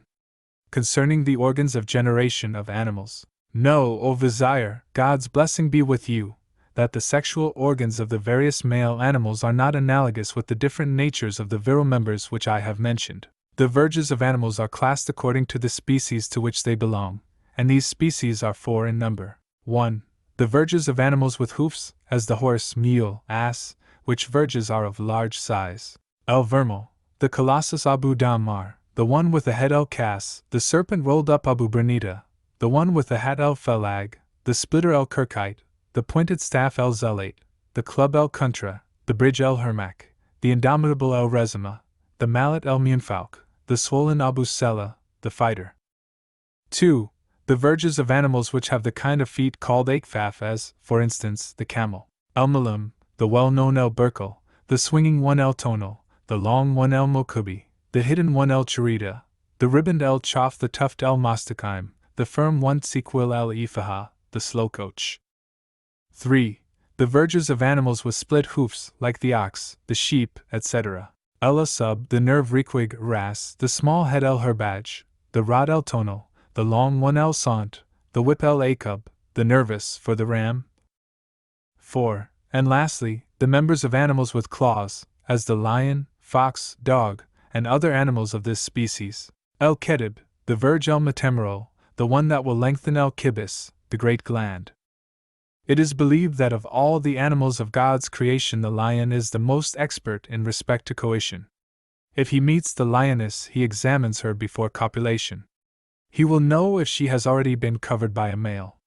When she comes to him, he smells at her, and if she has allowed herself to be crossed by a boar, he knows it immediately by the odor that animal has left upon her. He then smells her urine, and if the examination proves unfavorable, he gets into a rage, and begins to lash with his tail right and left. Woe to the animal that comes at that time near him, it is certain to be torn to pieces. He then returns to the lioness, who, seeing that he knows all, trembles with terror. He smells again at her, utters a roar which makes the mountains shake, and falling upon her, lacerates her back with his claws. He even will go so far as to kill her, and then befoul her body with his urine. It is said that the lion is the most jealous and most intelligent of all animals. It is also averred that he is generous, and spares him who gets round him by fair words. A man who on meeting a lion uncovers his sexual parts causes him to take to flight. Whoever pronounces before a lion the name of Daniel, hail be to him, also sends him flying, because the prophet, hail be to him, has enjoined this upon the lion in respect to the invocation of his name. Therefore, when this name is pronounced, the lion departs without doing any harm. Several cases which prove this fact are cited. Chapter 11. On the deceits and treacheries of women. Know, O Vizier, to whom God be good, that the stratagems of women are numerous and ingenious. Their tricks will deceive Satan himself, for God the Highest has said, Quran, chapter 12, verse 28, that the deceptive faculties of women are great, and he has likewise said, Quran, chapter 6, verse 38, that the stratagems of Satan are weak. Comparing the word of God as to the ruses of Satan and woman, contained in those two verses, it is easy to see how great these latter ones are. Deceived husband being convicted himself of infidelity. It is related that a man fell in love with a woman of great beauty, and possessing all perfections imaginable. He had made many advances to her, which were repulsed. Then he had endeavored to seduce her by rich presents, which were likewise declined. He lamented, complained, and was prodigal with his money in order to conquer her, but to no purpose. And he grew lean as a spectre. This lasted for some time, when he made the acquaintance of an old woman, whom he took into his confidence, complaining bitterly about it. She said to him, I shall help you, please God. Forthwith she made her way to the house of the woman, in order to get an interview with her, but on arriving there the neighbors told her that she could not get in, because the house was guarded by a ferocious bitch, who did not allow anyone to come in or to depart, and in her malignity always flew at the faces of people. Hearing this, the old woman rejoiced, and said to herself, I shall succeed, please God. She then went home, and filled a basket with bits of meat. Thus provided, she returned to the woman's house, and went in. The bitch, on seeing her, rose to spring at her, but she produced the basket with its contents, and showed it her. As soon as the brute saw the viands, it showed its satisfaction by the movements of its tail and nostrils. The old woman, putting down the basket before it, spoke to it as follows, Eat, O my sister. Your absence has been painful to me. I did not know what had become of you, and I have been looking for you a long time. Appease your hunger. While the animal was eating, and she stroked its back, the mistress of the house came to see who was there, and was not a little surprised to see the bitch, which would never suffer anybody to come near her, so friendly with a strange person. She said, O old woman, how is it that you know our dog? The old woman gave no reply, but continued to caress the animal, and utter lamentations. Then said the mistress of the house to My heart aches to see you thus. Tell me the cause of your sorrow. This bitch, said the woman, was formerly a woman, and my best friend. One fine day she was invited with me to a wedding. She put on her best clothes, and adorned herself with her finest ornaments. We then went together. On our way we were accosted by a man, who at her sight was seized with the most violent love, but she would not listen to him. Then he offered brilliant presents, which she also declined. This man, meeting her some days later, said to her, Surrender yourself to my passion, or else I shall conjure God to change you into a bitch. She answered, Conjure as much as you like. The man then called the maledictions of heaven upon that woman, and she was changed into a bitch, as you see here. At these words the mistress of the house began to cry and lament, saying, "O my mother! I am afraid that I shall meet the same fate as this bitch." "Why, what have you done?" said the old woman. The other answered, "There is a man who has loved me since a long time, and I have refused to accede to his desires, nor did I listen to him, though the saliva was dried up in his mouth by his supplications, and in spite of the large expenses he had gone to in order to gain my favor, I have always answered him that I should not consent, and now, O my mother, I am afraid that he might call to God to curse me." "Tell me how to know this man," said the old woman, "for fear that you might become like this animal." "But how will you be able to find him, and whom could I send to him?" The old woman answered, "Me, daughter of mine. I shall render you the service, and find him. Make haste, O my mother, and see him before he conjures God against me." "I shall find him still this day," answered the old woman, "and please God, you shall meet him tomorrow." With this, the old woman took her leave, went on the same day to the man who had made her his confidant, and told him of the meeting arranged for next day. So the next day the mistress of the house went to the old woman, for they had agreed that the rendezvous should take place there. When she arrived at the house she waited for some time, but the lover did not come. No doubt he had been prevented from making his appearance by some matter of importance. The old woman, reflecting upon this mischance, thought to herself, "There is no might nor power but in God, the Great." But she could not imagine what might have kept him away. Looking at the woman, she saw that she was agitated, and it was apparent that she wanted coition hotly. She got more and more restless, and presently asked, "Why does he not come?" The old woman made answer, "O my daughter, some serious affair must have interfered, probably necessitating a journey. But I shall help you under these circumstances." She then put on her malafa, and went to look for the young man.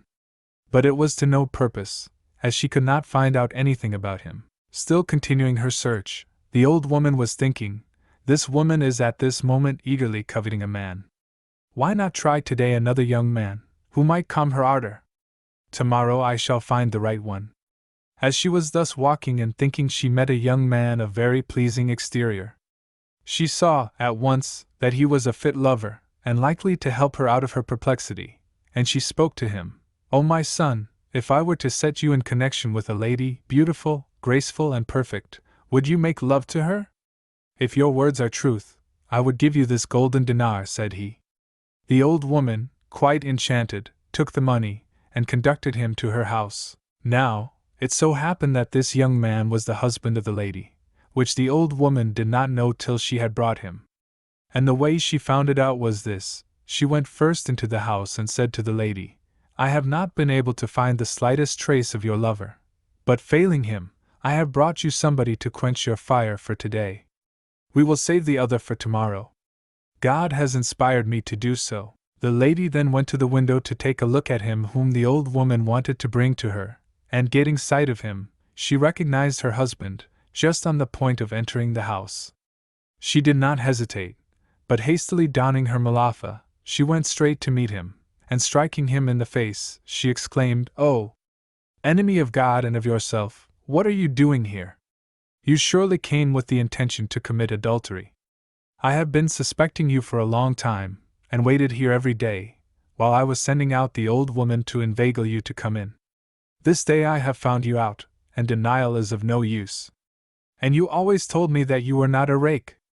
I shall demand a divorce this very day, now I know your conduct." The husband, believing that his wife spoke the truth, remained silent and abashed. Learn from this the deceitfulness of woman, and what she is capable of. Story of the lover against his will.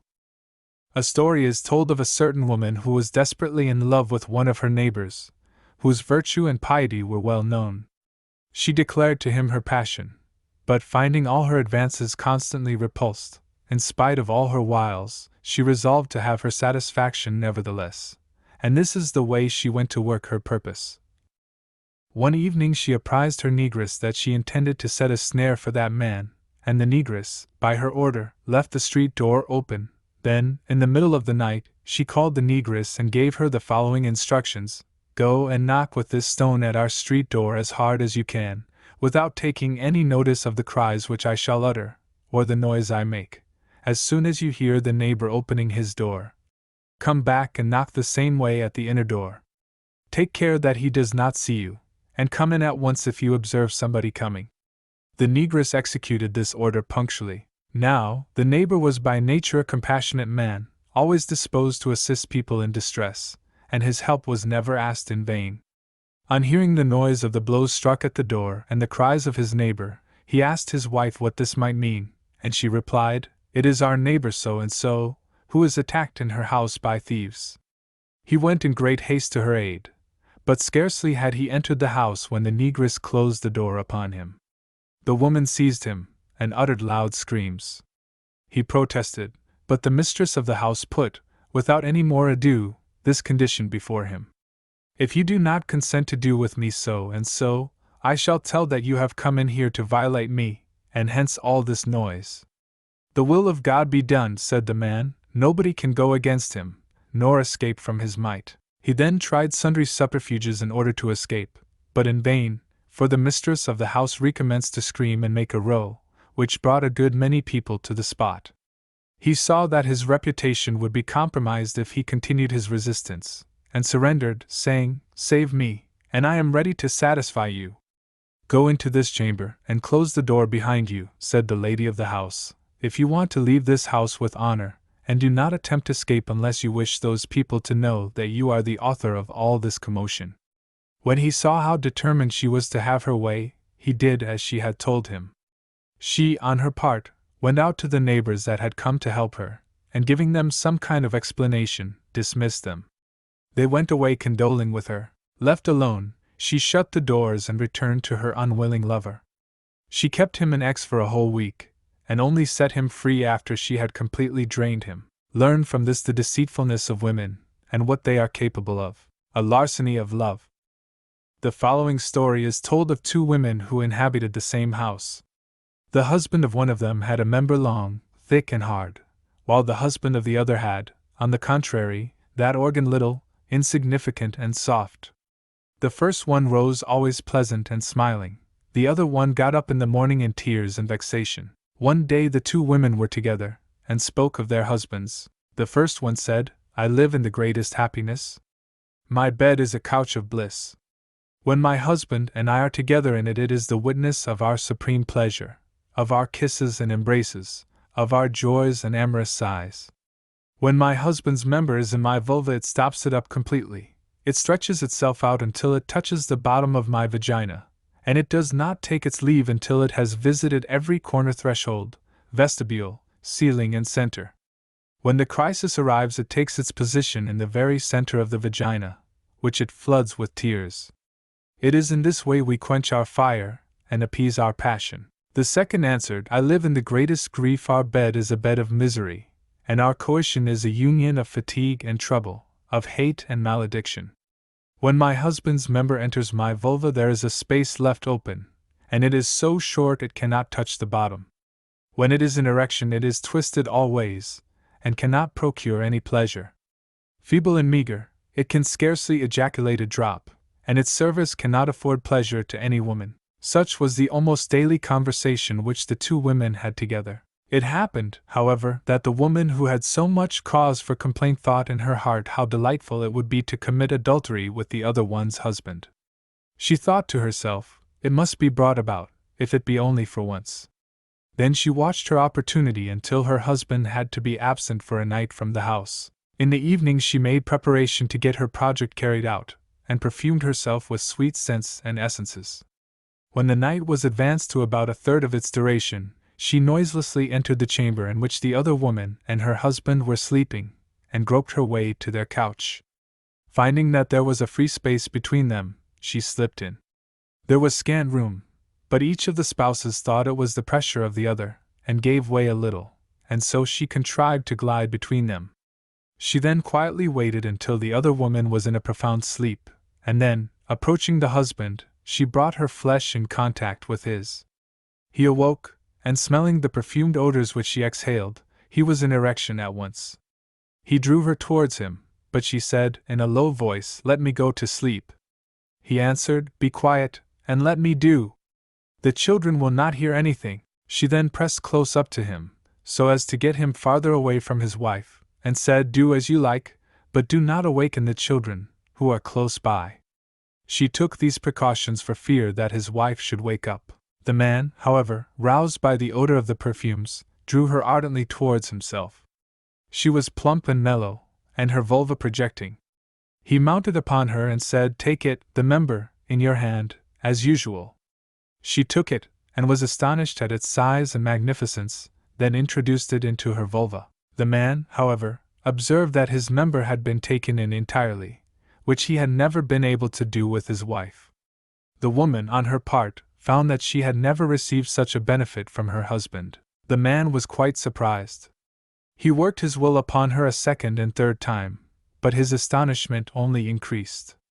At last he got off her, and stretched himself along her side. As soon as the woman found that he was asleep, she slipped out, left the chamber, and returned to her own. In the morning, the husband, on rising, said to his wife, "Your embraces have never seemed so sweet to me as last night, and I never breathed such sweet perfumes as those you exhaled." "What embraces and what perfumes are you speaking of?" asked the wife. "I have not a particle of perfume in the house." She called him a storyteller, and assured him that he must have been dreaming. He then began to consider whether he might not have deceived himself, and agreed with his wife that he must actually have dreamed it all. Appreciate, after this, the deceitfulness of women, and what they are capable of. Story of the woman with two husbands. It is related that a man, after having lived for some time in a country to which he had gone, became desirous of getting married. He addressed himself to an old woman who had experience in such matters, asking her whether she could find him a wife, and she replied, "I can find you a girl gifted with great beauty, and perfect in shape and comeliness. She will surely suit you, for besides having these qualities, she is virtuous and pure. Only mark, her business occupies her all the day, but during the night she will be yours completely. It is for this reason she keeps herself reserved, as she apprehends that a husband might not agree to this." The man replied, "This girl need not be afraid. I, too, am not at liberty during the day, and I only want her for the night." He then asked her in marriage. The old woman brought her to him, and he liked her. From that time they lived together, observing the conditions under which they had come together. This man had an intimate friend whom he introduced to the old woman who had arranged his marriage according to the conditions mentioned, and which friend had requested the man to ask her to do him the same service. They went to the old woman and solicited her assistance in the matter. "This is a very easy matter," she said. "I know a girl of great beauty, who will dissipate your heaviest troubles. Only the business she is carrying on keeps her at work all night, but she will be with your friend all day long." "This shall be no hindrance," replied the friend. She then brought the young girl to him. He was well pleased with her, and married her on the conditions agreed upon. But before long the two friends found out that the two wives which the old harridan had procured for them were only one woman. Appreciate, after this, the deceitfulness of women, and what they are capable of. Story of Bahia. It is related that a married woman of the name of Bahia, splendid beauty, had a lover whose relations to her were soon a mystery to no one, for which reason she had to leave him. Her absence affected him to such a degree that he fell ill, because he could not see her. One day he went to see one of his friends, and said to him, "Oh, my brother! An ungovernable desire has seized me, and I can wait no more. Could you accompany me on a visit I am going to pay to Bahia, the well-beloved of my heart?" The friend declared himself willing. The next day they mounted their horses, and after a journey of 2 days they arrived near the place where Bahia dwelt. There they stopped. The lover said to his friend, "Go and see the people that live about here, and ask for their hospitality, but take good care not to divulge our intentions, and try in particular to find the servant girl of Bahia, to whom you can say that I am here, and whom you will charge with the message to her mistress that I would like to see her." He then described the servant maid to him. The friend went, met the servant, and told her all that was necessary. She went at once to Bahia, and repeated to her what she had been told. Bahia sent to the friend the message, "Inform him who sent you that the meeting will take place tonight, near such and such a tree, at such and such an hour." Returning to the lover, the friend communicated to him the decision of Bahia about the rendezvous. At the hour that had been fixed, the two friends were near to the tree. They had not to wait long for Bahia. As soon as her lover saw her coming, he rushed to meet her, kissed her, pressed her to his heart, and they began to embrace and caress each other. The lover said to her, "O Bahia, is there no way to enable us to pass the night together without rousing the suspicions of your husband?" She answered, "Oh, before God, if it will give you pleasure, the means to contrive this are not wanting." "Hasten," said her lover, "to let me know how it may be done." She then asked him, "Your friend here, is he devoted to you, and intelligent?" He answered, "Yes." She then rose, took off her garments, and handed them to the friend, who gave her his, in which she then dressed herself. Then she made the friend put on her clothes. The lover said, surprised, "What are you going to do?" "Be silent," she answered, and addressing herself to the friend, she gave him the following explanations: "Go to my house and lie down in my bed. After a third part of the night is past, my husband will come to you and ask you for the pot into which they milk the camels. You will then take up the vase, but you must keep it in your hands until he takes it from you. This is our usual way. Then he will go and return with the pot filled with milk, and say to you, 'Here is the pot!' But you must not take it from him until he has repeated these words. Then take it out of his hands, or let him put it on the ground himself. After that, you will not see anything more of him till the morning. After the pot has been put on the ground, and my husband is gone, drink the third part of the milk, and replace the pot on the ground." The friend went, observed all these recommendations, and when the husband returned with the pot full of milk, he did not take it out of his hands until he had said twice, "Here is the pot." Unfortunately, he withdrew his hands when the husband was going to set it down. The latter, thinking the pot was being held, let it go, and the vase fell upon the ground and was broken. The husband, in the belief that he was speaking to his wife, exclaimed, "What have you been thinking of?" and beat him with a switch till it broke, then took another, and continued to batter him stroke on stroke enough to break his back. The mother and sister of Bahia came running to the spot to tear her from his hands. He had fainted. Luckily, they succeeded in getting the husband away. The mother of Bahia soon came back, and talked to him so long that he was fairly sick of her talk, but he could do nothing but be silent and weep. At last she finished, saying, "Have confidence in God, and obey your husband. As for your lover, he cannot come now to see and console you, but I will send your sister to keep you company." And so she went away. She did send, indeed, the sister of Bahia, who began to console her and curse him who had beaten her. He felt his heart warming towards her, for he had seen that she was of resplendent beauty, endowed with all perfections, and like the full moon in the night. He placed his hand over her mouth, so as to prevent her from speaking, and said to her, "O lady, I am not what you think. Your sister Bahia is at present with her lover, and I have run into danger to do her a service. Will you not take me under your protection? If you denounce me, your sister will be covered with shame. As for me, I have done my part, but the evil may fall back upon you." The young girl then began to tremble like a leaf, in thinking of the consequences of her sister's doings, and then, beginning to laugh, surrendered herself to the friend who had proved himself so true. They passed the remainder of the night in bliss, kisses, embraces, and mutual enjoyment. He found her the best of the best.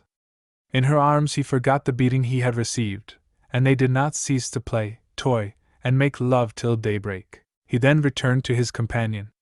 Bahia asked him how he had fared, and he said to her, "Ask your sister. By my faith, she knows it all. Only know that we have passed the night in mutual pleasures, kissing and enjoying ourselves until now." Then they changed clothes again, each one taking his own, and the friend told Bahia all the particulars of what had happened to him. Appreciate, after this, the deceitfulness of women, and what they are capable of. The story of the man who was an expert in stratagems, and was duped by a woman. A story is told of a man who had studied all the ruses and all the stratagems invented by women for the deception of men, and boasted that no woman could dupe him. A woman of great beauty, and full of charms, got to hear of his conceit.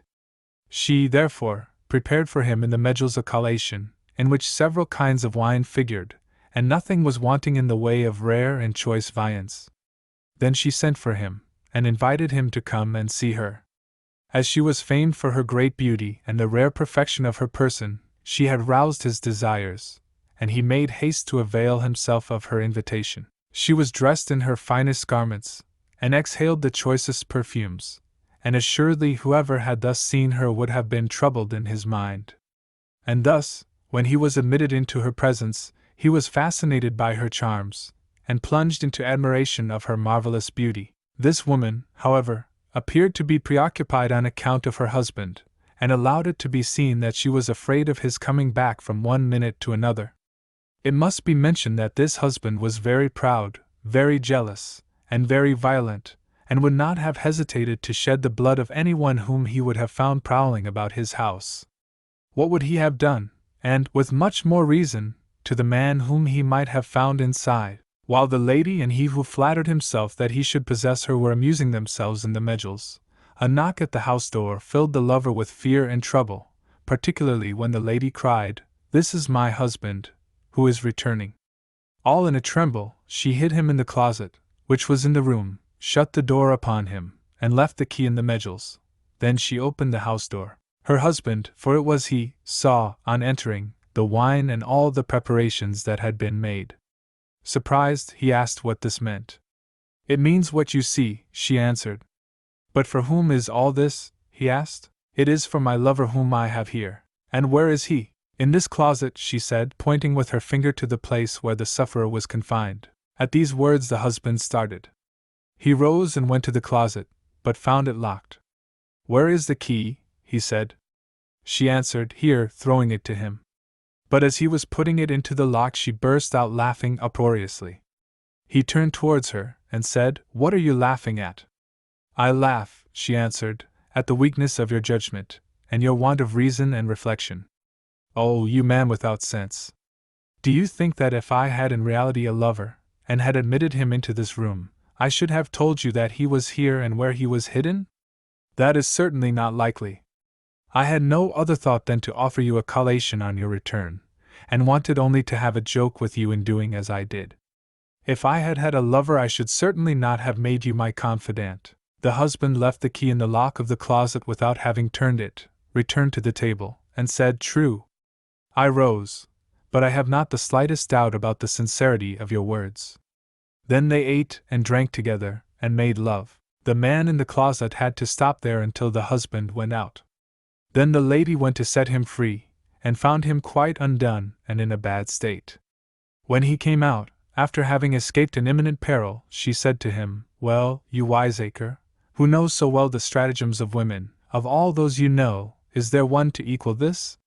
He made answer, "I am now convinced that your stratagems are countless. Appreciate after this the deceits of women, and what they are capable of." Story of the lover who was surprised by the unexpected arrival of the husband.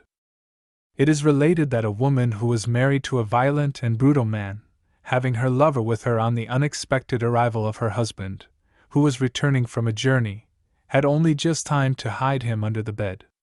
She was compelled to let him remain in this dangerous and unpleasant position, knowing of no expedient which might enable him to leave the house. In her restlessness she went to and fro, and having gone to the street door, one of her neighbors, a woman, saw that she was in trouble, and asked her the reason of it. She told her what had happened. The other then said, returning to the house, "I will charge myself with the safety of your lover, and I promise you that he shall come out unharmed." Then the woman re-entered her house. Her neighbor was not long in joining her, and together they prepared the meal, and then they all sat down to eat and drink. The woman sat facing her husband, and the neighbor opposite the bed.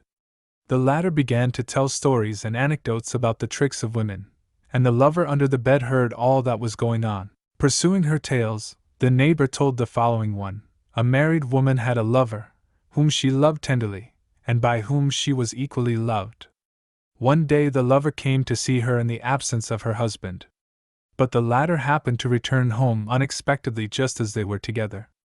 The woman, knowing of no better place, hid her lover under the bed, then sat down by her husband, who was taking some refreshment, and joked and played with him. Amongst other playful games, she covered her husband's eyes with a napkin, and her lover took this opportunity to come out from under the bed and escape unobserved. The wife understood at once how to profit by this tale, Taking a napkin and covering the eyes of her husband with it, she said then it was by means of this ruse that the lover was helped out of his dilemma. And the lover, taking the opportunity, succeeded in making good his escape unobserved by the husband. Unconscious of what had happened, this latter laughed at the story, and his merriment was still increased by the last words of his wife and by her action. Appreciate after this the deceitfulness of women, and what they are capable of. Chapter 12. Concerning sundry observations useful to know for men and women. Know, O Vizier, to whom God be good, that the information contained in this chapter is of the greatest utility, and it is only in this book that such can be found. Assuredly, to know things is better than to be ignorant of them. Knowledge may be bad, but ignorance is still more so. The knowledge in question concerns matters unknown to you, and relating to women. There was once a woman, named Morbida, who was considered to be the most knowing and wisest person of her time. She was a philosopher. One day various queries were put to her, and among them the following, which I shall give here, with her answers. In what part of a woman's body does her mind reside? Between her thighs. And where her enjoyment? In the same place. And where the love of men and the hatred of them? In the vulva, she said, adding, to the man whom we love we give our vulva, and we refuse it to him we hate. We share our property with the man we love, and are content with whatever little he may be able to bring to us. If he has no fortune, we take him as he is. But, on the other hand, we keep at a distance him whom we hate, were he to offer us wealth and riches. Where, in a woman, are located knowledge, love, and taste? In the eye, the heart, and the vulva. When asked for explanations on this subject, she replied, knowledge dwells in the eye, for it is the woman's eye that appreciates the beauty of form and of appearance. By the medium of this organ, love penetrates into the heart, and dwells in it, and enslaves it. A woman in love pursues the object of her love, and lays snares for it. If she succeed, there will be an encounter between the beloved one and her vulva.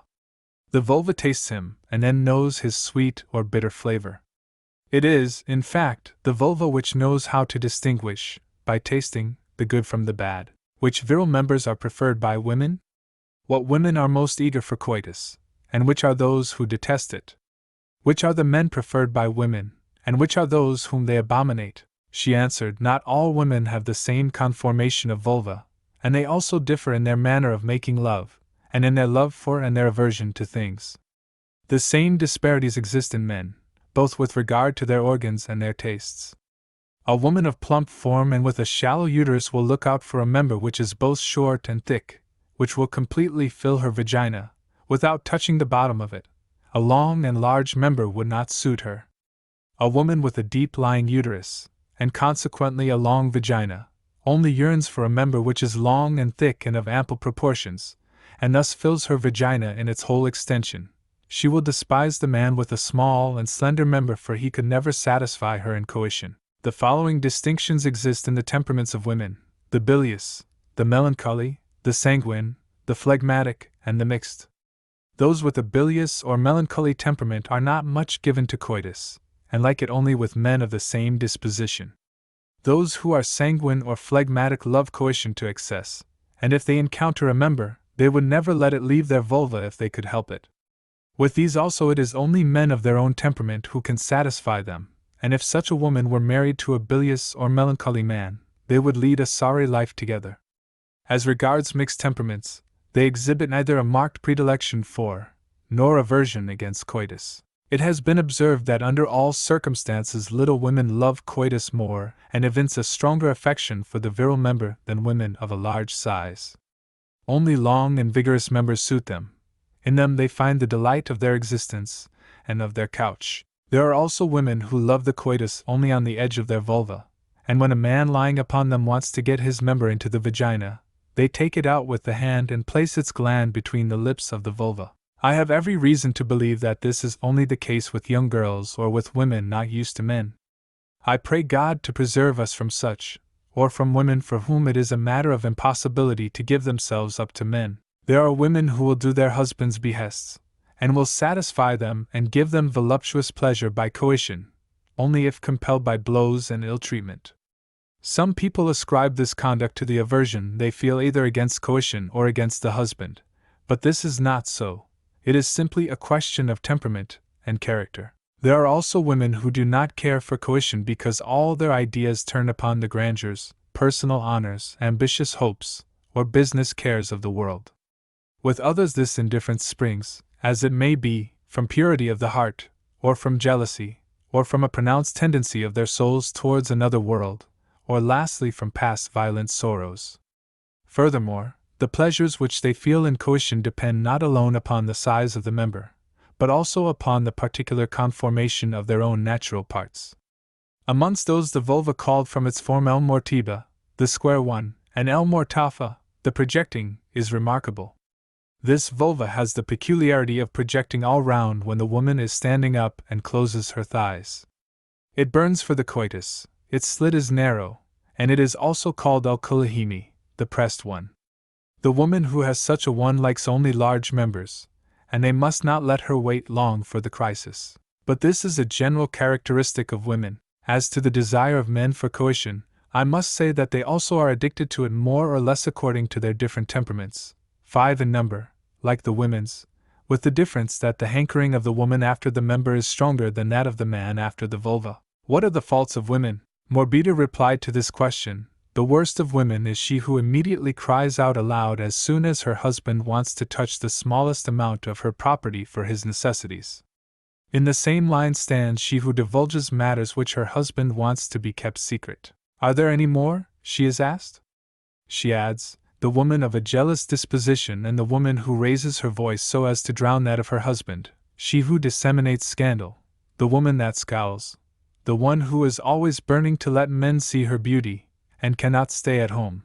And with respect to this last let me add that a woman who laughs much, and is constantly seen at the street door, may be taken to be an errant prostitute. Bad also are those women who mind people's affairs, those who are always complaining, those who steal things belonging to their husbands, those of a disagreeable and imperious temper, those who are not grateful for kindnesses received, those that will not share the conjugal couch, or who incommode their husbands by the uncomfortable positions they take in it, those who are inclined to deceit, treachery, calumny, and ruse. Then there are still women who are unlucky in whatever they undertake, those who are always inclined to blame and censure, those who invite their husbands to fulfill their conjugal duty only when it is convenient for them, those that make noises in bed, and lastly those who are shameless, without intelligence, tatless and curious. Here you have the worst specimens amongst women. Chapter 13. Concerning the causes of enjoyment in the act of generation. Know, O Vizier, to whom God be good, that the causes which tend to develop the passion for coition are 6 in number: the fire of an ardent love, the superabundance of sperm, the proximity of the loved person whose possession is eagerly desired, the beauty of the face, exciting viands, and contact. Know also, that the causes of the pleasure in cohabitation, and the conditions of enjoyment are numerous, but that the principal and best ones are the heat of the vulva, the narrowness, dryness, and sweet exhalation of the same. If any one of these conditions is absent, there is at the same time something wanting in the voluptuous enjoyment. But if the vagina unites the required qualifications, the enjoyment is complete.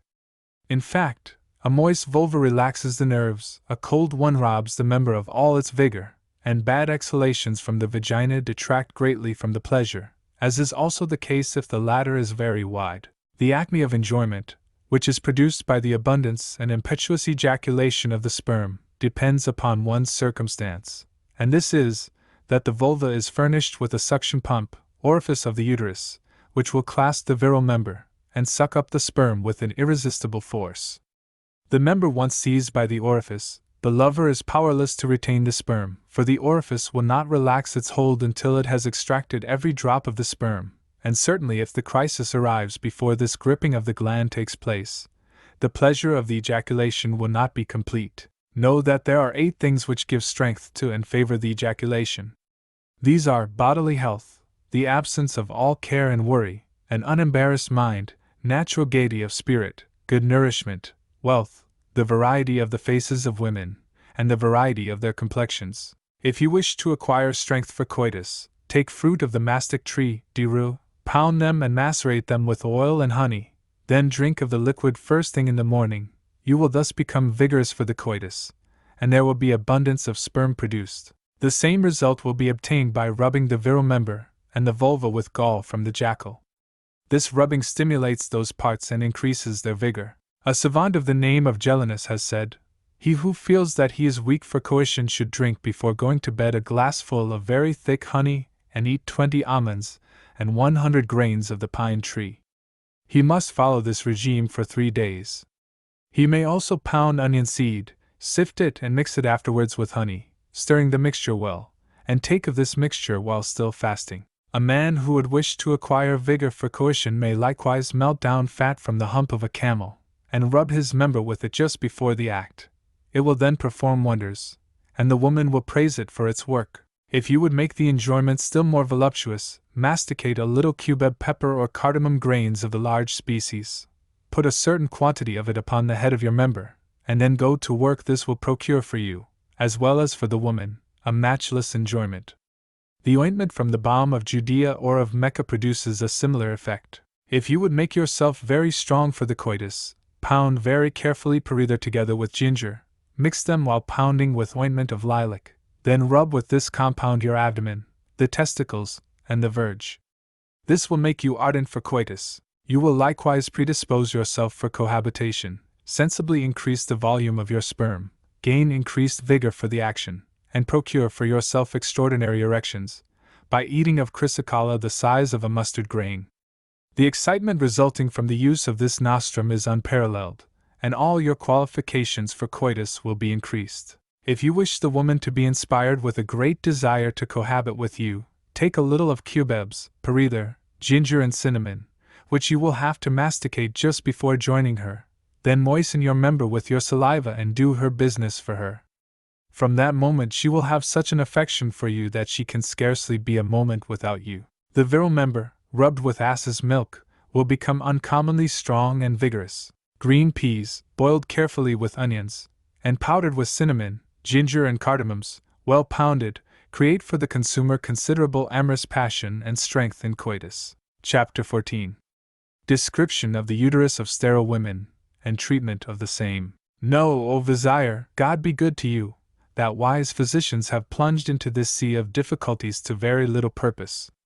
Each one has looked at the matter from his own point of view, and in the end the question has been left in the dark. Amongst the causes which determine the sterility of women may be taken the obstruction of the uterus by clots of blood, the accumulation of water, the want of or defective sperm of the man, organic malformation of the parts of the latter, internal defects in the uterus, stagnation of the courses and the corruption of the menstrual fluid, and the habitual presence of wind in the uterus.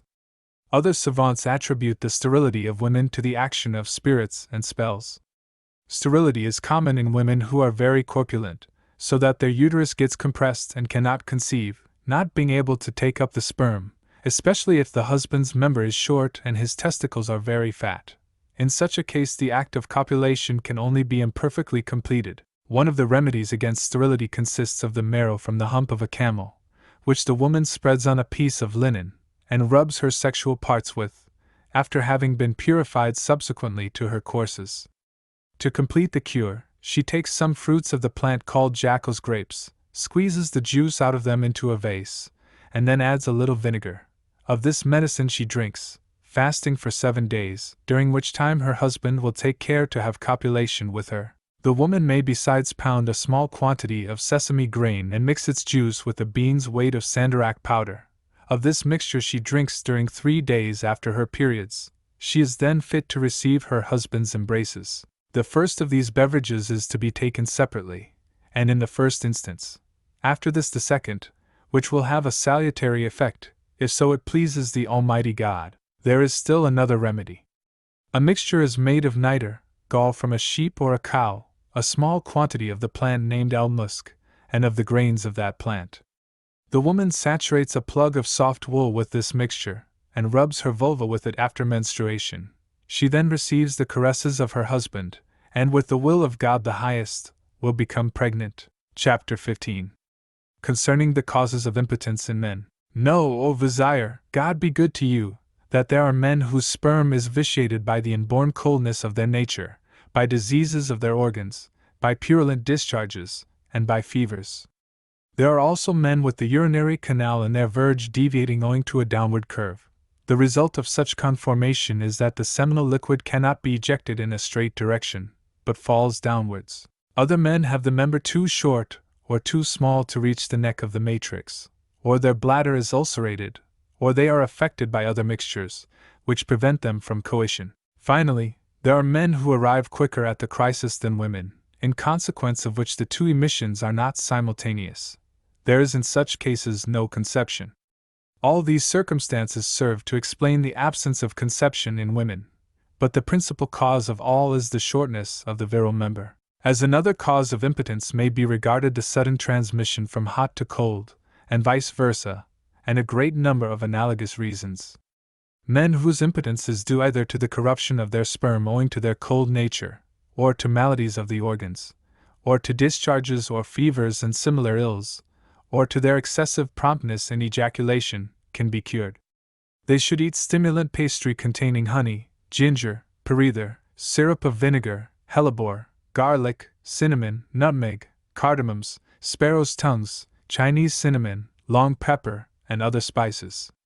They will be cured by using them. As to the other afflictions which we have indicated, the curvature of the urethra, the small dimensions of the virile member, ulcers on the bladder, and the other infirmities which are adverse to coition, God only can cure them. Chapter 16. Undoing of aiguillettes, impotence for a time. Know, O Vizier, God be good to you, that impotence arises from three causes. Firstly, from the tying of aiguillettes. Secondly, from a feeble and relaxed constitution. And thirdly, from too premature ejaculation. To cure the tying of aiguillettes you must take galanga, cinnamon from Mecca, cloves, Indian cashew, nutmeg, Indian cubebs, sparrowwort, cinnamon, Persian pepper, Indian thistle, cardamoms, perether, laurel seed, and gilly flowers. All these ingredients must be pounded together carefully, and one drinks of it as much as one can, morning and night, in broth, particularly in pigeon broth. Fowl broth may, however, be substituted just as well. Water is to be drunk before and after taking it. The compound may likewise be taken with honey, which is the best method, and gives the best results. The man whose ejaculation is too precipitate must take nutmeg and incense, oliban, mixed together with honey. If the impotence arises from weakness, the following ingredients are to be taken in honey, viz. Perether, nettleseed, a little spurge, or sevadil, ginger, cinnamon of Mecca, and cardamom. This preparation will cause the weakness to disappear and effect the cure, with the permission of God the Highest. I can warrant the efficacy of all these preparations, the virtue of which has been tested. The impossibility of performing the coitus, owing to the absence of stiffness in the member, is also due to other causes. It will happen, for instance, that a man with his virgin erection will find it getting flaccid just when he is on the point of introducing it between the thighs of the woman. He thinks this is impotence, while it is simply the result, may he, of an exaggerated respect for the woman, may be of a misplaced bashfulness, may be because one has observed something disagreeable, or on account of an unpleasant odor. Finally, owing to a feeling of jealousy, inspired by the reflection that the woman is no longer a virgin, and has served the pleasures of other men. Chapter 17.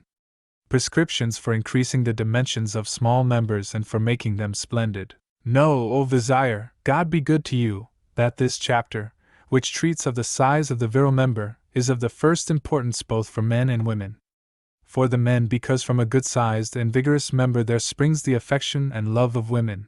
For the women, because it is by such members that their amorous passions are appeased, and the greatest pleasure is procured for them.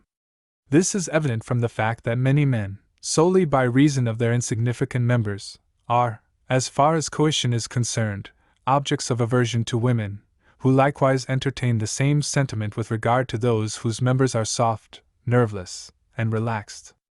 Their whole happiness consists in the use of robust and strong members. A man, therefore, with a small member, who wants to make it grand or fortify it for the coitus, must rub it before copulation with tepid water, until it gets red and extended by the blood flowing into it, in consequence of the heat. He must then anoint it with a mixture of honey and ginger, rubbing it in sedulously. Then let him join the woman.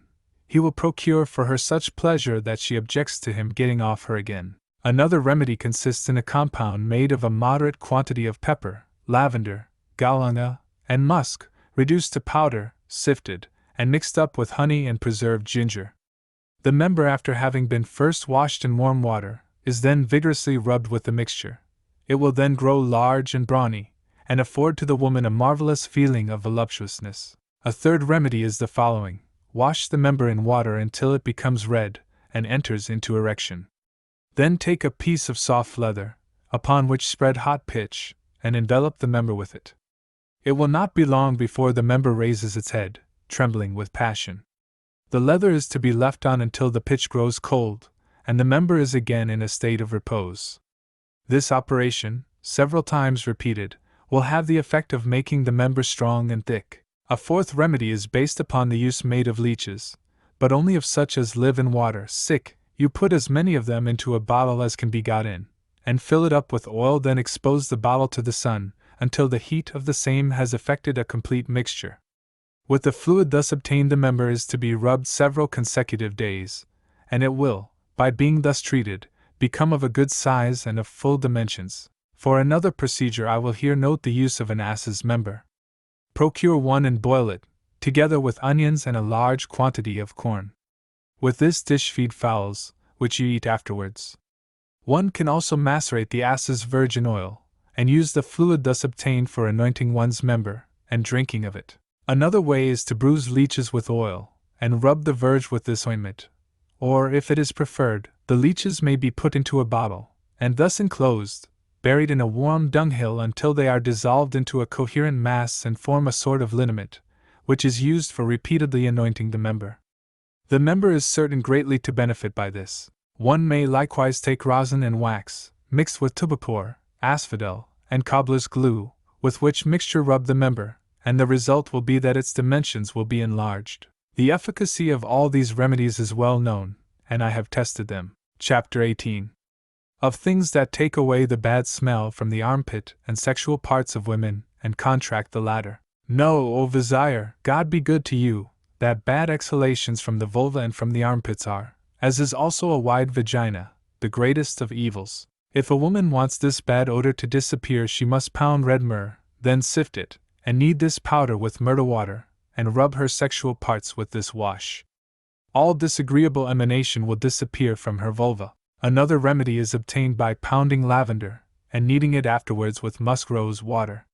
Saturate a piece of woolen stuff with it, and rub the vulva with the same until it is hot.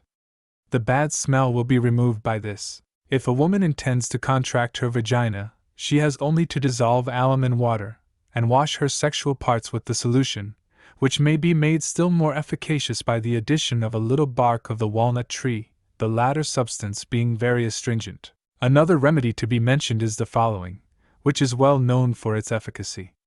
Boil well in water carobs, locusts, freed from their kernels, and bark of the pomegranate tree. The woman takes a sitz bath in the decoction thus obtained, which must be as hot as she can bear it. When the bath gets cold, it must be warmed and used again, and this immersion is to be repeated several times. The same result may be obtained by fumigating the vulva with cow dung. To do away with the bad smell of the armpits, one takes antimony and mastic, which are to be pounded together, and put with water into an earthen vase. The mixture is then rubbed against the sides of the vase until it turns red.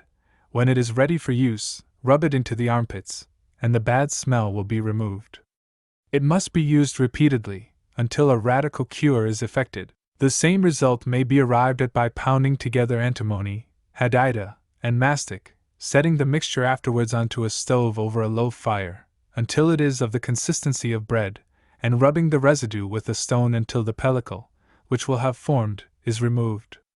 Then rub it into the armpits, and you may be sure that the bad smell will soon be gone. Chapter 19. Instructions with regard to pregnancy and how the gender of the child that is to be born may be known, that is to say, knowledge of the sex of the fetus. Know, O Vizier, God be good to you, that the certain indications of pregnancy are the following: the dryness of the vulva immediately after coitus, the inclination to stretch herself, accesses of somnolency, heavy and profound sleep, the frequent contraction of the opening of the vulva to such an extent that not even a maraude could penetrate, the nipples of the breast becoming darker, and lastly, the most certain of all marks is the cessation of menstruation. If the woman remains always in good health from the time that her pregnancy is certain, if she preserves the good looks of her face and a clear complexion, if she does not become freckled, then it may be taken as a sign that the child will be a boy. The red color of the nipples also points to a child of the male sex. The strong development of the breasts, and bleeding from the nose, if it comes from the right nostril, are signs of the same purport. The signs pointing to the conception of a child of the female sex are numerous. I will name them here: frequent indisposition during pregnancy, pale complexion, spots and freckles, pains in the matrix, frequent nightmares, blackness of the nipples, a heavy feeling on the left side, nasal hemorrhage on the same side. If there is any doubt about the pregnancy, let the woman drink, on going to bed, honey water, and if then she has a feeling of heaviness in the abdomen, it is a proof that she is with child. If the right side feels heavier than the left one, it will be a boy.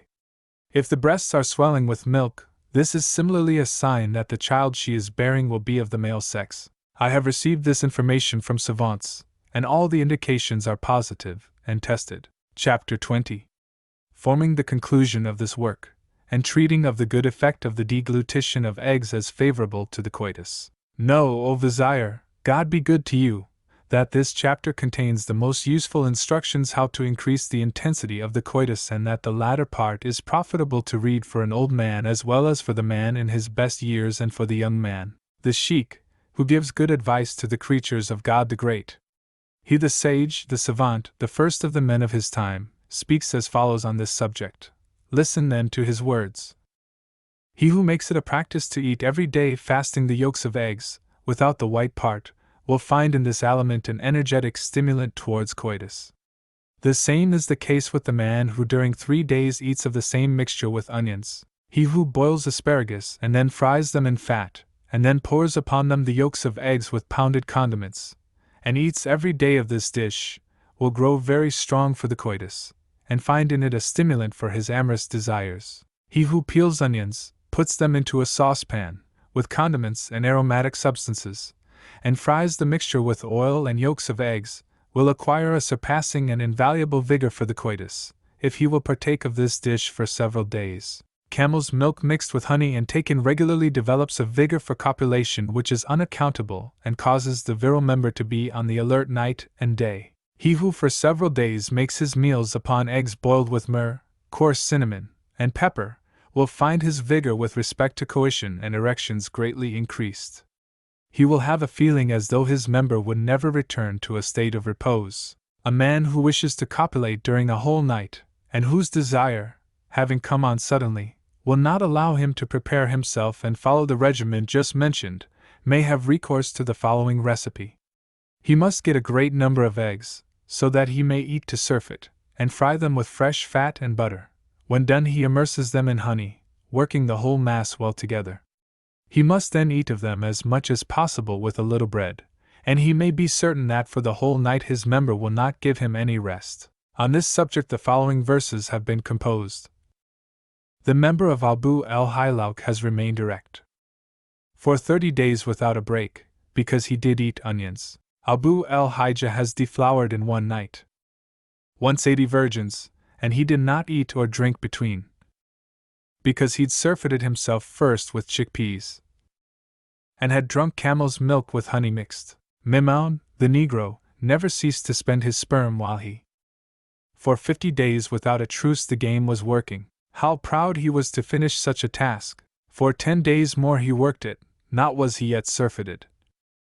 But all this time he ate but yolk of eggs and bread. The deeds of Abu el-Hilawk, Abu el-Hijah and Mimoun, just cited, have been justly praised, and their history is truly marvelous. So I will make you acquainted with it, please God, and thus complete the signal services which this work is designed to render to humanity. The history of Zorah. The SHAYKH, the protector of religion, God, the highest, be good to him, records that there lived once in remote antiquity an illustrious king, who had numerous armies and immense riches. This king had 7 daughters remarkable for their beauty and perfections. These 7 had been born one after another, without any male infant between them. The kings of the time wanted them in marriage, but they refused to be married. They wore men's clothing, rode on magnificent horses covered with gold-embroidered trappings, knew how to handle the sword and the spear, and bore men down in single combat. Each of them possessed a splendid palace with the servants and slaves necessary for such service, for the preparation of meat and drink, and other necessities of that kind. Whenever a marriage offer for one of them was presented to the king, he never failed to consult with her about it, but they always answered, "That shall never be." Different conclusions were drawn from these refusals, some in a good sense, some in a bad one. For a long time no positive information could be gathered of the reasons for this conduct, and the daughters persevered in acting in the same manner until the death of their father. Then the oldest of them was called upon to succeed him, and received the oath of fidelity from all his subjects. This accession to the throne resounded through all the countries. The name of the eldest sister was Fawzul-Jimal, the flower of beauty. The second was called Sultana el-Agmar, the queen of moons. The third, Bediat el-Jimal, the incomparable in beauty. The fourth, Warda, the rose. The fifth, Mahmuda, the praiseworthy. The sixth, Kamela, the perfect. And finally, the seventh, Zohra, the beauty. Zohra, the youngest, was at the same time the most intelligent and judicious. She was passionately fond of the chase, and one day as she was riding through the field she met on her way a cavalier, who saluted her, and she returned his salute. She had some 20 men in her service with her. The cavalier thought it was the voice of a woman he had heard, but as Zohra's face was covered by a flap of her haik, he was not certain, and said to himself, "I would like to know whether this is a woman or a man." He asked one of the princess's servants, who dissipated his doubts. Approaching Zohra, he then conversed pleasantly with her till they made a halt for breakfast. He sat down near her to partake of the repast. Disappointing the hopes of the cavalier, the princess did not uncover her face, and pleading that she was fasting, ate nothing. He could not help admiring secretly her hand, the gracefulness of her waist, and the amorous expression of her eyes. His heart was seized with a violent love. The following conversation took place between them. The cavalier: "Is your heart insensible for friendship?" Zohra: "It is not proper for a man to feel friendship for a woman, for if their hearts once incline towards each other, libidinous desires will soon invade them, and with Satan enticing them to do wrong, their fall is soon known by everyone." The cavalier: "It is not so, when the affection is true and their intercourse pure without infidelity or treachery." Zohra: "If a woman gives way to the affection she feels for a man, she becomes an object of slander for the whole world, and of general contempt, whence nothing arises but trouble and regrets." The cavalier: "But our love will remain secret, and in this retired spot, which may serve us as our place of meeting, we shall have intercourse together unknown to all." Zohra: "That may not be. Besides, it could not so easily be done, we should soon be suspected, and the eyes of the whole world would be turned upon us." The cavalier: "But love is the source of life. The happiness, that is, the meeting, the embraces, the caresses of lovers. The sacrifice of the fortune, and even of the life for your love." Zohra: "These words are impregnated with love, and your smile is seductive, but you would do better to refrain from similar conversation." The cavalier: "Your word is emerald and your counsels are sincere. But love has now taken root in my heart, and no one is able to tear it out. If you drive me from you I shall assuredly die." Zohra: "For all that you must return to your place and I to mine. If it pleases God we shall meet again." They then separated, bidding each other adieu, and returned each of them to their dwelling. The cavalier's name was Abu al-Hijja. His father, Chiron, was a great merchant and immensely rich, whose habitation stood isolated beyond the estate of the princess, a day's journey distant from her castle. Abu al-Hijja returned home, could not rest, and put on again his tamur when the night fell, took a black turban, and buckled his sword on under his tamur. Then he mounted his horse, and accompanied by his favorite negro Mimoun, he rode away secretly under the cover of night. They traveled all night without stopping until, on the approach of daylight, the dawn came upon them in sight of Zohra's castle. They then made a halt among the hills, and entered with their horses into a cavern which they found there. Abu al-Hijja left the negro in charge of the horses, and went in the direction of the castle, in order to examine its approaches. He found it surrounded by a very high wall.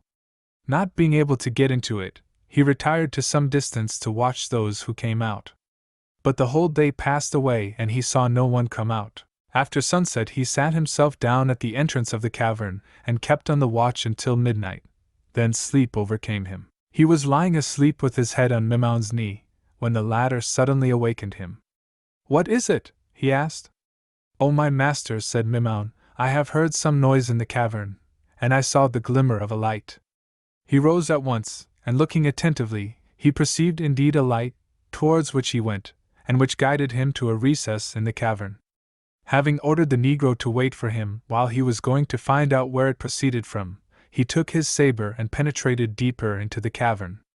He discovered a subterranean vault, into which he descended. The road to it was nearly impracticable, on account of the stones which encumbered it. He contrived, however, after much trouble to reach a kind of crevice, through which the light shone which he had perceived. Looking through it, he saw the Princess Zora, surrounded by about 100 virgins. They were in a magnificent palace dug out in the heart of the mountain, splendidly furnished and resplendent with gold everywhere. The maidens were eating and drinking and enjoying the pleasures of the table. Abu el-Hijjah said to himself, "Alas! I have no companion to assist me at this difficult moment." Under the influence of this reflection, he returned to his servant, Mimoun, and said to him, "Go to my brother before God Abu el-Hijjah, and tell him to come here to me as quickly as he can." The servant forthwith mounted upon his horse, and rode through the remainder of the night. Of all his friends, Abu el-Hijjah was the one whom Abu el-Hijjah liked best. He was the son of the vizier. This young man and Abu el-Hijjah and the negro, Mimoun, passed as the three strongest and most fearless men of their time, and no one ever succeeded in overcoming them in combat. When the negro Mimoun came to his master's friend, and had told him what had happened, the latter said, "Certainly, we belong to God and shall return to him." Then he took his saber, mounted his horse, and taking his favorite negro with him, he made his way, with Mimoun, to the cavern. Abu el-Hijjah came out to meet him and bid him welcome, and having informed him of the love he bore to Zora, he told him of his resolution to penetrate forcibly into the palace, of the circumstances under which he had taken refuge in the cavern, and the marvelous scene he had witnessed while there. Abu el-Hijjah was dumb with surprise. At nightfall they heard singing, boisterous laughter, and animated talking. Abu el-Hijjah said to his friend, "Go to the end of the subterranean passage and look. You will then make excuse for the love of your brother."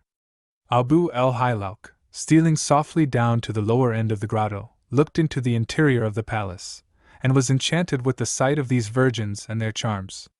"O brother," he asked, "which among these women is Zora?" Abu el-Hijjah answered, "The one with the irreproachable shape, whose smile is irresistible, whose cheeks are roses, and whose forehead is resplendently white, whose head is encircled by a crown of pearls, and whose garments sparkle with gold.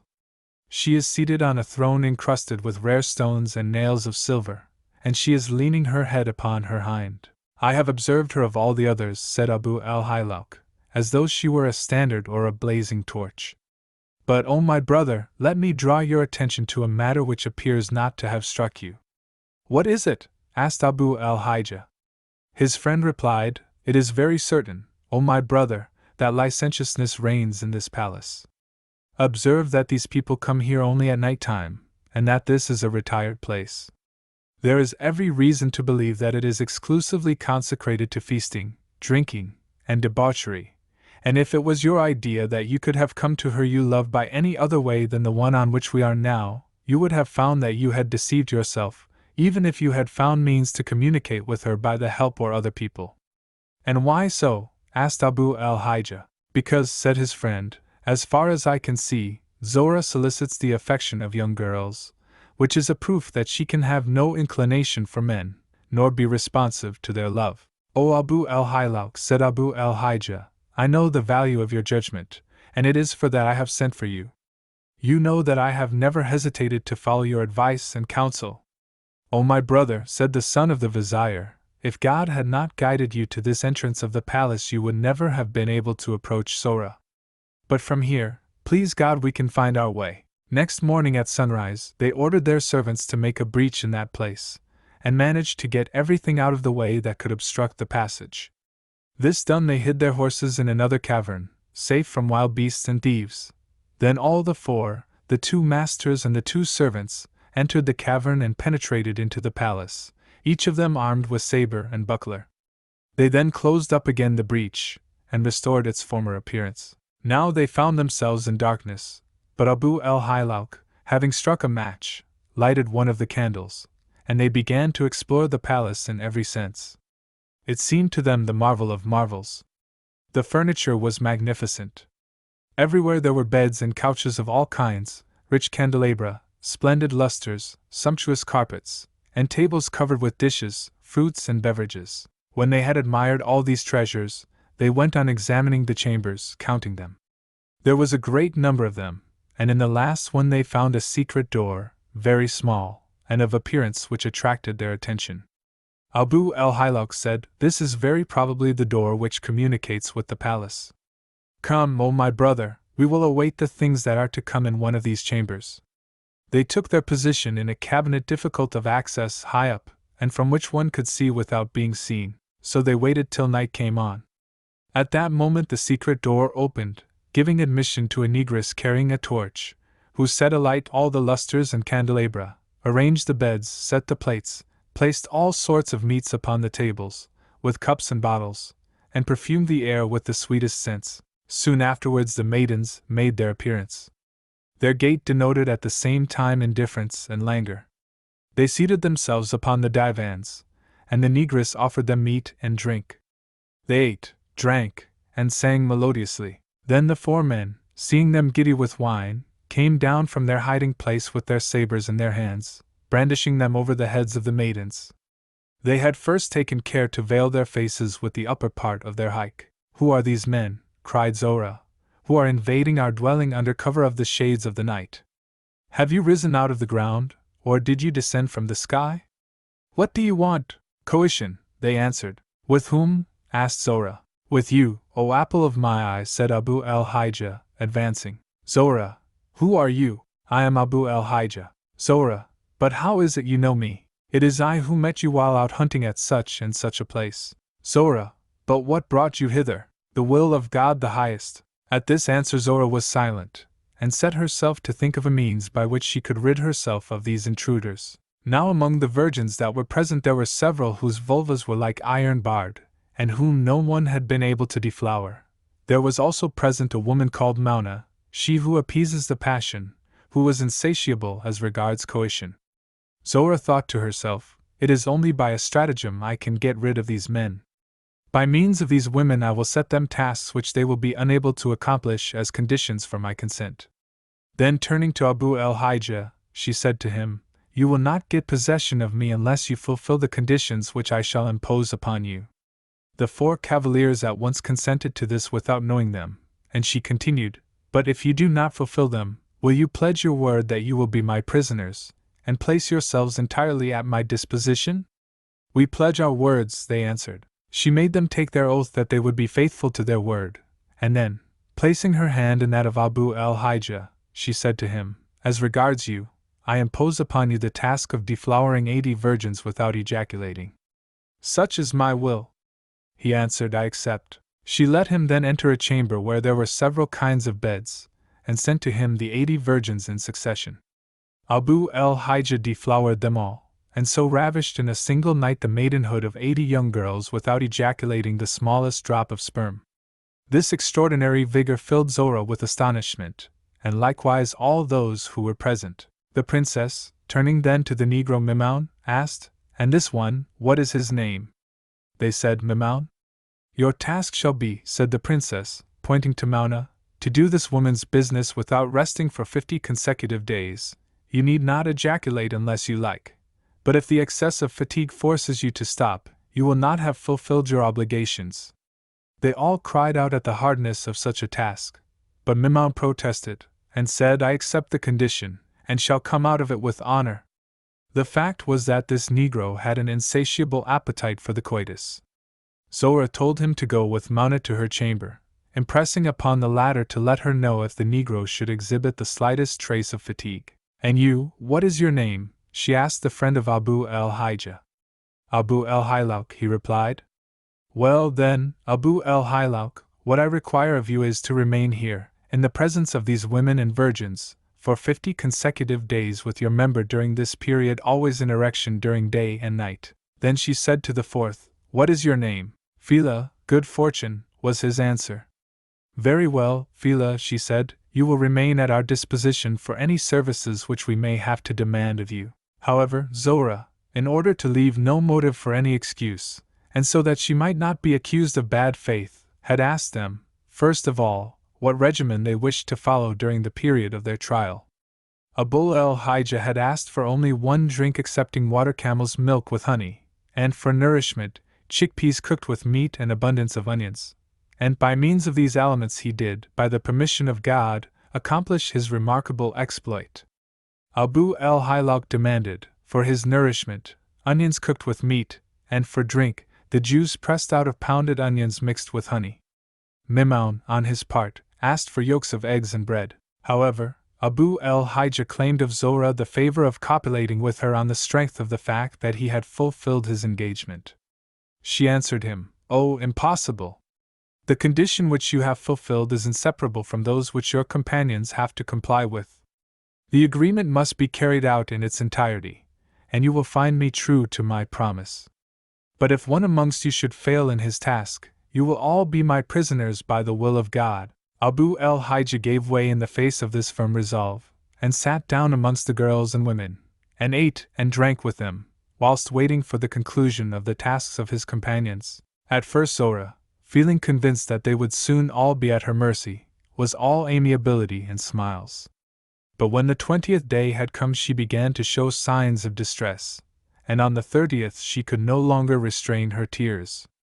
For on that day Abu el-Hilak had finished his task, and having come out of it honorably, he took his seat by the side of his friend amongst the company, who continued to eat tranquilly and to drink abundantly. From that time the princess, who had now no other hope than in the failure of the Negro Mimoun, relied upon his becoming fatigued before he finished his work. She sent every day to Mauna for information, who sent word that the Negro's vigor was constantly increasing, and she began to despair, seeing already Abu el-Hijah and Abu el-Hilak coming off as victors in their enterprises. One day she said to the two friends, I have made inquiries about the Negro, and Mauna has let me know that he is exhausted with fatigue. At these words Abu el-Hijah cried, In the name of God! If he does not carry out his task, and if he does not go beyond it for 10 days longer, he shall die the vilest of deaths. But his zealous servant never during the period of 50 days took any rest in his work of copulation, and kept going on, besides, for 10 days longer, as ordered by his master. Mauna, on her part, had the greatest satisfaction, as this feat had at last appeased her ardor for coition. Mimoun, having remained victor, could then take his seat with his companions. Then said Abu el-Hijah to Zora, See, we have fulfilled all the conditions you have imposed upon us. It is now for you to accord me the favors which, according to our agreement, were to be the price if we succeeded. It is but too true, answered the princess, and she gave herself up to him, and he found her excelling the most excellent. As to the Negro Mimoun, he married Mauna. Abu el-Hilak chose, amongst all the virgins, the one whom he had found most attractive. They all remained in the palace, giving themselves up to good cheer and all possible pleasures, until death put an end to their happy existence, and dissolved their union. God be merciful to them as well as to all Mussulmans.